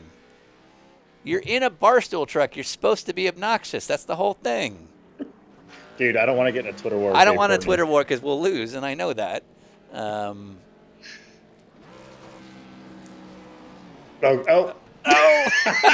He's like, I don't want.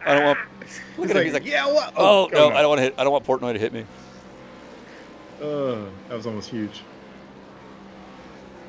There you go. Yeah, look at that. There you go. All right. Yeah, clean. that's like proper NASCAR celebration there. We need Flip it back. No, flip it I back. need to stop having it. We need like a virtual guy with a gimbal running around it.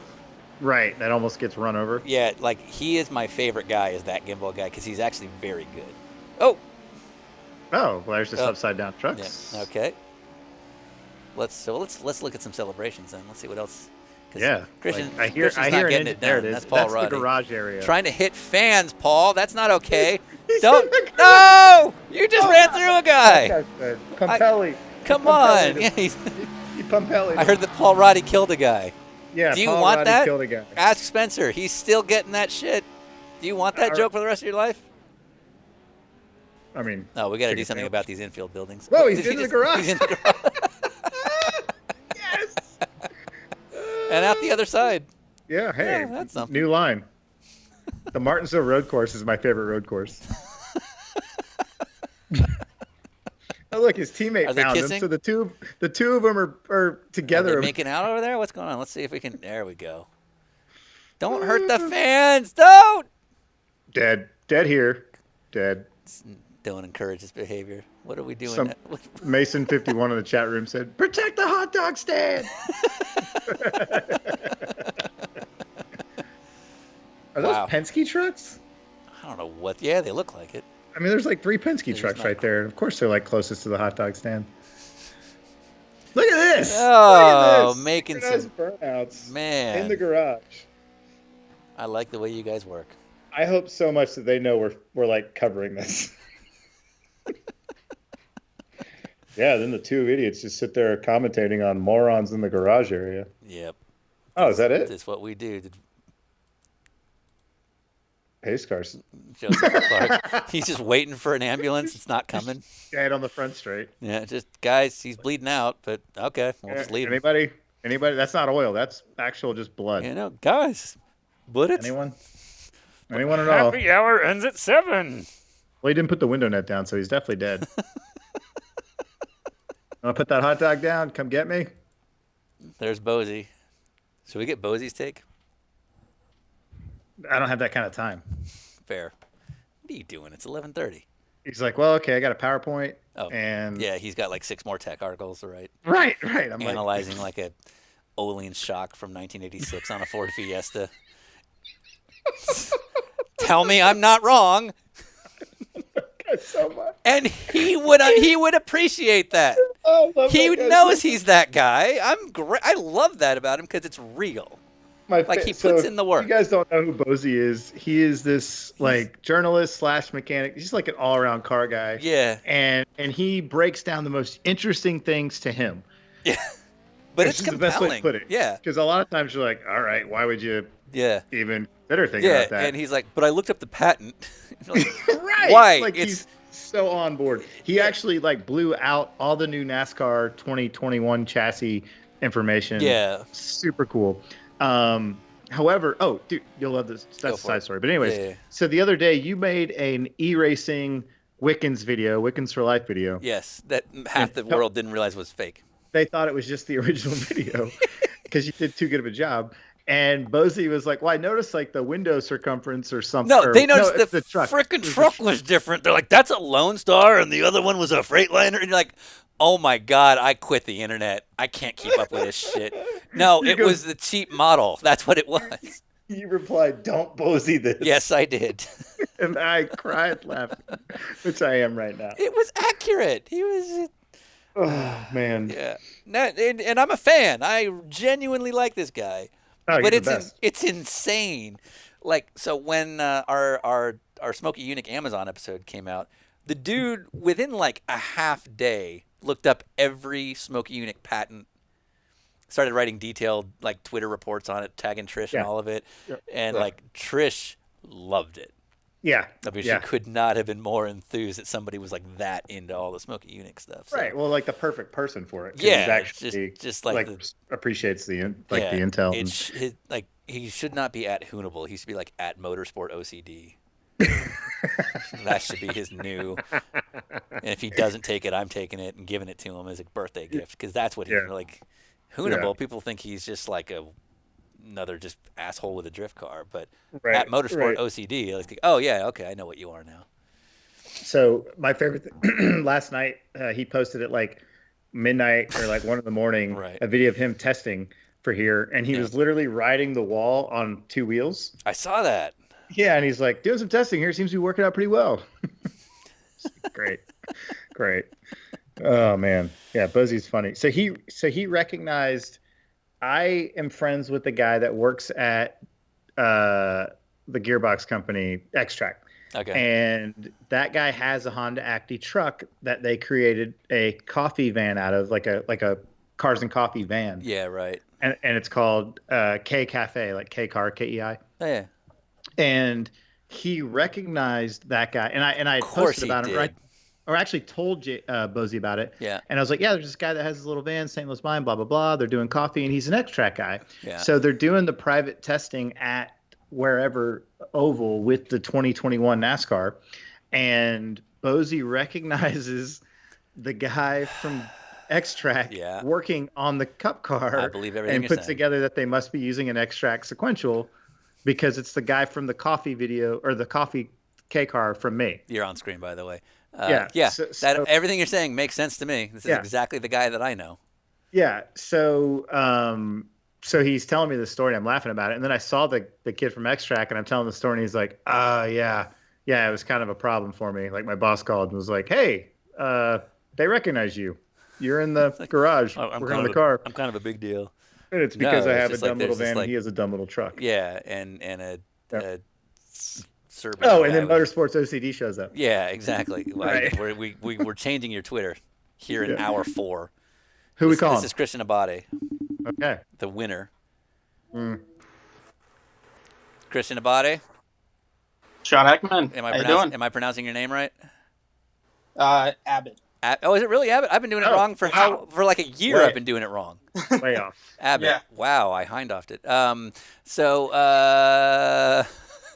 just let that one go. So are you okay being on screen? For an on-screen? Are you okay being on screen? I'm going to put you on screen, but I should consent. Yeah. Okay. Yeah, I'm okay with that. Okay. I like when I get aggressive with fans for no reason. Keep yelling. Yeah, I love just yelling at people for no reason. So that seemed like a thing. Yeah. You know? What do you have to say for yourself? Any? Did you feel as though maybe you had some help?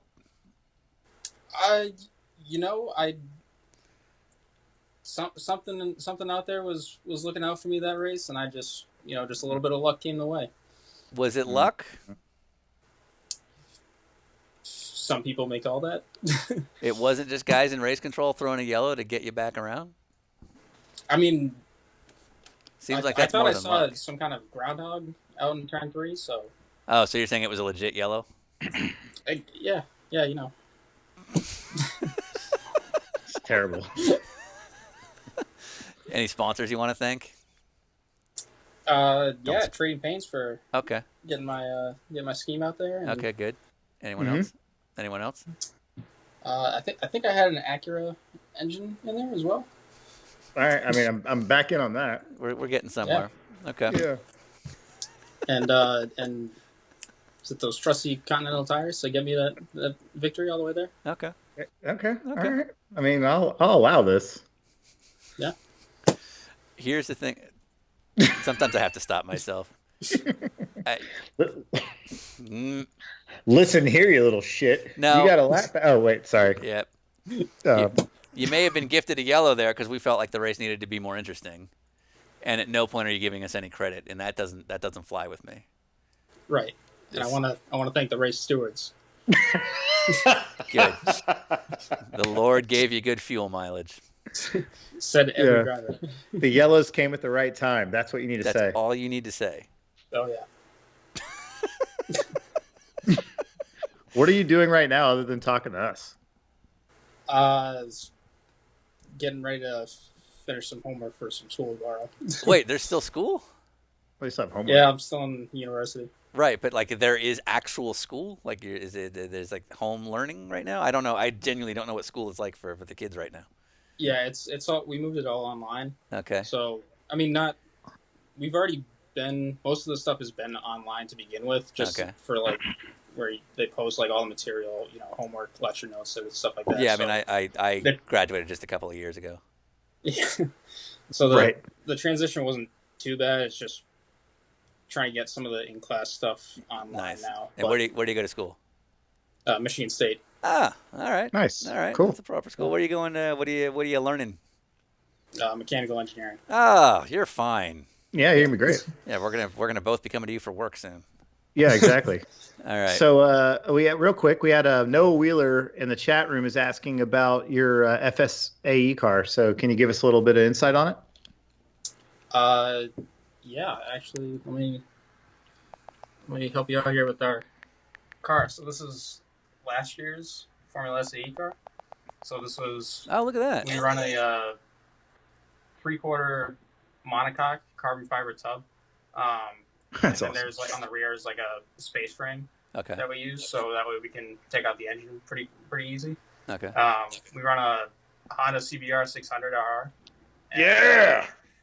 Puts down 85 horsepower, which is from rules because we got to run a restrictor. So, yeah. All right. Very cool, man. That's Well, very great cool. job. So what's have you guys had some results? So the past, let's see, last year we had a couple failures on couple structural failures. So that, and then also an oil issue. Okay. So that was last year's car. Well, but the year before we were able to finish second out in FSA Lincoln, which was the highest finish that the team's ever had at any official competition. Nice. All right. So, All right. Yeah. Well, good job. You gonna be in for the rest of the season, or you got to focus on school? oh, I'll be here the rest of the season. Yes. Good. Good. All right. Well, Yes. we will see you next week. Well done. I guess you've made the world final. We'll just make it up as we go. And Yeah. And congrats. You're welcome. Thank you. All right. See you, bud. Thanks, All right, guys. see you, man. Cheers. All right. Should we call Lane Walker, who we just defeated? Yeah, we absolutely I feel should. we have to apologize to him. Well, we'll blame it on somebody else. Bozy. Yeah. He's like, I was looking at the What? compound of the track, and I noticed that there was a slight change in gradient, which would mean, I don't know, I'm not smart enough to know how to fake tech speak. How to make fun of him. Yeah, because I'm like nowhere Right. near at his intellectual level. Yeah. So Paul Roddy's saying they had a blast. I'd love to thank Continental Tire, Acura, Valvoline, Dinner with Racers, me, you, Chris Kniesley for helping Voodoo Racing come in P1 and P2 in class. Yeah. And Paul Roddy, we just want to say thanks for such a great showing of how to murder people. Yeah, I Your enjoyed burnouts. the drift event / bloodbath. Hello. Is this Lane? Yes, it is. Are you okay being on the air? Yeah, that's fine. All right. So we may have had something to do with that, and I'm sorry. Well, I mean, somebody else Clearly. did. Somebody else did. well, hang on. Yeah, go ahead. Right. You had a lap up. There was a yellow for some reason. We're not sure what happened there. We think it was somebody in race control. But then you and Christian Abbott had a really great battle. Talk us through how those last few laps were. No, it was fun. I knew Christian was faster than me from the beginning, and I think he had gotten a wreck at the beginning and went 2 laps down. And then race control got involved and gave him those 2 laps back. But Hate that. Hate that. I didn't pit at the end, and I should have. I didn't realize he was going to get waved all the way back up, but that's all right. And so I was on the little older tires. And I kept it close through traffic, but then once he got clean air, he just pulled out the lead. Like I said, he was faster the whole race. I knew that a little bit. Right. And from what we heard, race control did try to help make it up a little bit with some traffic maybe getting in Christian's way, but it wasn't enough. Yeah. No, it's fun, though. All right. Cool, man. Okay. All right. Thanks good for job. hating us. Thank you for not hating and sending any evil letters to Continental. Bye, Continentals. And Yeah, by Continentals and Acuras. Acurs. No, I'll be back next week. All right, good, man. Awesome. Thank you a lot. Cheers. See you, dude. Thanks, guys. We have good fans. Yeah, I think I'm noticing something. The later crowd seems to be the younger crowd. Oh, that makes sense. So they're probably like, I don't want them to make an episode about me. They know we will. We're working. Kid, I live in spite, kid. I pointed out to people, I'm like, we made a video about Alan Kawicki because we liked him, and look what we put into that. Imagine if we didn't like someone. Yeah, some of us are motivated. Did John Cantu win? Oh, yes. Did he? Call him up. Yeah, I think he won. If I'm reading these results right, John Cantu, big winner. Is he on FaceTime? I've never found out. Let me find out. Cody Mass is saying the hit call down from the tower was by far the best part of the night. Well, I think that's a compliment and an insult. Those are the best kinds, I believe. I don't know if John is on FaceTime. This is your teammate? This is my teammate. I've never tried to FaceTime the guy. But he's a big winner. Yeah. And he gets now if you win all of these classes, you get you're in the world final how's that work? Or is that just overall winners? Anyone who wins our class is in the world final. I got you. So now, go ahead. Dogathan's saying no FaceTime, so I'm assuming that means for John Cantu. Yeah. Yeah. I do have a note here from Ryushi, and is saying, Ryan, did you learn that Alt-4 is a naughty term? And what? I'll reply to that in a second. Yeah, I have no idea what that means. It's about Justin Marks. Hey, Sean, how's it going? Good. How are you, John? I'm doing all right. So, first of all, congratulations on the big Pro 4 win. Yeah, that was a great one. The Continental tires, they held up the whole time. Look at him, that right on. Honda Power really just, came through and did its job. Honda Power, hear that? Wasted no that really time. HPD stuff, You got to do anything else about it, Keep me employed. God bless you. So, did you have the YouTube feed up? Yes, actually, yeah. No, I was in non-VR that whole time, as well as the last race, just so I can keep one earmuff off, keep an ear on you guys, and keep an eye out for you. So I ran into a bunch of people, and I'm sorry. I know I wrecked Bosie on accident. I was trying to bump off, but a couple other guys I ran into just watching you guys laughing along. So thank you for having this. This has been amazing. You made the ending very exciting. Yeah. with our I tried, I tried to do my best. I heard my name called. I do what I got to do. Teamwork, the dream work. The whole one day Penske can call me. He knows what I'm about. So we're ready to go. Well done. Well done. Good job. All right. No, thank you guys very much. No. All right, dude. Sal Aesthetic, you got to throw it out there trading planes. Thank you guys very much. Yep. To the millions of people that are watching right now. So yeah. All right, we'll let you sleep. Are you gonna be back next week?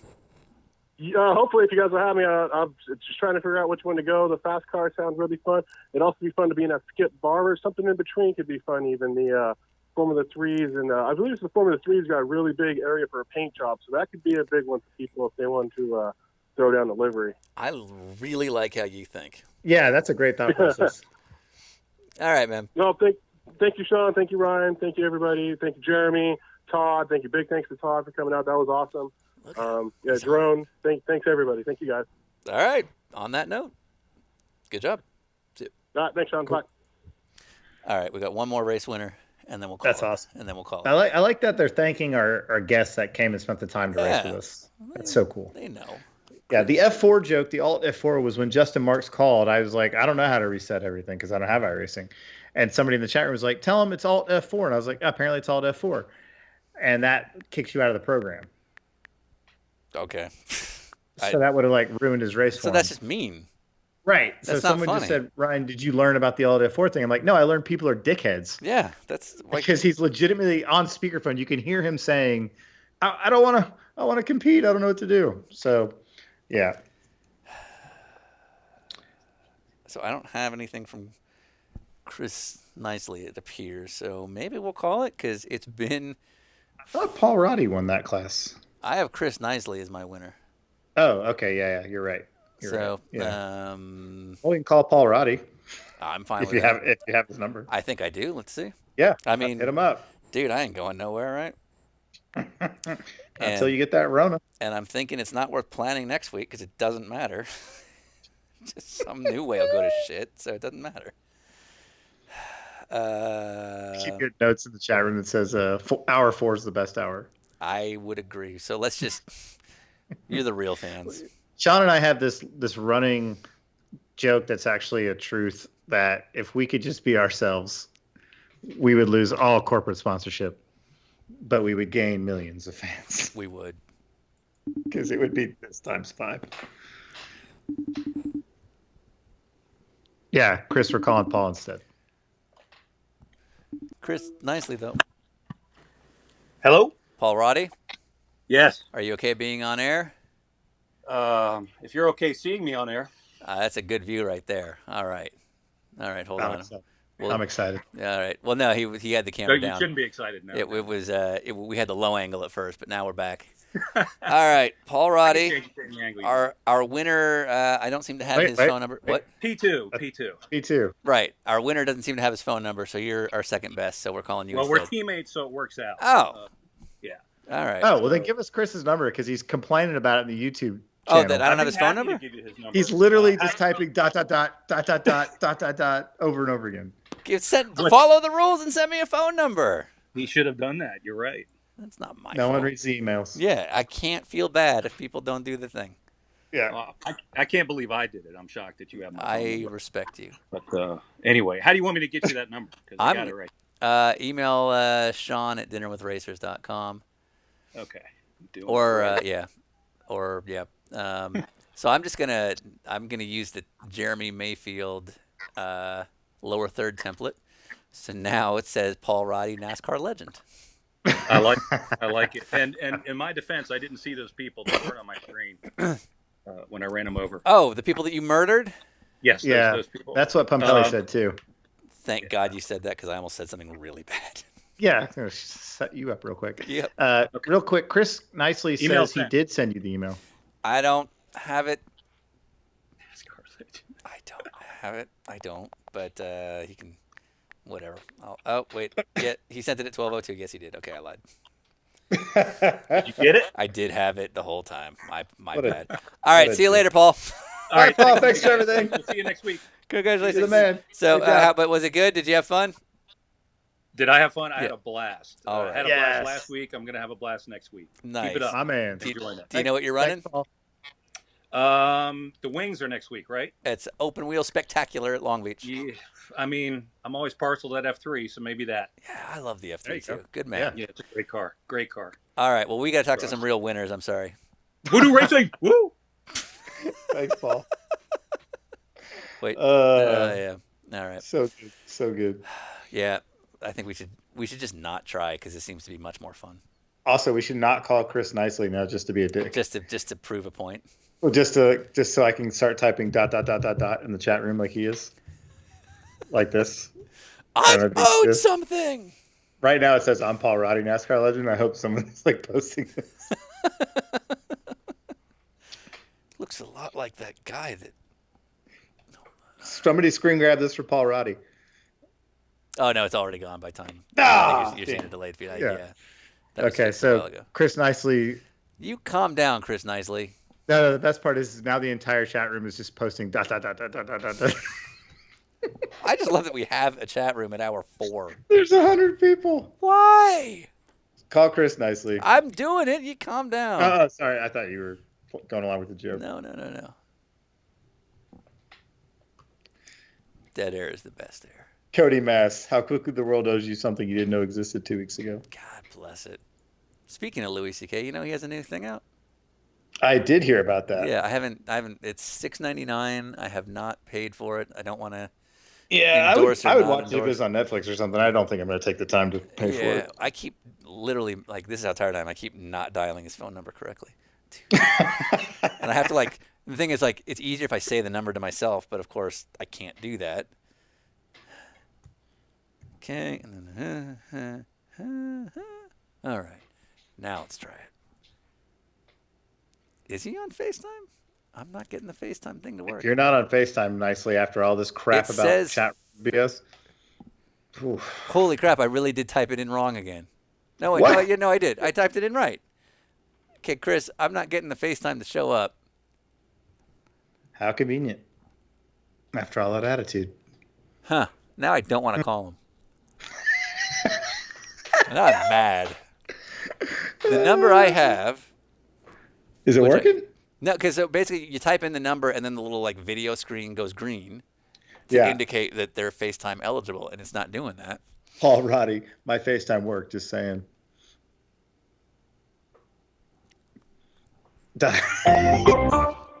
Your call cannot be completed as dialed. Hey, Chris. Please check the number and dial again. Chris. No es posible Explain realizar la this. llamada tal y como se marcó Chris. el número. Favor de verificar Chris. el número y márquelo de nuevo. Chris. Message 2. Chris. PA12 and Chris. Come on, Chris. Chris.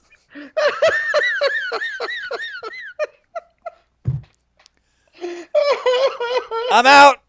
You're banned for life. Dot.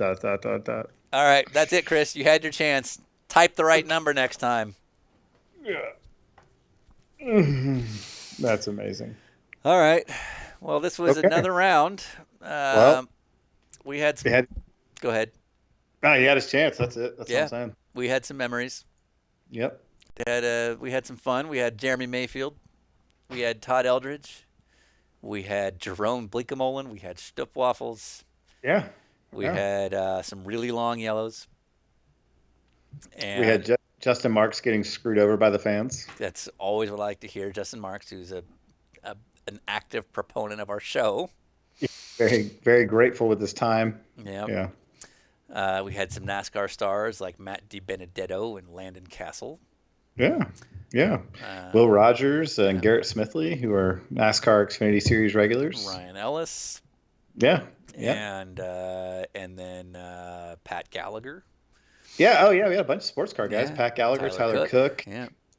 And Andrew Dickerson. And we had our first hit in race 3, where we legitimately called a snipe. Yeah. Yeah. We finally crossed that line. Yeah. So now it's just like downhill, right? Yeah. It only gets better. Awesome. All right. Well, I'm glad I rendered all this. Wait. Hang on. Chris, I think Chris nicely is saying that he gave you the wrong area code. Not feeling bad about it. It said 205. What do you have?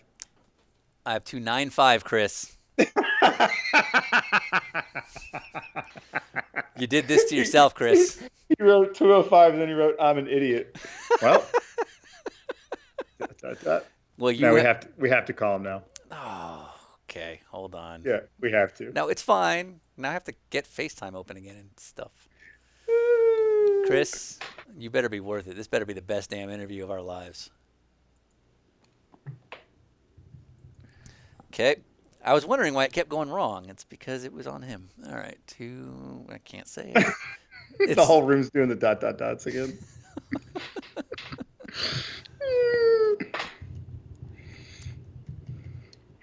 Oh, yeah. Yeah, I got the little green window now. That's so weird. Yeah. So, by the way, you're on screen now. Sure.